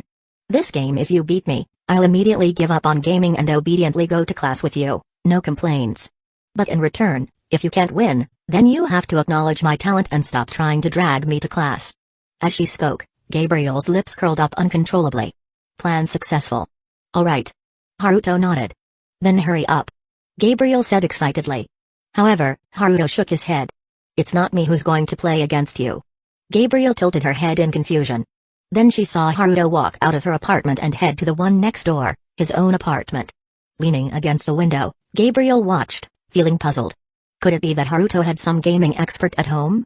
Then she saw Haruto walk out, carrying a white-haired Lily in his arms. Gabriel. As Haruto walked into the room holding the girl, Gabriel's gaze darkened with slight annoyance. Haruto, are you seriously making this little girl play against me? Gabriel was dissatisfied. She had planned to crush a noob and get Haruto off her back.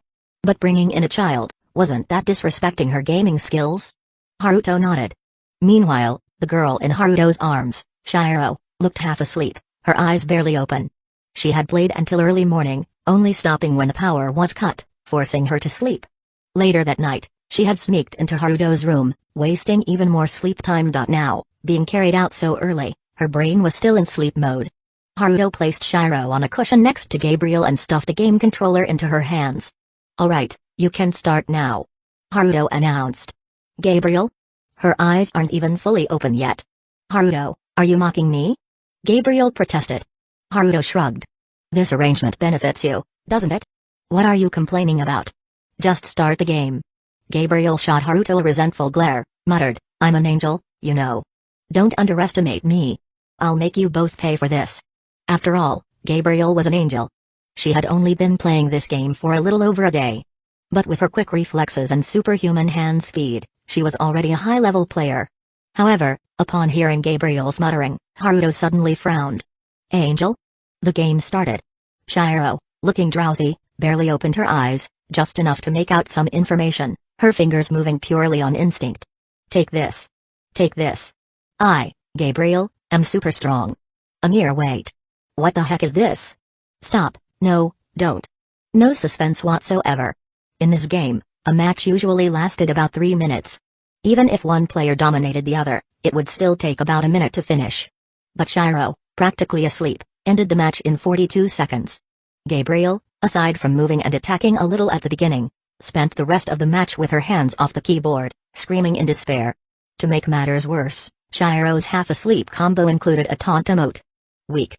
Now, on the game's results screen, that taunt was displayed in large letters. "Brother, can I go back to sleep now?" Shiro snuggled into Haruto's arms, closing her eyes, not even sparing a glance at her opponent. Gabriel sat on the floor, her eyes dull, looking utterly defeated. How could this happen? She was definitely cheating. There's no way. Shattered by the loss, Gabriel mumbled to herself. Haruto, holding Shiro, refocused. "Gabriel, are you ready to keep your promise and go to class?"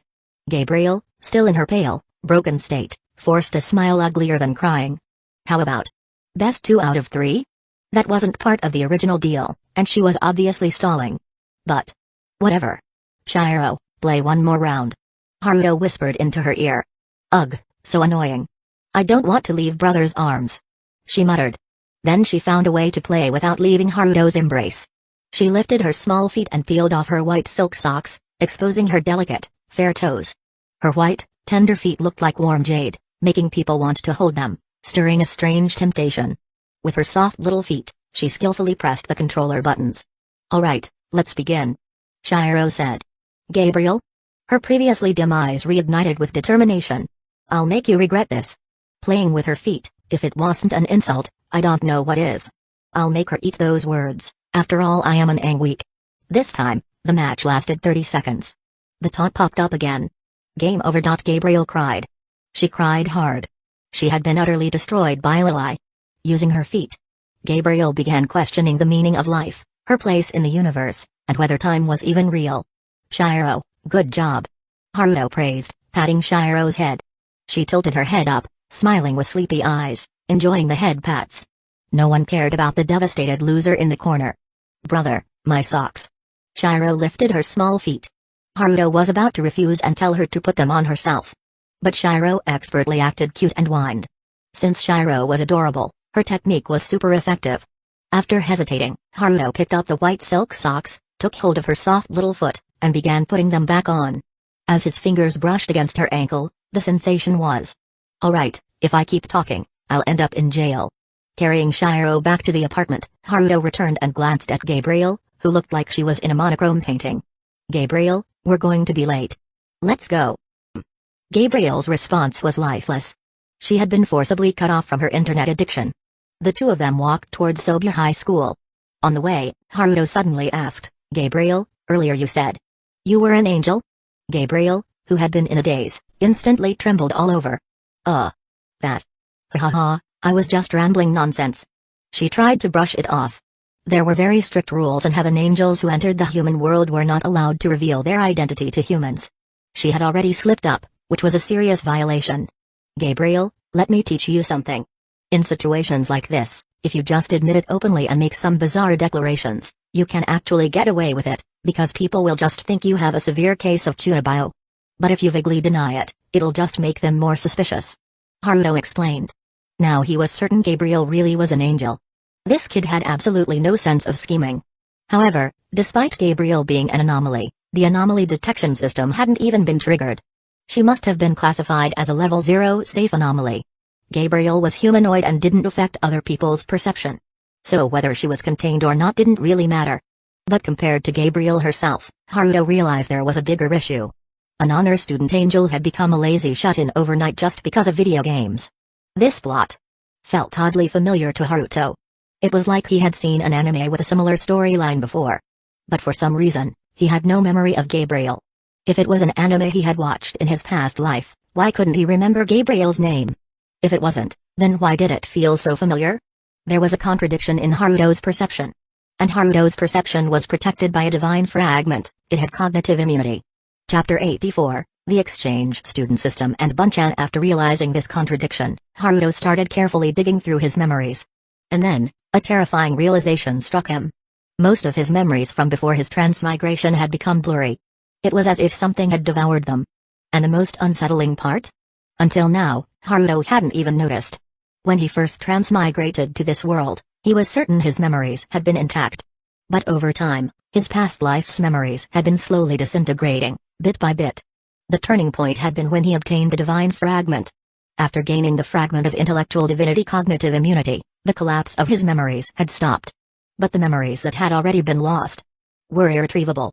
This discovery led Haruto to a hypothesis. Previously, his memories and perception had been affected by an anomaly at the level of a supreme divinity. Did that mean that his past world, also based on Earth, had anomalies as well? Did a supreme divinity level anomaly exist there, too? Yeah, all gonna have to deal with that, as I am not in deep to the SCP lore. Was that why his memories had collapsed? Even after acquiring the divine fragment, he had only managed to stop the collapse, not restore the memories. Should he write it down? To prevent even the memory of his suspicion from disappearing? The thought crossed Haruto's mind. But he immediately rejected it. If the anomaly affecting him was at the supreme divinity level, then certain actions might trigger an irreversible catastrophe.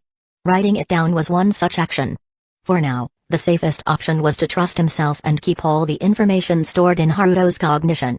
Because of the divine fragment, Haruto temporarily buried this matter deep in his memory. A supreme divinity. He had no way to fight against something like that for now. Though his thoughts were racing, only an instant had passed in reality. Gabriel gave a sheepish smile and said, Haruto. Can you keep this a secret for me? If my angel identity gets exposed, I'll be punished by heaven. Haruto, intrigued, asked, Oh? What kind of punishment? Gabriel pulled a miserable face. I'll be recalled to heaven, my allowance will be cut, and I won't be able to play games anymore. Haruto. For a moment, he didn't even know where to start with his retort. That's a really light punishment. I thought they'd execute you. And wait, you still haven't given up on gaming? Haruto was a little impressed by Gabriel's determination. Most people, after being completely destroyed in a game by a clueless player like Shiro, would probably never want to touch a controller again. Of course. Even though I face a mighty foe, I will never back down. One day, I will defeat that formidable opponent. Gabriel suddenly became fired up. Haruto shrugged. If she was aiming to surpass Shiro, then she probably had no hope in this lifetime. Shiro's level of genius wasn't something that could be beaten with just effort. The two of them entered the classroom. Gabriel slumped onto her desk and immediately fell asleep. She had stayed up way too late gaming last night. The heavy dark circles under her eyes were proof. Originally, Gabriel had planned to skip class again, but unfortunately, she had been dragged here by Haruto. So she just decided to sleep in class instead. Haruto didn't bother with her. He had already completed his task of bringing Gabriel to school. Whatever happened next was their teacher's problem. Arriving at his seat, Haruto looked at the cute girl sitting behind him and smiled. Morning, Megumi. Good morning, Haruto, Megumi Kata replied with a smile. You didn't forget about me. Not being forgotten made Megumi visibly happy. Haruto reached out and patted her head. You left early yesterday, Megumi said as she enjoyed the head pats. Ah. I had some urgent matters at home, so I rushed back to take care of them. By the way, Megumi, you seem really concerned about me. Haruto played the direct approach. Ariri would get all tsundeer in this situation, while Senpai and Nea would probably get shy. But Megumi. Of course. Because you're special, Haruto, so I care about you. Megumi fired back just as directly. At that moment, Shizuka Hiratsuka entered the classroom. Alright, quiet down. Some people need to stop messing around, and those who are sleeping wake up. Haruto and Gabriel, on the verge of being name-dropped, could only sit up straight and listen to their teacher. Before we start class, I have 2 announcements. Pass these papers to the back, Hiratsuka said, handing out 2 stacks of documents. Once everyone had received one, she pointed at a promotional-looking flyer. Sobu High School Festival happens every year at the start of the term. It's scheduled for next week and will last for 3 days. The class immediately erupted into cheers. The school festival was a major tradition in Japan's education system. It was an annual event where the school opened to outside visitors. There was a main stage where each class could sign up to perform. Since Sobu High was one of the big 3 academies, its festival stage had a lot of prestige. If someone stood out, they might even catch the eye of talent scouts. At the same time, classrooms were transformed into booths. Most classes ran maid cafes or similar attractions. Students could also earn a little extra cash. It was a fun time. Ugh, that means a ton of people will be here? Humans are such a hassle. Might as well just destroy them all. Gabriel muttered to herself. Haruto heard her. He decided that after class, he would go over and give Gabriel a beating, warning her that if she continued making anti-humanity remarks, he would have to contain her. Alright, quiet down. Shizuka Hiratsuka called the class to attention. Those who want to apply for a performance at the school festival, fill out the application on the back and submit it to me after class. The classroom decoration also needs a theme. You guys can vote on that yourselves, I won't interfere. The second thing is about our school's exchange program. You've probably heard of it. At the mention of the exchange program, the classroom fell into complete silence. The exchange program was a special mechanism among the 3 great schools. Students from Sobu High could voluntarily apply to study for a semester at either the private Hayaka Private Academy or Shuchin Academy. Everyone had indeed heard of it. At the same time, they also knew that, for Sobu High, this program was basically non-existent. No one wanted to go to those 2 monster schools to be tormented. One was a pure aristocratic academy. If you didn't have a high-ranking official in the family or weren't from a wealthy merchant lineage, you wouldn't even be able to lift your head. The other was even worse, notorious for its gambling culture. If you stepped in there, you'd likely be devoured without a trace left. These were lessons learned in blood. Warnings passed down by Sobu High seniors. So, no one wanted to stand out. However, Haruto's eyes lit up. He had originally planned to use the exchange program to go to Hayaka Private Academy. Looks like you all understand the exchange program, so I won't waste words. The exchange will take place after the school festival, next Thursday. You can still participate in the festival as usual. If anyone wants to sign up, just raise your hand now. Application forms have also been handed out. Shizuka Hiratsuka scanned the classroom. Dead silence. Because that place was hell. Haruto was about to raise his hand when he suddenly heard Shizuka continue, "Oh, right. This year is a bit special. That genius in the corner, you received 2 invitations." The class was stunned and turned to look at Haruto in shock. Invitations? Those 2 monster academies actually invited Haruto for an exchange? Invitations and applications carried completely different meanings. Since the exchange program started, almost no one from Sobu High had ever received an invitation. And receiving 2 at the same time? That was unheard of. The class was astonished, but at the same time, if it was Haruto, it somehow made sense. Haruto himself was a bit puzzled. Shuchin's invitation was understandable. Shinomiya Kaguya seemed to be quite interested in him, so it was likely she had pushed for this. But even Hayaka Private Academy invited him? Well, this worked out even better. Sensei, I'll go to Hayaka Private Academy. Please respond for me. Haruto's voice echoed through the classroom. The students were left dumbfounded. Someone was actually volunteering to go to a monster academy as an exchange student? His seatmate, Yukino, nudged Haruto with her elbow. That academy is infamous for gambling. Be careful, or you might get eaten alive. Haruto chuckled at her words. I'm touched that Yukino Shita-san is worried about me. Yukino was momentarily speechless. She didn't even know why she had bothered to warn him. But I don't think anyone can eat me, Haruto said casually. Yukino then remembered the guy next to her was a monster. Her worries were unnecessary. She should be more concerned about the people at Hayaka Private Academy instead. Because a monster was heading to their school to devour them. Shizuka Hiratsuka gave Haruto a long, meaningful look before nodding. If it was this genius, he should be fine. After that, the class resumed as usual. After class, Shizuka dragged Gabriel away by the ear. After all, she had slept through the entire lesson. The class grew lively again. Before long, a girl ran up to Haruto. "Haruto-kun, we have a drama project planned. We're performing Titanic. Would you like to join us?" Haruto looked up to see Yui Uegahama inviting him. Her playful pink hair was tied up in a bun, and she wore a short skirt, looking like a stylish Gyaro, though her behavior was adorably airheaded. "It's Bun-chan," Haruto responded casually. "Bun-chan?" Yui tilted her head in confusion and instinctively touched her bun. "Yeah, Bun-chan suits you, doesn't it?" Haruto smiled. Yui blinked, then nodded belatedly. She did love her bun hairstyle. However, the bun in Haruto's mind wasn't as innocent as she imagined. "Haruto-kun even remembers my name and gave me a nickname. Wow." Yui's eyes sparkled. Chapter 85, The School Festival Invitation. A huge battlefield is coming. Watching Yui's unexpectedly happy expression, Yukino shook her head in silence. In her eyes, this Uegahama girl was completely fooled by Haruto's attractive appearance.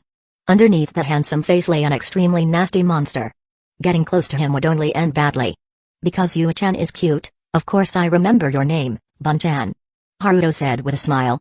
Yukino rolled her eyes. "Ha. Shameless. Scumbag. Hee, really? Thanks, Haruto-kun." Yui shyly played with her hair. "Want to exchange line IDs?" Haruto suggested. Yes. Yui eagerly took out her phone. They exchanged contacts. "Bun-chan, message me anytime." Haruto waved. Yui nodded happily, putting away her phone and preparing to leave. Wait. Did she forget something? When she returned to her seat and saw her classmates looking at her expectantly, she suddenly remembered. She was supposed to invite Haruto to act in the play. How did she end up just adding his line and walking away? "Haruto-kun, are you always this mischievous?" Kato Megumi, seated behind him, asked curiously. Meanwhile, Yukino rolled her eyes. "See? This man's true nature." Haruto chuckled and shrugged. "Not really. It's just that Bun-chan is so naturally airheaded, it would be a waste not to tease her a little." "I'm not airheaded just for you to tease." Yui, who had just returned, overheard him and puffed up her cheeks angrily. Now she looked even more like a bun. "Sorry." Haruto put his hands together in a sincere apology.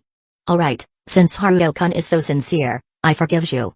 Yui put her hands on her hips, looking very magnanimous. "Yui-san, don't forget your original task."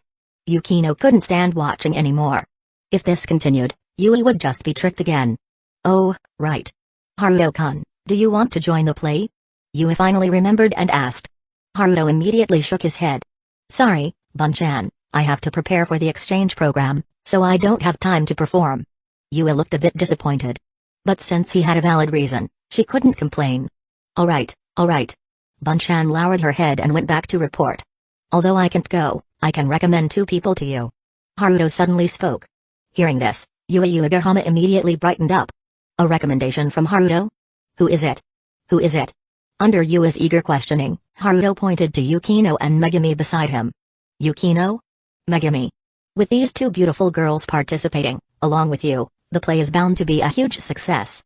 Haruto exaggerated. "That makes sense." Yui was convinced. Yukino shot Haruto a cold glare. However, Haruto merely shrugged. They had already signed the contract, what could she do about it? Megumi also looked helpless. "Megumi, go for it. The more you appear in public, the better your chances of overcoming your low presence issues." Haruto encouraged her. And just like that, he sold the 2 of them out. Yui happily pulled the 2 girls over to her seat to discuss the play. Haruto lay down on his desk, enjoying a moment of peace. But just as he put his head down, bang! The classroom door was slammed open. The room instantly fell silent as everyone turned toward the entrance. There, a stunning beauty with long, flowing black hair strode in with powerful steps and directly dragged Haruto out. Another bang. The door was shut. Everyone was dumbfounded. It took a while before they reacted. Was that Haruto's girlfriend? She looks like a senior from 3rd year. Whoa, she seems really fierce, but she's also really beautiful. No wonder she could land Haruto. Are you sure she's his girlfriend? Maybe she's just an acquaintance or something? Come on, don't kid yourself. That level of closeness, that disregard for other people's gazes. If she's not his girlfriend, then what is she? The classroom buzzed with discussions. Meanwhile, outside, Haruto stood in confusion, staring at Utaha. "Senpai, what's going on?" Utaha seemed incredibly excited, her eyes slightly red. This is your doing, isn't it?" She pulled out a manga. It was last week's issue of Shonen Jump. She flipped to the first page, revealing a statement. Apologies to our readers, Titan will be on a short break this week as the author, Izumi-sensei, is out gathering materials. Izumi-sensei, taking a break for research. See you next week, mwah. Izumi-sensei, by the way, I'm super into a romance light novel lately, Love Metronome. Check it out if you have time. It was the hiatus announcement Haruto had written last week. Not only did he delay an update, but he also used it to sneak in a personal recommendation. Ah, so senpai saw it. Haruto remained unfazed. How could I not? Utaha's voice trembled slightly. The sales exploded. She had already been preparing herself to give up on her debut novel. After all, Love Metronome had dismal sales, with no hope of a reprint. After Haruto's advice, she realized she needed to make some compromises to reach a wider audience. And lately, she had even started to find those cliché romance tropes kind of enjoyable. But then, out of nowhere, her editor called to tell her the sales had skyrocketed. The initial print run of 100,000 copies had been completely sold out. Utaha was stunned when she heard the news. Upon further inquiry, she found out that it was all because of Haruto's plug in his manga's hiatus notice. Given how wildly popular it was right now, a slight push was all it took for a work to enter the mainstream spotlight. And that's exactly what happened to Love Metronome. After piecing everything together, Utaha had barely been able to sleep last night. Literature meant the world to her. It was her dream, her greatest wish. Just as she was about to accept reality and admit that her debut work was doomed, someone had reached out and pulled her back up to the sky. So today, as soon as class ended, she had rushed over. She didn't even know what she wanted to say when she dragged Haruto out. Should she thank him? Or something else? But regardless, she had to see him. She couldn't wait any longer. Now, looking at Haruto, who simply smiled without saying a word, Utaha finally voiced the question in her heart. Why? Why did you do this for me? Haruto shrugged. Because it's a good book. It conveys real emotions through words. The low sales were just a matter of timing, not the quality of the book. And besides, I heard it was written by senpai, so... Before Haruto could finish, Utaha suddenly hugged him. This was happening in the hallway of Sobu High. The two of them already drew plenty of attention with their looks alone.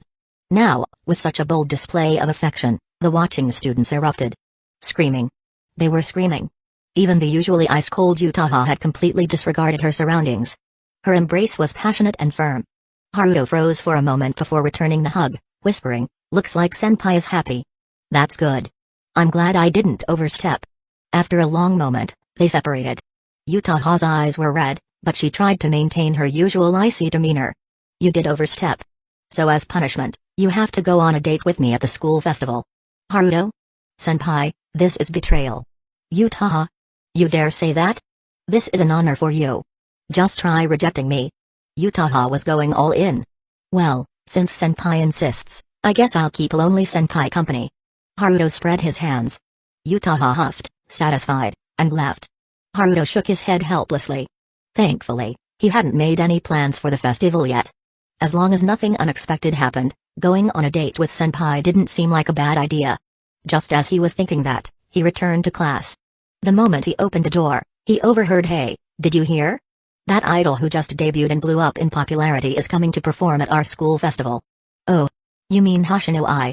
I love her. Her stage presence is amazing. I'll support her forever. Wow, Ai is coming to Sobu High? I'm so glad I got into this school. Long live the school festival." Haruto felt a headache coming. He had a bad feeling about this. Sure enough, his phone buzzed.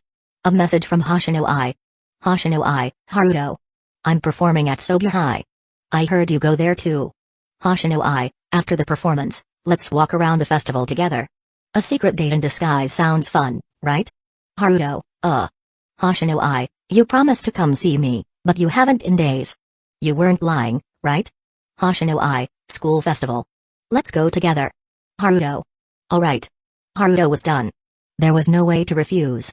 It seemed that encouraging Hoshino Ai to be more natural, let loose, had finally come back to bite him. Well, it was just two people. The festival lasted 3 days. It was totally fine. After school, he went to the Foundation site for a routine checkup, only to be ambushed by Nao. "Big bro, a school festival. I've never been to one. Sobu High allows outsiders, right? Take me." Facing her expectant gaze, those sparkling blue eyes. "Alright, let's go together." Haruto ultimately couldn't refuse. But at this point, he definitely wasn't going to jinx it by saying 3 people in 3 days is fine. Because, even if he didn't say it, He already knew that things were only going to get worse. Back home, Haruto was approached by Annie, who held up her phone displaying the promotional page for Sobu High School's cultural festival. Faced with this girl, who still hadn't fully adapted to modern life and seemed both curious and anxious, he really couldn't bring himself to refuse her. "I'll take you around and introduce you," Haruto said. Annie beamed with joy. Ding dong. As the doorbell rang, Haruto's mood completely collapsed. Standing outside was the golden-haired loser heroine Ariri. Ding dong. Ding dong. Ding dong. With no one opening the door, Ariri mercilessly unleashed a rapid-fire barrage of doorbell rings. The door finally opened. "Haruto, I heard Sobu High is hosting a cultural festival, so I..." "Hey, Haruto, what's wrong?" Halfway through her sentence, Ariri noticed the dreadful expression on Haruto's face. Haruto waved his hand dismissively. "You want to go to the cultural festival together, right?" Hearing this, Ariri averted her gaze with a slightly embarrassed expression. "Well, since you're inviting me, I guess spending a little time with you wouldn't be too bad." At this moment, her tsundere was just the right amount, not annoying, but instead quite charming. Unfortunately, Haruto was in no mood to appreciate it. A love triangle? Battlefield was unfolding right before his eyes. Chapter 86, a play that deviates from the script and Megumi's plea for help. There was still about a week left before the cultural festival. Yet, Haruto had already received 5 invitations. Should he just invite everyone together? That thought was quickly dismissed. Among the 5 invitations, both his senpai and Annie preferred one-on-one interactions, so grouping them together wouldn't be good for anyone. As for the other 3, they might accept going as a group, but it would undoubtedly dampen the mood. 3 days, 5 invitations.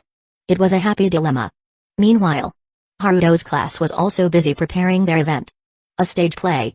A fairly common choice for the festival's performances. If a class didn't have students particularly skilled in singing, dancing, or forming a band, they usually opted for a play or group recital as a safe bet. And when it came to classic love dramas, Titanic was the classic choice. Yu excitedly dragged Yukino Shita into practice. Yukino Shita looked completely lifeless. Why was she being subjected to this suffering? Meanwhile, sitting off to the side, Megumi looked even more resigned. She had once again been completely ignored by everyone. At first, when Haruto mentioned her, Yua still paid some attention to her. But as soon as Haruto stepped out, Megumi was forgotten. Her assigned role in the play was a completely insignificant background character. All she had to do was gasp dramatically during moments of crisis to help create tension. Still, watching rehearsals was at least entertaining.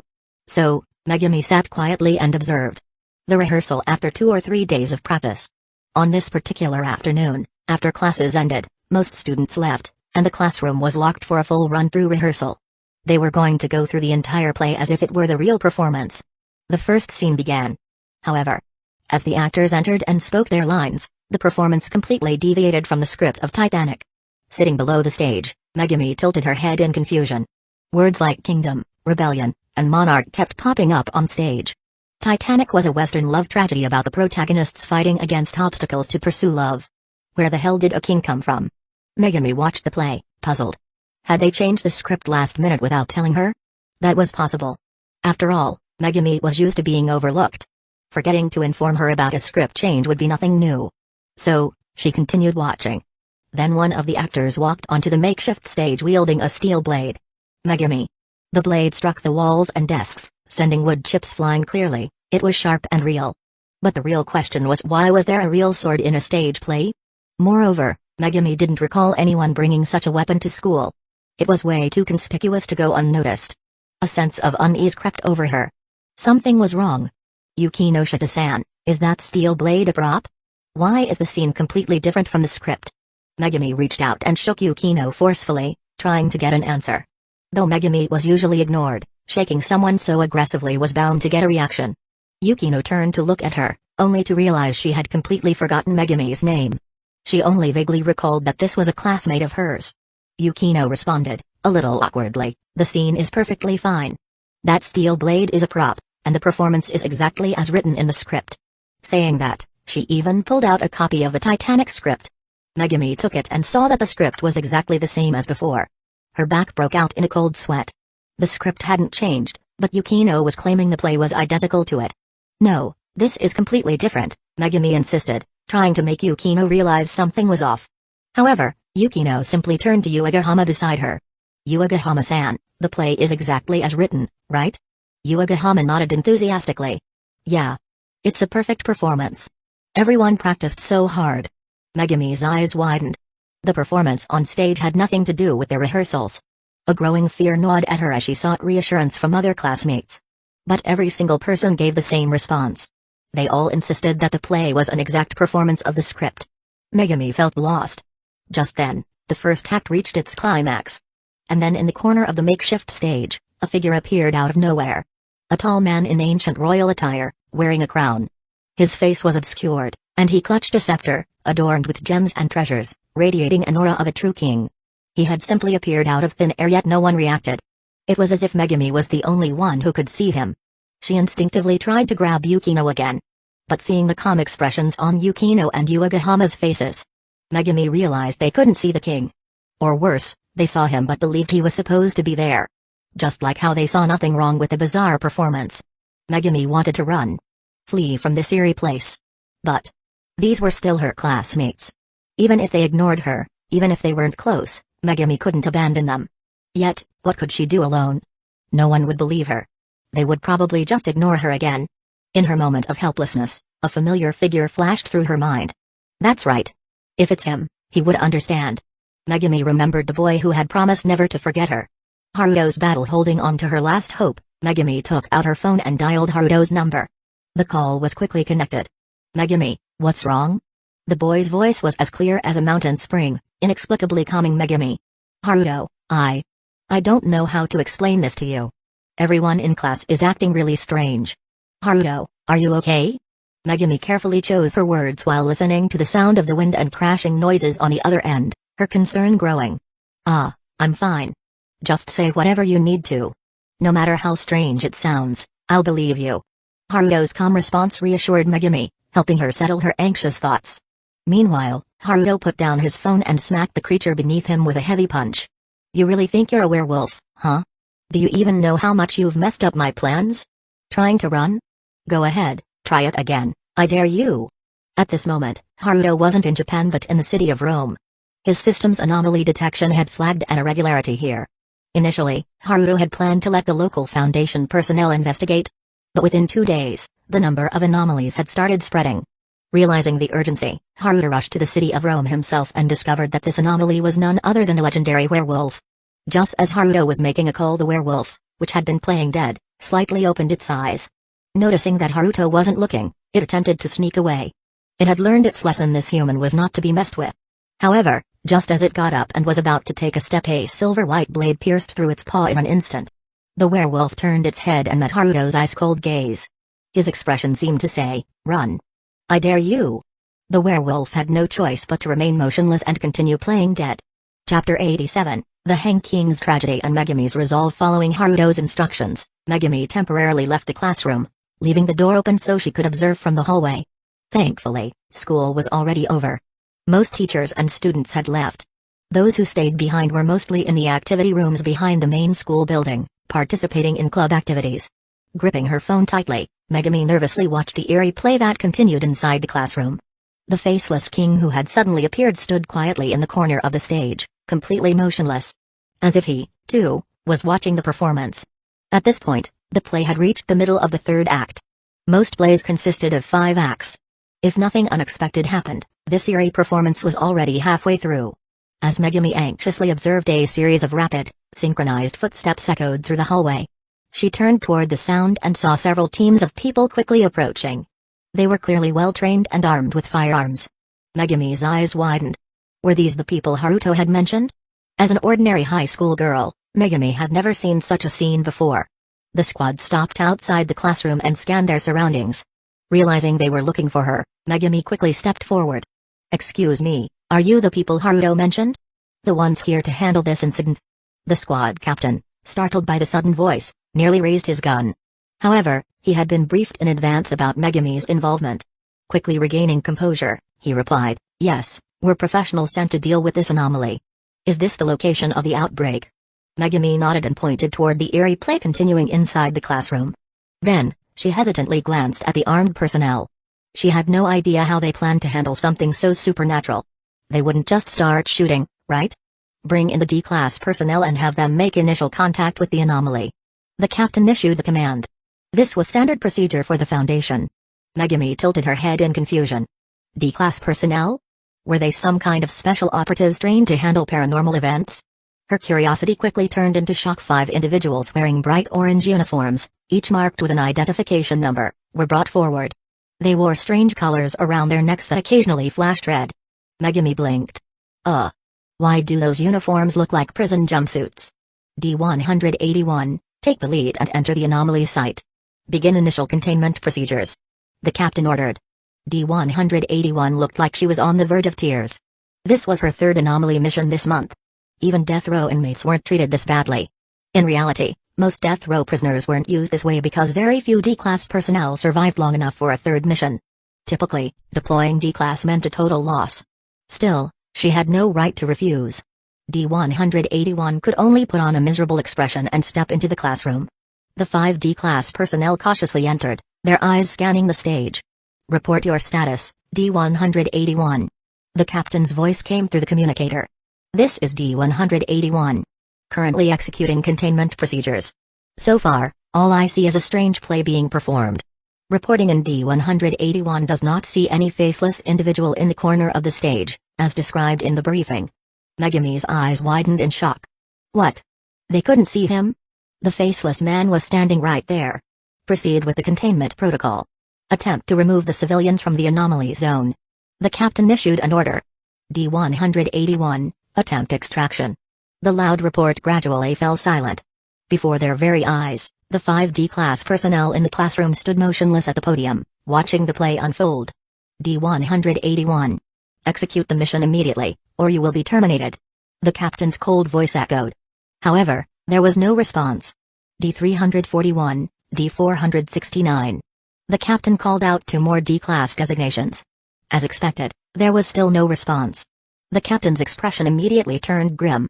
Preliminary assessment. This anomaly possesses cognitohazardous properties, capable of affecting the perception of individuals within a small area. D-181 has a cognition level of 4, ranking in the top 10% of all human cognitive abilities. This anomaly exhibits a strong cognitohazard effect. At that moment, the play reached the 5th act. The faceless king, who had been ignored by everyone until now, stepped onto the stage. As part of the performance, he played the role of the king. And in this act, the play depicted the rebels assassinating the king. Thus, he suspended himself in midair. Blood gushed from his neck and face, spilling onto the surrounding area.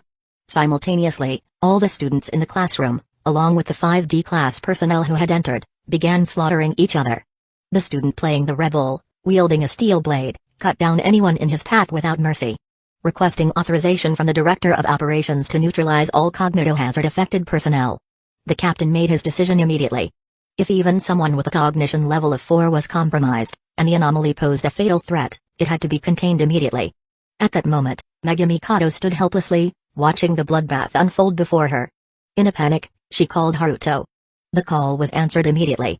Haruto. Megami hastily explained the situation. After hearing her report, Haruto pondered for a moment. Truthfully, Haruto agreed with the captain's judgment. A highly potent cognitohazard anomaly. Anyone who enters is immediately affected. The Foundation had not yet developed effective countermeasures or drugs against cognitohazards. Using extreme measures to prevent a larger outbreak was reasonable. If Haruto were there, it would be easy. He was immune to cognitohazards. He could simply walk through it. But the problem was, he was in the city of Rome right now. Even if he took the fastest flight back, it would still take time. Neutralization and containment were the only options. Then, Haruto thought of Megami. Why was she the only one unaffected by the cognitohazard? Recalling Megami's abnormal ability to be ignored, could it be that Megami was some kind of anti-meme? Memes and cognitohazards often had resistances against each other. Haruto spoke in a serious tone. Megami, listen to me. Right now, you're the only one who can save everyone. Megami's eyes widened in shock. If you're brave enough, hand your phone to the nearest armed personnel. They will give you a crowbar. You need to take the crowbar and enter the classroom. Gently tap the back of each performer's head. You don't need to use much force. You just have to complete the action. But this is dangerous. Megami, you must decide for yourself. Hearing his words, Megami's hesitation disappeared.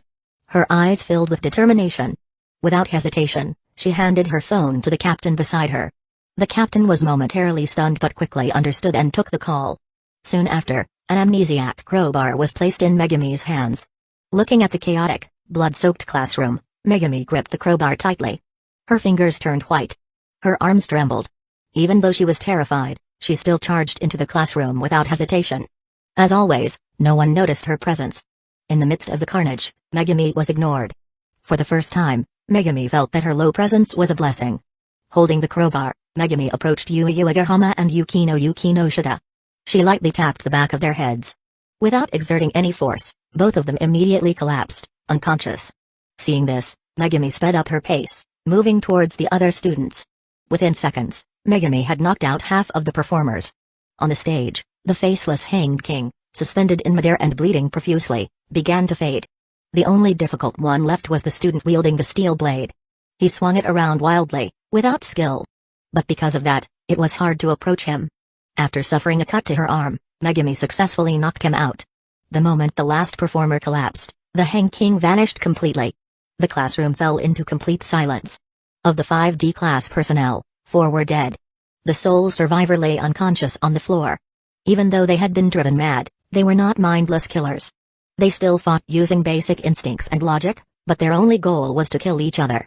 Students had no combat ability, they could only throw wild punches. But D-class personnel were different.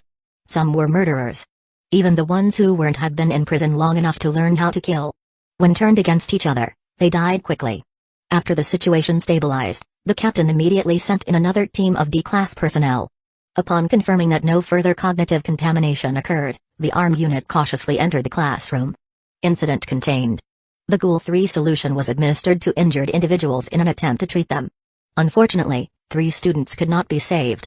They had been brutally dismembered by the blade-wielding performer. The solution's regenerative properties were limited, it could save someone as long as their organs weren't completely destroyed. But reassembling a person was simply impossible. As for the D-class personnel, their lives didn't count. Their bodies were simply disposed of. Chapter 88, The Perfect Wife. During the cleanup, the armed unit found a blood-stained script. Its title was barely legible, The Hanged King's Tragedy. Further analysis revealed that this had originally been a script for Titanic. However, during the anomalous outbreak, reality was altered. The script and the steel blade were taken into containment. Anomaly, The Hanged King's Tragedy, SCP-701, Anomaly Level 4, Destruction, a 5-act play that compels readers to perform it. The performance deviates into a scripted massacre. An incorporeal king manifests and is ignored until the climax. By Act 5, he is hanged, triggering mass violence. Affects all individuals with a cognitive level of 4 or lower. By the time Haruta returned, the Hanged King's Tragedy had already been contained. The script was locked in a black-sealed containment chamber, restricted to Level 4 clearance and above. Incident report: the anomaly originated from a student reading an old anthology that contained the Hanged King's Tragedy. The student inadvertently triggered the anomaly on the day of the performance. The anthology was secured, but no other copies were found to contain the Hanged King's Tragedy. All affected individuals underwent Class A amnestic treatment. The deaths of 3 students were covered up as withdrawals, with their families compensated. The Foundation will monitor online sources to prevent further spread of the anomaly. Megami sat in a Foundation safe house, burying her face in her hands. She looked dejected. The door creaked open. Haruto sighed helplessly as he looked at her. Haruto sat down beside Megami Kato. I could have saved them. Megami didn't lift her head, she knew it was Haruto who had come. No, you've already done more than enough. If not for someone named Megami Kato stepping in, everyone in that classroom would be dead. Haruto stated this as a fact. Given that no one else had the ability to resist cognitive contamination by the time Haruto returned, at least 2 hours had passed. 2 hours, and by then, the corpses would have long gone cold. Moreover, Megami had intervened decisively and acted swiftly. Despite lacking critical information, she had done everything she could. Everyone who survived this anomaly outbreak owed their lives to Megami. Megami lifted her head and looked at Haruto. Her eyes were red, and tear stains marred her cheeks. Haruto reached out, gently wiping the tears from the corners of her eyes before pulling her into his embrace. No words could comfort someone in such a state. A warm embrace was far more effective. Leaning against Haruto, feeling his warmth, Megami could no longer hold back as she burst into tears. Fear of the unknown, lingering terror from her injuries, guilt for those who had died, all of it, at this moment, erupted uncontrollably. As she sobbed her heart out, only one thought filled her mind. That she had Haruto. That in this world, Haruto existed. Because otherwise, in such a vast world, there would be no place for Megami Kato to release these emotions. Megami had always been slow in perceiving emotions. But being slow didn't mean she lacked them. Instead, emotions built up more easily inside her. If Haruto weren't here, Megami might have lost her mind. Her tears soaked through Haruto's shirt. Her sobs refused to subside. Haruto gently patted her back, soothing her, helping her breathe more easily. Seeing Megami cry her heart out actually made Haruto feel relieved. When someone experiences a major crisis or setback and doesn't break down like this, that's when it's truly concerning. Because if they don't let it all out, they might just collapse. After a long while, Megami finally lifted her head slightly, peeking at Haruto's expression. Even for her, showing herself like this was a little embarrassing. But all she saw was his usual, gentle smile. Megami felt reassured. So, what exactly was that? And what is this place? Now that her emotions had settled, she became curious about the Foundation. Haruto didn't hold back, he told her everything about the anomalies and the Foundation. He had a feeling that he wouldn't need to use memory erasing techniques on Megami. This soft-spoken yet strong-willed girl might make an unexpected decision. When he finished, Megami covered her mouth in shock. So, Haruto-kun is actually the leader of a supernatural organization? That sounds like something out of a Chuni fantasy. Haruto chuckled helplessly and ruffled Megami's hair, leaving it messy. After a brief moment of playful banter, Megami suddenly sighed. Wow, I really feel like Haruto-kun and I aren't from the same world at all. Haruto shook his head. That's not true. The Foundation exists to protect our peaceful everyday lives. The me you see, the one you've always known, is real. So how could we not be from the same world? Hearing this, Megami smiled warmly. Is that so? You're right. Haruto-kun has always been like a hero. After musing aloud, Megami pointed to herself. Can I join?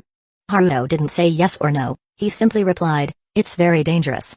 The Foundation fights against anomalies every day, and sacrifices are common. You've seen it for yourself. Megami nodded. Yeah, I saw it. But that's exactly why I want to join. My low presence. It seems like an asset for the Foundation. She smiled. For the first time, I feel like it's a good thing. Haruto embraced Megami again, his touch full of tenderness. Then, he took out the Absolute Covenant Codex. The golden pages flipped open, stopping at a blank space following a long list of names. Megami signed her name. Welcome, Megami Kato. From now on, let's fight together for humanity's future, and for our peaceful everyday lives. Haruto spoke with conviction. Megami nodded. For humanity's future. And for Haruto-kun. Haruto was momentarily stunned before bursting into laughter. Megami Kato SCP Foundation, A-Class Personnel, Head of the Special Department for Mimetic Strategies, Level 4 Security Clearance. In matters regarding mimetic anomalies, she held decision-making priority equal to that of an O5 Council member. Thank you, Kato-san.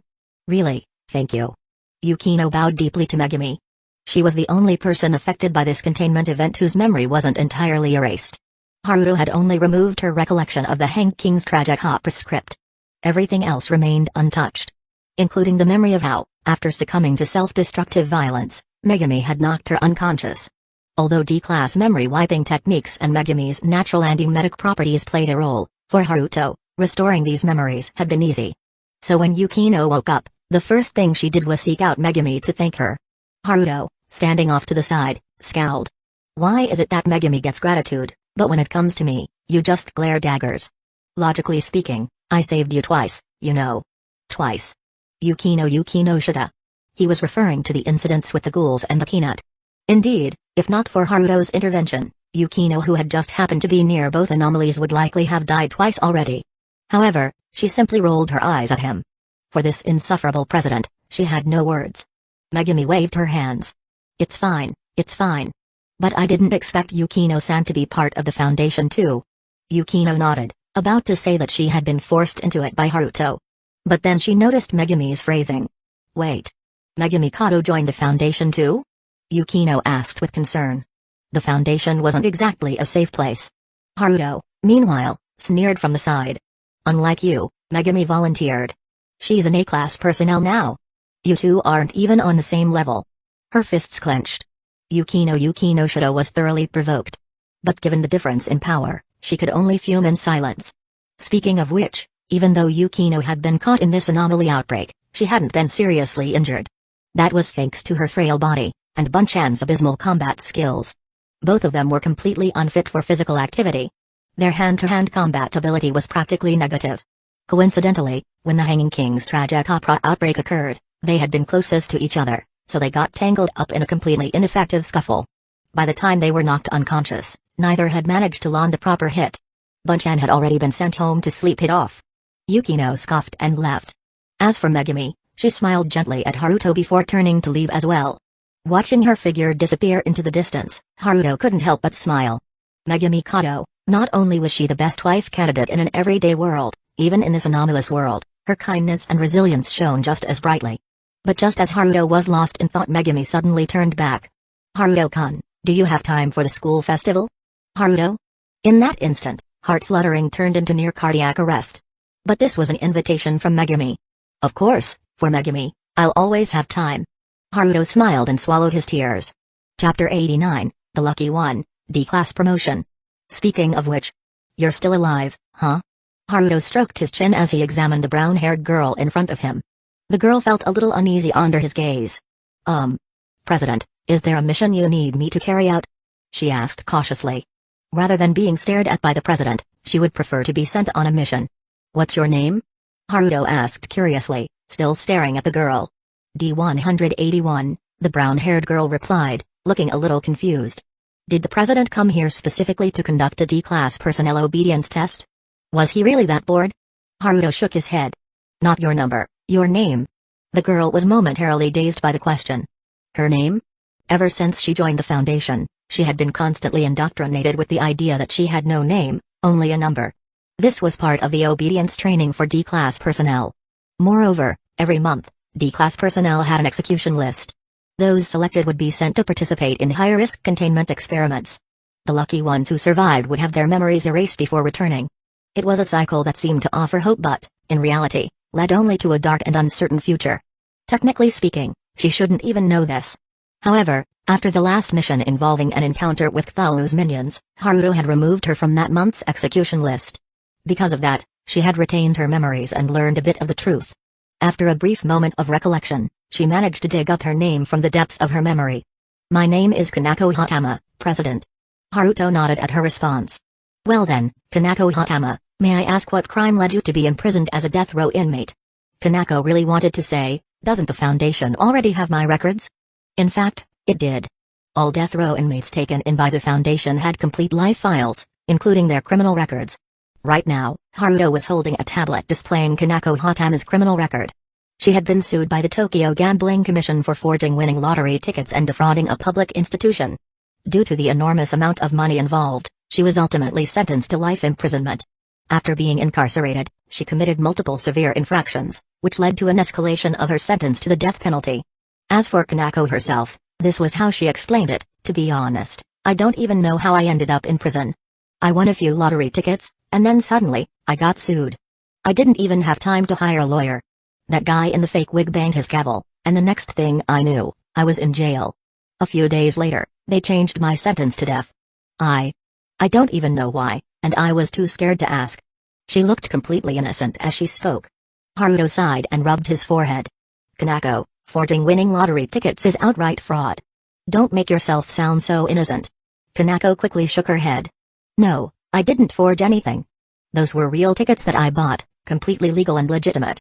Haruto glanced at the data again and then said, Kanako, are you aware that out of the 4 lottery draws you supposedly won, 3 of them didn't even have a first-place winner? Kanako? Haruto continued, and the only draw that did have a first-place prize? That particular ticket wasn't available for public purchase, it was transferred internally to a gambling official. Kanako, I fucking knew it. As she gritted her teeth in anger, Haruto put down the tablet. Looks like you really didn't know. But if you had thought about it, you would have realized gambling institutions. Haruto shrugged, his meaning crystal clear. Kanako felt utterly defeated. If she had known this earlier, she wouldn't have bought those damn tickets. First, she got thrown into prison for no reason. Then, she ended up in the Foundation out of nowhere. Kanako Hatama, do you want to escape your status as a D-Class personnel? The sudden question made Kanako's eyes widen. D-Class personnel can be promoted? She looked at him in disbelief. Haruto nodded. The authority to promote a D-Class individual rests solely with a level 5 personnel. As it happens, I am level 5. Hope flickered in Kanako's eyes. Then, President, what do I have to do? Under her expectant gaze, Haruto pulled out a coin and 2 dice. Let's play a game. If you can roll 650 times in a row and flip heads 30 times in a row, you're free. Kanako? Her hope was instantly shattered. With a miserable expression, she protested, President, this is just cruel. Giving someone hope only to destroy it right after, that's way too cruel. I may be a D class, but we have human rights too, you know. Haruto shook his head. Nope. D class personnel don't have human rights. Kanako. So, do you want to try? Haruto asked. Kanako took the dice and the coin in a daze. It was impossible, but she had to at least try. So, she casually rolled the dice onto the table. The dice spun rapidly before settling. A bright red 6 faced upward. Kanako. She kept rolling. An unbelievable sight unfolded. 6 after 6 after 6. At Haruto's request, she even changed her rolling technique several times. Yet the results remained the same, always 6. The hope that had just been shattered began burning brightly once again. Until the 50th roll landed. Still a 6. Wow! Kanako cheered in delight. Haruto picked up one of the dice and examined it closely. Then, applying slight pressure with his fingers, he crushed it. It was a standard industrial product, with no modifications.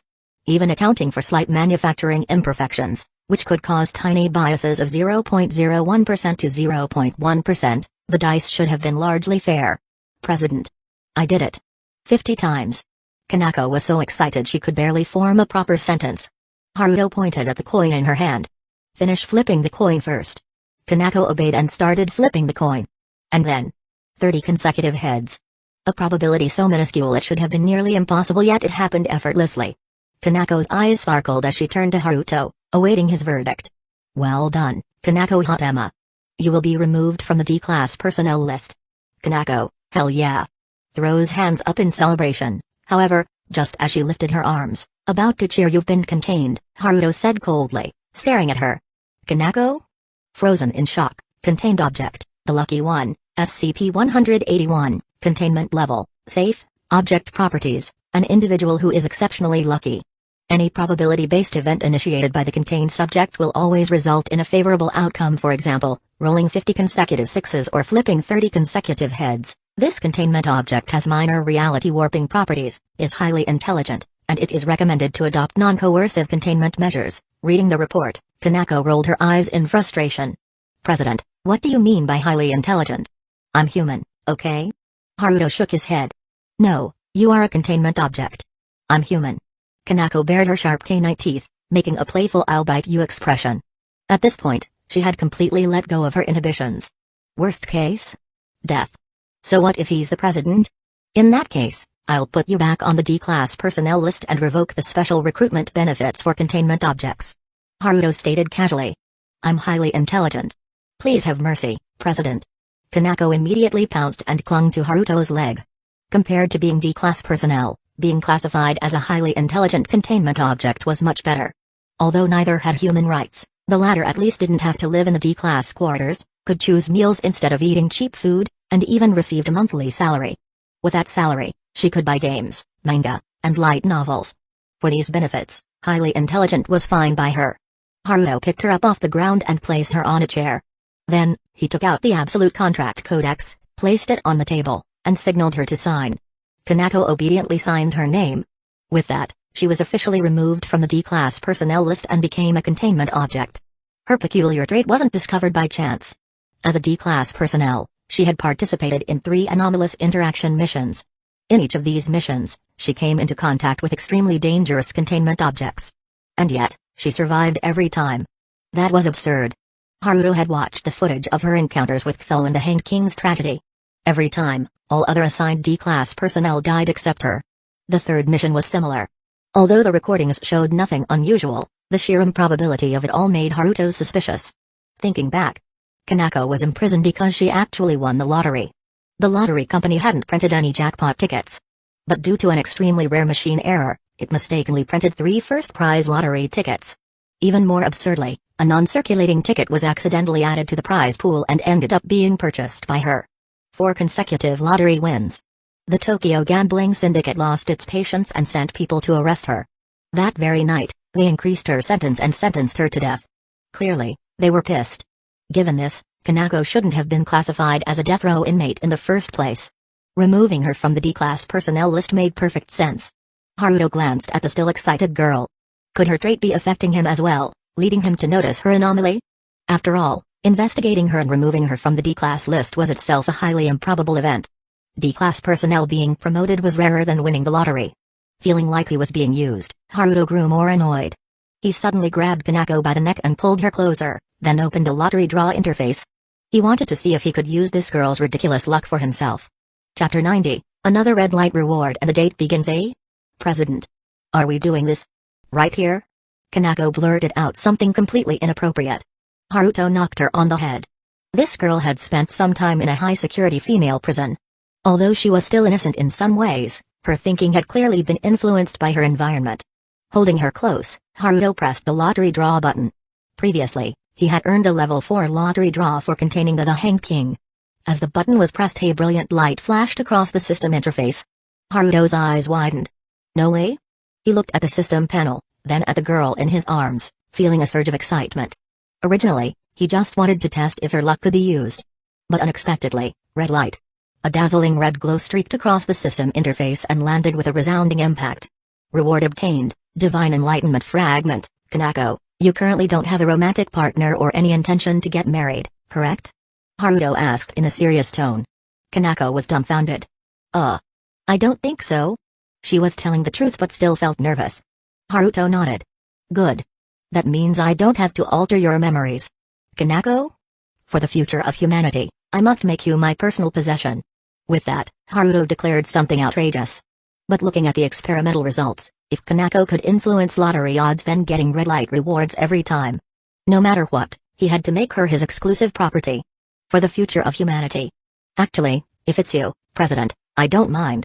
Kanako stopped thinking altogether. Her image of the mysterious and powerful president shattered. But that was fine, she was a sucker for good looks. If it was Haruto, a ridiculously handsome guy, she had no complaints. After leaving the Foundation, Haruto returned to his apartment and carefully examined the red light reward. Divine Enlightenment Fragment, a metaphysical concept, not of this world's gifts. It is the supreme enlightenment, unobservable, indescribable, and unrecordable in its essence. Its origin of fragmentation is unknown, but even a single fragment contains incomprehensible power. Using the Divine Enlightenment Fragment allows an individual to elevate the concept of one of their traits, with a probability of transforming it into supreme divinity. Due to its fragmented state, it retains partial abilities, enabling conceptual elevation of a trait. Note, the final enhancement result depends on the strength of the chosen trait. Traits that are closer to supreme divinity have a higher chance of reaching metaphysical conceptual power. Haruto pondered over the system's explanation. Choosing a trait for conceptual elevation. Since stronger traits had a higher chance of reaching supreme divinity, he had to pick from his golden tier traits. As for enhancing his divine intelligence fragment, Haruto had considered it. But after trying, the system informed him that it couldn't be elevated to supreme divinity. Clearly, even as a fragment, divine intelligence was already considered supreme divinity. So, his choice came down to 3 options: Blacklight Virus, Evolution, Kamui-Mangekyo, Space and Mind, the World, Time. Kamui-Mangekyo was the first to be eliminated as it was far weaker than the other 2. That left Blacklight Virus, Evolution, and the World, Time. Haruto hesitated between the 2. Ultimately, he decided to wait and see. Blacklight Virus still had room to evolve. He would absorb more powerful genes and refine it further before making a decision. Then came the joyful yet exhausting school festival. The Hanged King's incident barely caused a ripple at Sobu High. The 3 deceased students were officially withdrawn from school. The reason? Completely legitimate. Aside from Megumi Kato and Yukino Shida, everyone else had their memories erased. The theater play had to replace 3 actors at the last minute, but it managed to continue. With the pressure of 6 invitations, Haruto meticulously planned out his schedule, a true master of time management. However, plans never keep up with change. First day of the school festival, Haruto was completely absent. The reason? The so-called city of Rome was once again dealing with vampires. Similar to the previous werewolf incident, it was another case of a highly contagious anomaly. Through the first embrace, vampires could convert normal people into their kind, though the turned individuals couldn't further infect others. It was something the mobile task force could handle, but air travel was too slow, risking further spread. So Haruto had to personally fly there with his wings. Thus, his school festival plans were reduced to just 2 days. After utterly annihilating the vampire progenitor and venting his frustration, Haruto returned to his apartment, looking dazed. There was no escaping the incoming battlefield of romance. Lying on his back, Haruto stared at the ceiling, lost in thought. Before long, he heard the sound of a doorknob turning. Without even looking up, he knew it was Shiro. Ever since Shiro had maxed out her lock-picking skills, Haruto had simply stopped locking his door. It was pointless. Shiro found Haruto lying there, his expression blank as he stared at the ceiling. Curious, she climbed onto the bed, snuggled up to him, and blocked his view to meet his gaze. "Anii-chan, not happy?" Haruto smiled helplessly. "Not exactly unhappy, just a bit exhausted." Shiro tilted her head in confusion. "Shiro will help Anii-chan." Even though she didn't understand what he needed help with, Shiro spoke earnestly. Haruto was about to tell her that she couldn't help.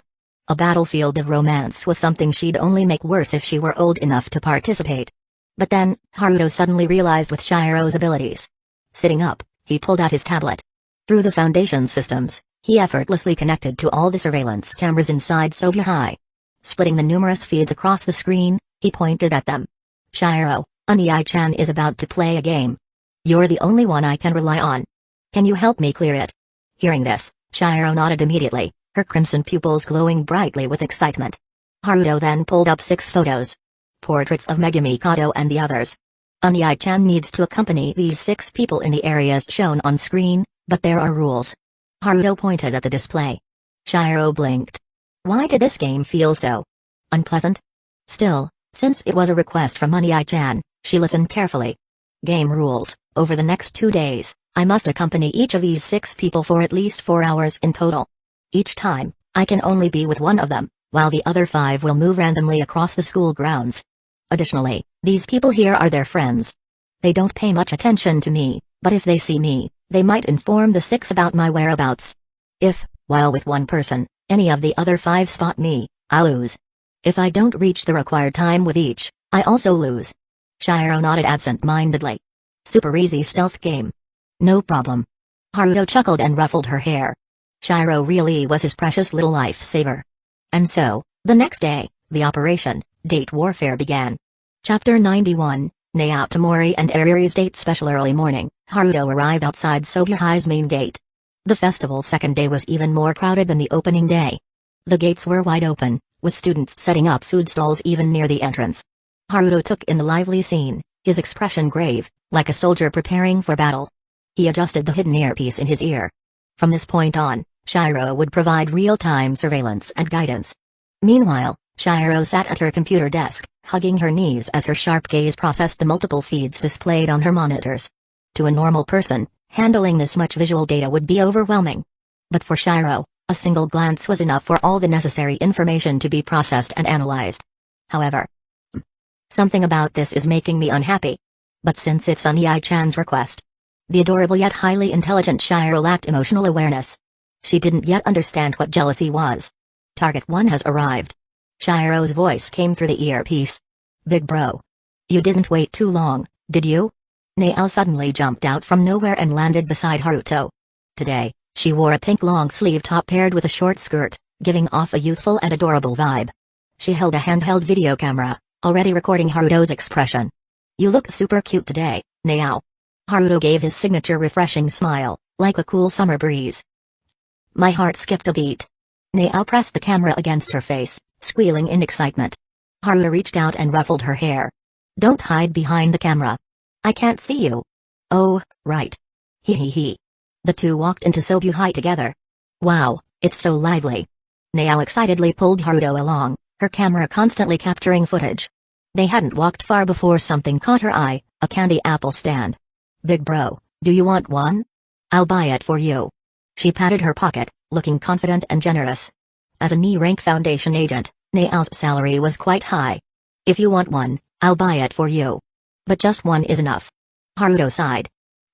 Big bro, even if you can read a girl's mind, sometimes it's better to pretend you don't. Nael pouted playfully. Haruto walked over to the stall and bought a candy apple, handing it to her. You're not having one? Nael asked. Haruto glanced at the apple. If things go as expected, I will. Candy apples, whole apples, cored and coated in syrup.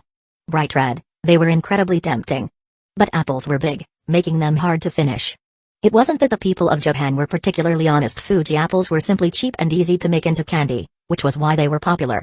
A bit like sugar-coated hawthorn sticks, but apple version. As Haruto predicted, after eating half, Nao couldn't finish the rest. She didn't want to waste it, but holding onto it was a hassle. She was stuck in a dilemma. Haruto casually reached out and took the half-eaten apple from her. Nao scratched her head awkwardly. Hee hee. Are you sure you can't predict the future? Haruto took a big bite of the remaining apple and flicked her forehead. This isn't foresight. I just know you well. Hearing that, Nao smiled even more brightly. She suddenly flipped the camera, pulled Haruto down, and took a bite from the same candy apple. Their faces were incredibly close, only separated by the apple. The atmosphere turned undeniably intimate. And this moment was captured on camera. Turning the camera back around, the two of them looked at the photo and exchanged a smile. Una-chan, target number 2 is approaching 300 meters ahead. Move to the left to evade. Shiro's voice suddenly came through the earpiece. Haruto glanced to the left and quickly locked onto a stall. Nao, look over there. Haruto pointed to the left. Following his direction, Nao looked over and saw a booth resembling a punching machine. That looks fun. Big bro, let's go check it out. Nao tugged on Haruto and moved toward the booth. Not long after they left, Ariri walked over from the front. She looked around in confusion. Something felt off. Had she just missed something important? Hey there, young man. Want to give it a try? If you score 100 points, you can win a plush toy. The stall owner greeted them enthusiastically as they approached. To the left stood a small punching bag connected to a machine. It was the common type where you punch it, and the machine measures your strength to give you a score. The stall's business model was simple: pay to punch, and if you scored high enough, you got a plush toy. The main targets were obviously couples. Which boyfriend wouldn't want to show off his strength in front of his girlfriend? And most girls tended to like plush toys. Let's play, let's play. Big bro. Nao shook Haruto's arm eagerly. Alright. Haruto paid the fee and stepped up to the machine. At that moment, he had the feeling of a Super Saiyan testing his strength at a martial arts tournament. If he wasn't careful, he'd end up breaking the machine. Fortunately, Haruto had precise control over his strength. Using a bit more force than the average adult male, he punched the machine's sensor. A dull thud rang out, and the score began rising rapidly. 30, 50, 90. Finally stopping at 98. Wow, young man, you're pretty strong. Just a little short, though. The stall owner chuckled awkwardly. Haruto glanced at the man. This guy was pretty greedy. The machine was probably set so that the first 80 to 90 points were easy to get. But once you hit 95, each additional point required a massive increase in power. To score a perfect 100, you'd probably need the strength of a professional boxer. The setup was designed to give boys a little glimmer of hope while ensuring the stall owner didn't have to give out too many prizes, maybe even tricking them into trying again. So, young man, want to go again? The stall owner grinned slyly. Big bro, let me try. Nao raised her hand excitedly. Haruto looked at her, about to warn her. But before he could, the stall owner spoke up. Since your girlfriend wants to play, why not let her have a go? Haruto, alright, you bastard. Well played. Haruto paid for another round and took Nao's camera for safekeeping. The stall owner grinned as he counted the money. In his mind, she was just a small girl, how much strength could she possibly have? A loud, earth-shaking bang echoed through the air. The stall owner froze and looked up at his machine. The entire thing had been pushed back over a meter. The punching bag's sensor had been completely smashed through, with sand pouring out of it. On the screen, the score skyrocketed. 100. 200. 3,786. Haruto quickly walked over and placed a hand on Nao's head. Nao, secrecy protocol. Humphrey, he was being sneaky. He deserved a little lesson. Nao stuck out her tongue playfully. As a high-ranking member of the Foundation, Nao had undergone enhancements with no side effects. With the addition of Mihari, their biological research had advanced rapidly. The development of things like the Crimson 1 armor and Ghoul 3 solution had progressed significantly. Even RC cell transplantation and cultivation had long been successful. At this point, all high-ranking members of the Foundation had physical capabilities beyond human limits. This. The stall owner looked like he was about to cry. What the hell? Was this girl the reincarnation of Hojo Masako? Was this the Baki universe? Could she unlock the demon back or something? As agreed, 37 plush toys. Haruto turned to the stall owner with a smile. Even though he scolded Nao for breaking protocol, what was done was done. That's a bit much. How about the stall owner tried to negotiate? No worries. You can cash it out. I'll take 70% of the market price. Haruto kept smiling, leaving no room for negotiation. This was so high. If he tried to weasel out, he'd be reported to the school and face consequences. In the end, the stall owner had to pay up, while Niao happily left with 2 of her favorite plush toys. The stall owner, meanwhile, collapsed in despair. Between laughter and playful teasing, time flew by. "Brother, target number 2's meeting time has arrived. Wrap things up and leave." Shiro's voice came through the earpiece again. Haruto stopped in his tracks. Niao turned to him in confusion. "Big bro, what's wrong?" Haruto spoke seriously. "Something unusual is happening. I need to go handle it." Hearing this, Niao immediately became serious as well. "I'll go to the Foundation command." Haruto shook his head. "It's not a physical entity. I can handle it myself." "Niao, just enjoy the festival." Suspicion flashed in Niao's eyes, but in the end, she nodded. "Okay." Haruto suddenly leaned in, took her hand, and placed a light kiss on her forehead. "Have fun." With that, he turned and walked away. Niao stood frozen for a moment before her face turned bright red. "Damn it. I didn't get a photo." She held her camera in frustration. As Haruto moved through the crowd, Shiro's voice continued in his earpiece, "You didn't shake them. They're still tailing you. Just focus on escaping for now." Haruto had already noticed it. Niao must have used her ability to become invisible to his sight and was following him. For now, he had no choice but to leave so behind. Seeing him leave, Niao sighed and returned to the festival. "Haruto, you're late." Ariri pouted, puffing up her cheeks in frustration. Haruto smiled. "Ariri, you look really cute today. This outfit suits you well."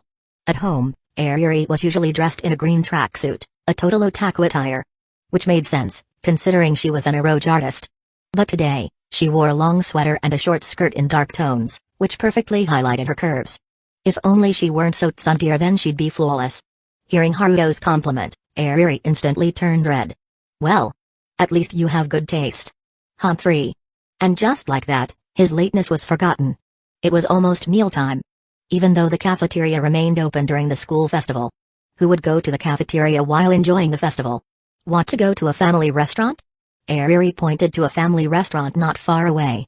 Although she wasn't particularly fond of family restaurants, since this was their first date, she decided to play it safe. Haruto was about to agree when he heard Shiro's voice through his earpiece. "Negative. Target 4 is inside the restaurant." Haruto immediately stopped in his tracks and pointed in another direction. "How about trying some Mexican food instead?" Ariri looked over, her eyes lighting up slightly. She hadn't been to a Mexican restaurant before. "Since you're asking, I suppose I can reluctantly agree." Ariri let out a small tsundere huff. The two of them headed toward the restaurant. "Welcome." A cold and indifferent greeting came from inside. Haruto frowned and looked at the staff member who had spoken. It was Gabriel. Their eyes met. Gabriel gave him a dead fish stare. She had only taken this job to fund her gacha addiction. She never expected to run into Haruto here. Haruto also felt rather helpless about the situation. After the two sat down, Gabriel walked over. "Hey, what do you want to eat?" Gabriel asked lazily. "Hey. What kind of attitude is that?" Ariri immediately protested. "I'm a foreigner. My Japanese is no good." Gabriel shamelessly made up an excuse without changing her expression. Hearing that, Ariri felt like she had been too rash and awkwardly looked away. Haruto sighed helplessly. As expected, a schemer trumps at tsundere. "Gabriel, please don't deceive others so casually." Haruto exposed her lie. "TCH. Hey. Not only are you lying, but your attitude is the worst." Ariri almost charged at Gabriel to fight her.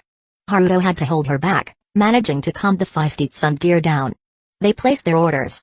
Soon, their food was brought out. However, it wasn't Gabriel serving them this time, it was the restaurant owner. "I take great pride in my Mexican cuisine," the middle-aged owner said with a smile. Chapter 92, Annie's turn. "I take great pride in my Mexican cuisine." The middle-aged owner confidently set down his dish, practically raising a flag. Ariri picked up a spoonful of menudo and put it in her mouth. Menudo was a famous Mexican dish for its spiciness. She had eaten it many times before. But this time it's so spicy. What the hell? This isn't authentic at all. The spiciness hit her so hard that tears welled up in her eyes. Hearing that, the middle-aged owner looked like he had just taken an arrow to the knee, utterly devastated. He had specifically traveled to Mexico to learn authentic Mexican cuisine, hoping to return and showcase his skills. Haruto picked up his chopsticks, took a bite, and then flicked Ariri on the forehead. "Don't talk nonsense. This dish is excellently made, the flavor and heat are just right." Ariri looked at him with teary eyes. "But it's way too spicy." It's not as good as the one you make, Haruto. Haruto shook his head. I always adjust the spice level when I cook for you. Authentic Mexican cuisine is meant to be spicy, the heat enhances the flavor. Hearing that, Ariri finally understood. Meanwhile, the middle-aged owner looked like he was about to cry from joy. This was the first time since opening his restaurant that someone truly appreciated his cooking and gave such an encouraging review.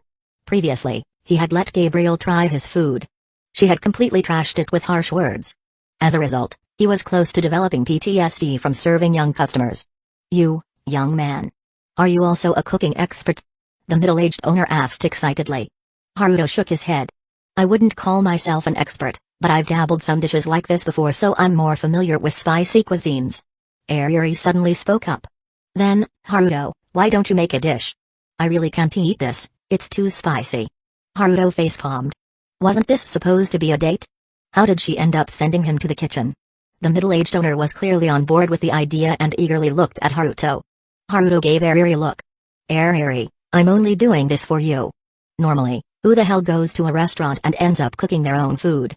Hearing that, Ariri felt a wave of sweetness in her heart. Hee, Haruto is doing this for me. For once, the golden-haired defeat dog didn't act sundeer and instead showed a genuinely happy smile. With no other choice, Haruto headed into the kitchen. He picked up a wok with practiced ease and began to stir-fry. Boss, Japanese cuisine tends to have a lighter flavor. Their tolerance for spice is quite low. If you want spicy foods to sell here, you'll need to adjust the spice level. By a lot. As he flipped the ingredients in the pan, Haruto shared his advice with the owner. The owner hesitated. But if I do that, it won't have the soul of Mexican cuisine anymore. Haruto sighed. Rather than soul, adapting to the local palate is more important. Otherwise, you won't survive in the market. Before long, a milder version of menudo was ready. The owner took a taste and had a look of realization. Thank you. Young man, leave me your contact information. If you ever need catering or a banquet, you can come here, I'll make it free for you. The owner made this generous offer. Haruto smiled, agreed, and carried the dish back to the table. Ariri eagerly took a bite and immediately showed a satisfied expression. As expected, Haruto's cooking is the best.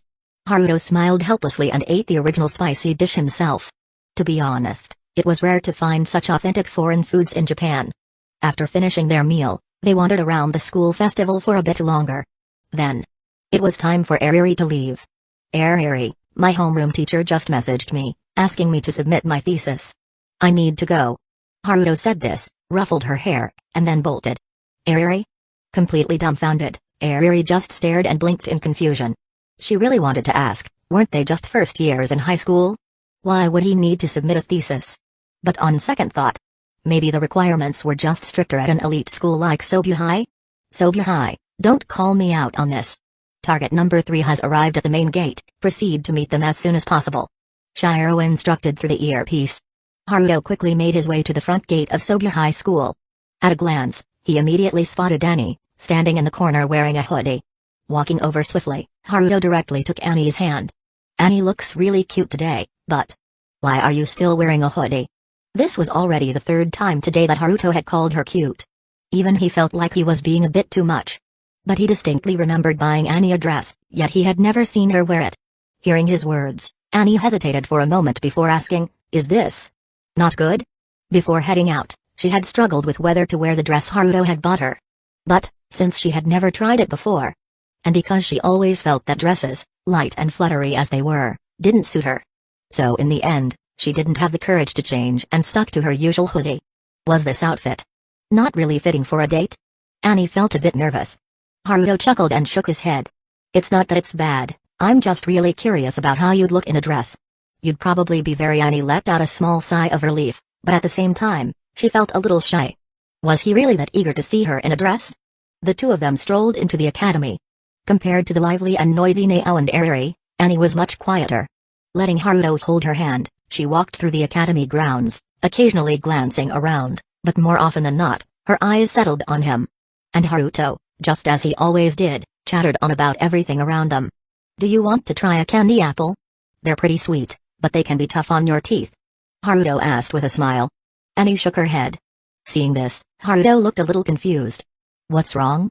You don't seem to be in a good mood? Annie glanced at the bright red candy apples before speaking softly, it's just, I feel a little lost.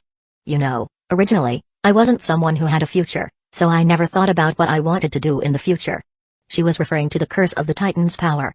Those who inherited the power of the intelligent Titans only had 13 years to live from the moment of inheritance. Without Haruto. Well, Annie had always thought she would die young, either on the battlefield or simply as a consequence of her fate. Haruto didn't respond. Instead, he grabbed Annie's hand and led her forward. Annie was puzzled but followed him without question. Soon, they had left the festival streets of Sobuhai. Haruto led Annie into a school building that was closed off for the festival. They climbed the stairs, eventually reaching the rooftop. At this moment, the sun was setting. Darkness was slowly enveloping the academy. Look, Haruto pointed to the streets below. From here, they had a perfect view of the scene below. In the darkness, people moved about endlessly. Annie looked down, confused about what Haruto wanted her to see. And then click. A crisp electrical sound. Right on time, the nighttime festival lights turned on. In an instant, the dark streets were illuminated with colorful lights. Each stall lit up their neon signs, adding even more color to the streets. As the lights flickered on, it was as if they also illuminated Annie's eyes. Suddenly, she understood what Haruto was trying to say. Look at this, Annie. The future isn't just darkness. Haruto pointed down, smiling. Besides, didn't I already promise you? No matter what happens, you'll always have a place by my side. Being lost for a moment is fine. The future. We can figure it out slowly. There's no rush. Annie nodded firmly. Yeah, there's no rush. A smile appeared on her face as she pointed to a stall in the distance. I want to eat that.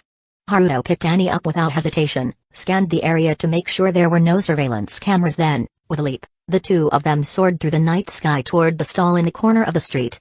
Woo! Feeling the strong wind against her face and watching the festival lights blur past below, Annie let out an excited cheer. Down in the streets, Ariri, who was wandering around, looked up in confusion. Did she just miss something again? Weird. Under the night sky, the festival seemed even more lively under the glow of the lights. With her hesitation completely gone, Annie started pulling Haruto along, running around excitedly. Is that pie? Annie pointed at a nearby stall selling pastries, curious. Haruto nodded. Want one mid-sentence, Haruto suddenly remembered something from the original story.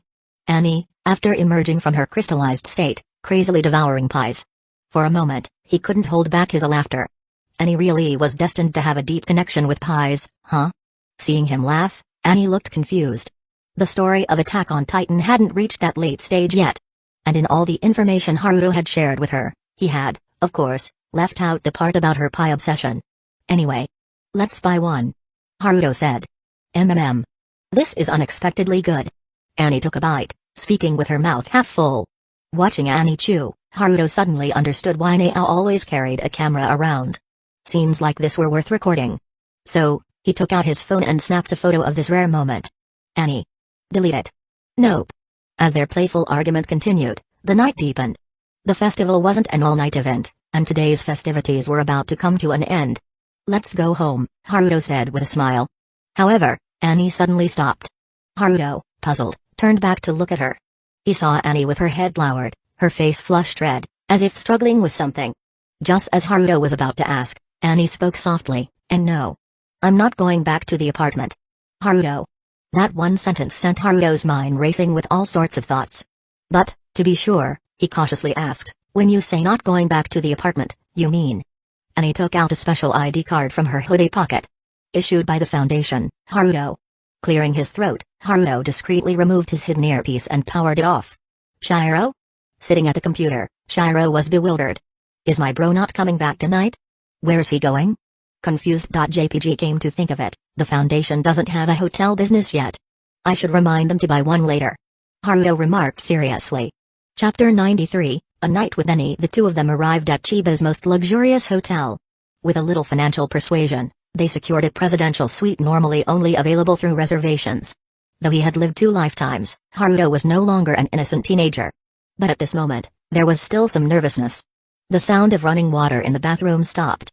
The sound of the door opening and closing came.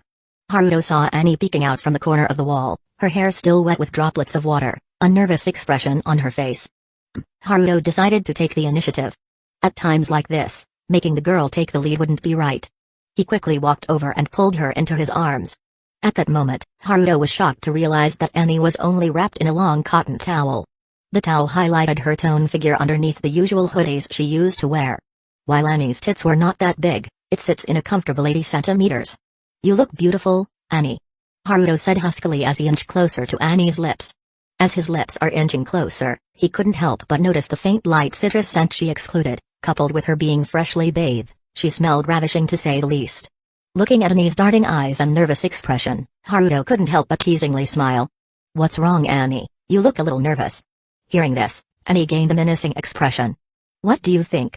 It's the first time I'm doing this. It's just a natural reaction." But midway through her blubbering, Haruto shut her lips up using his.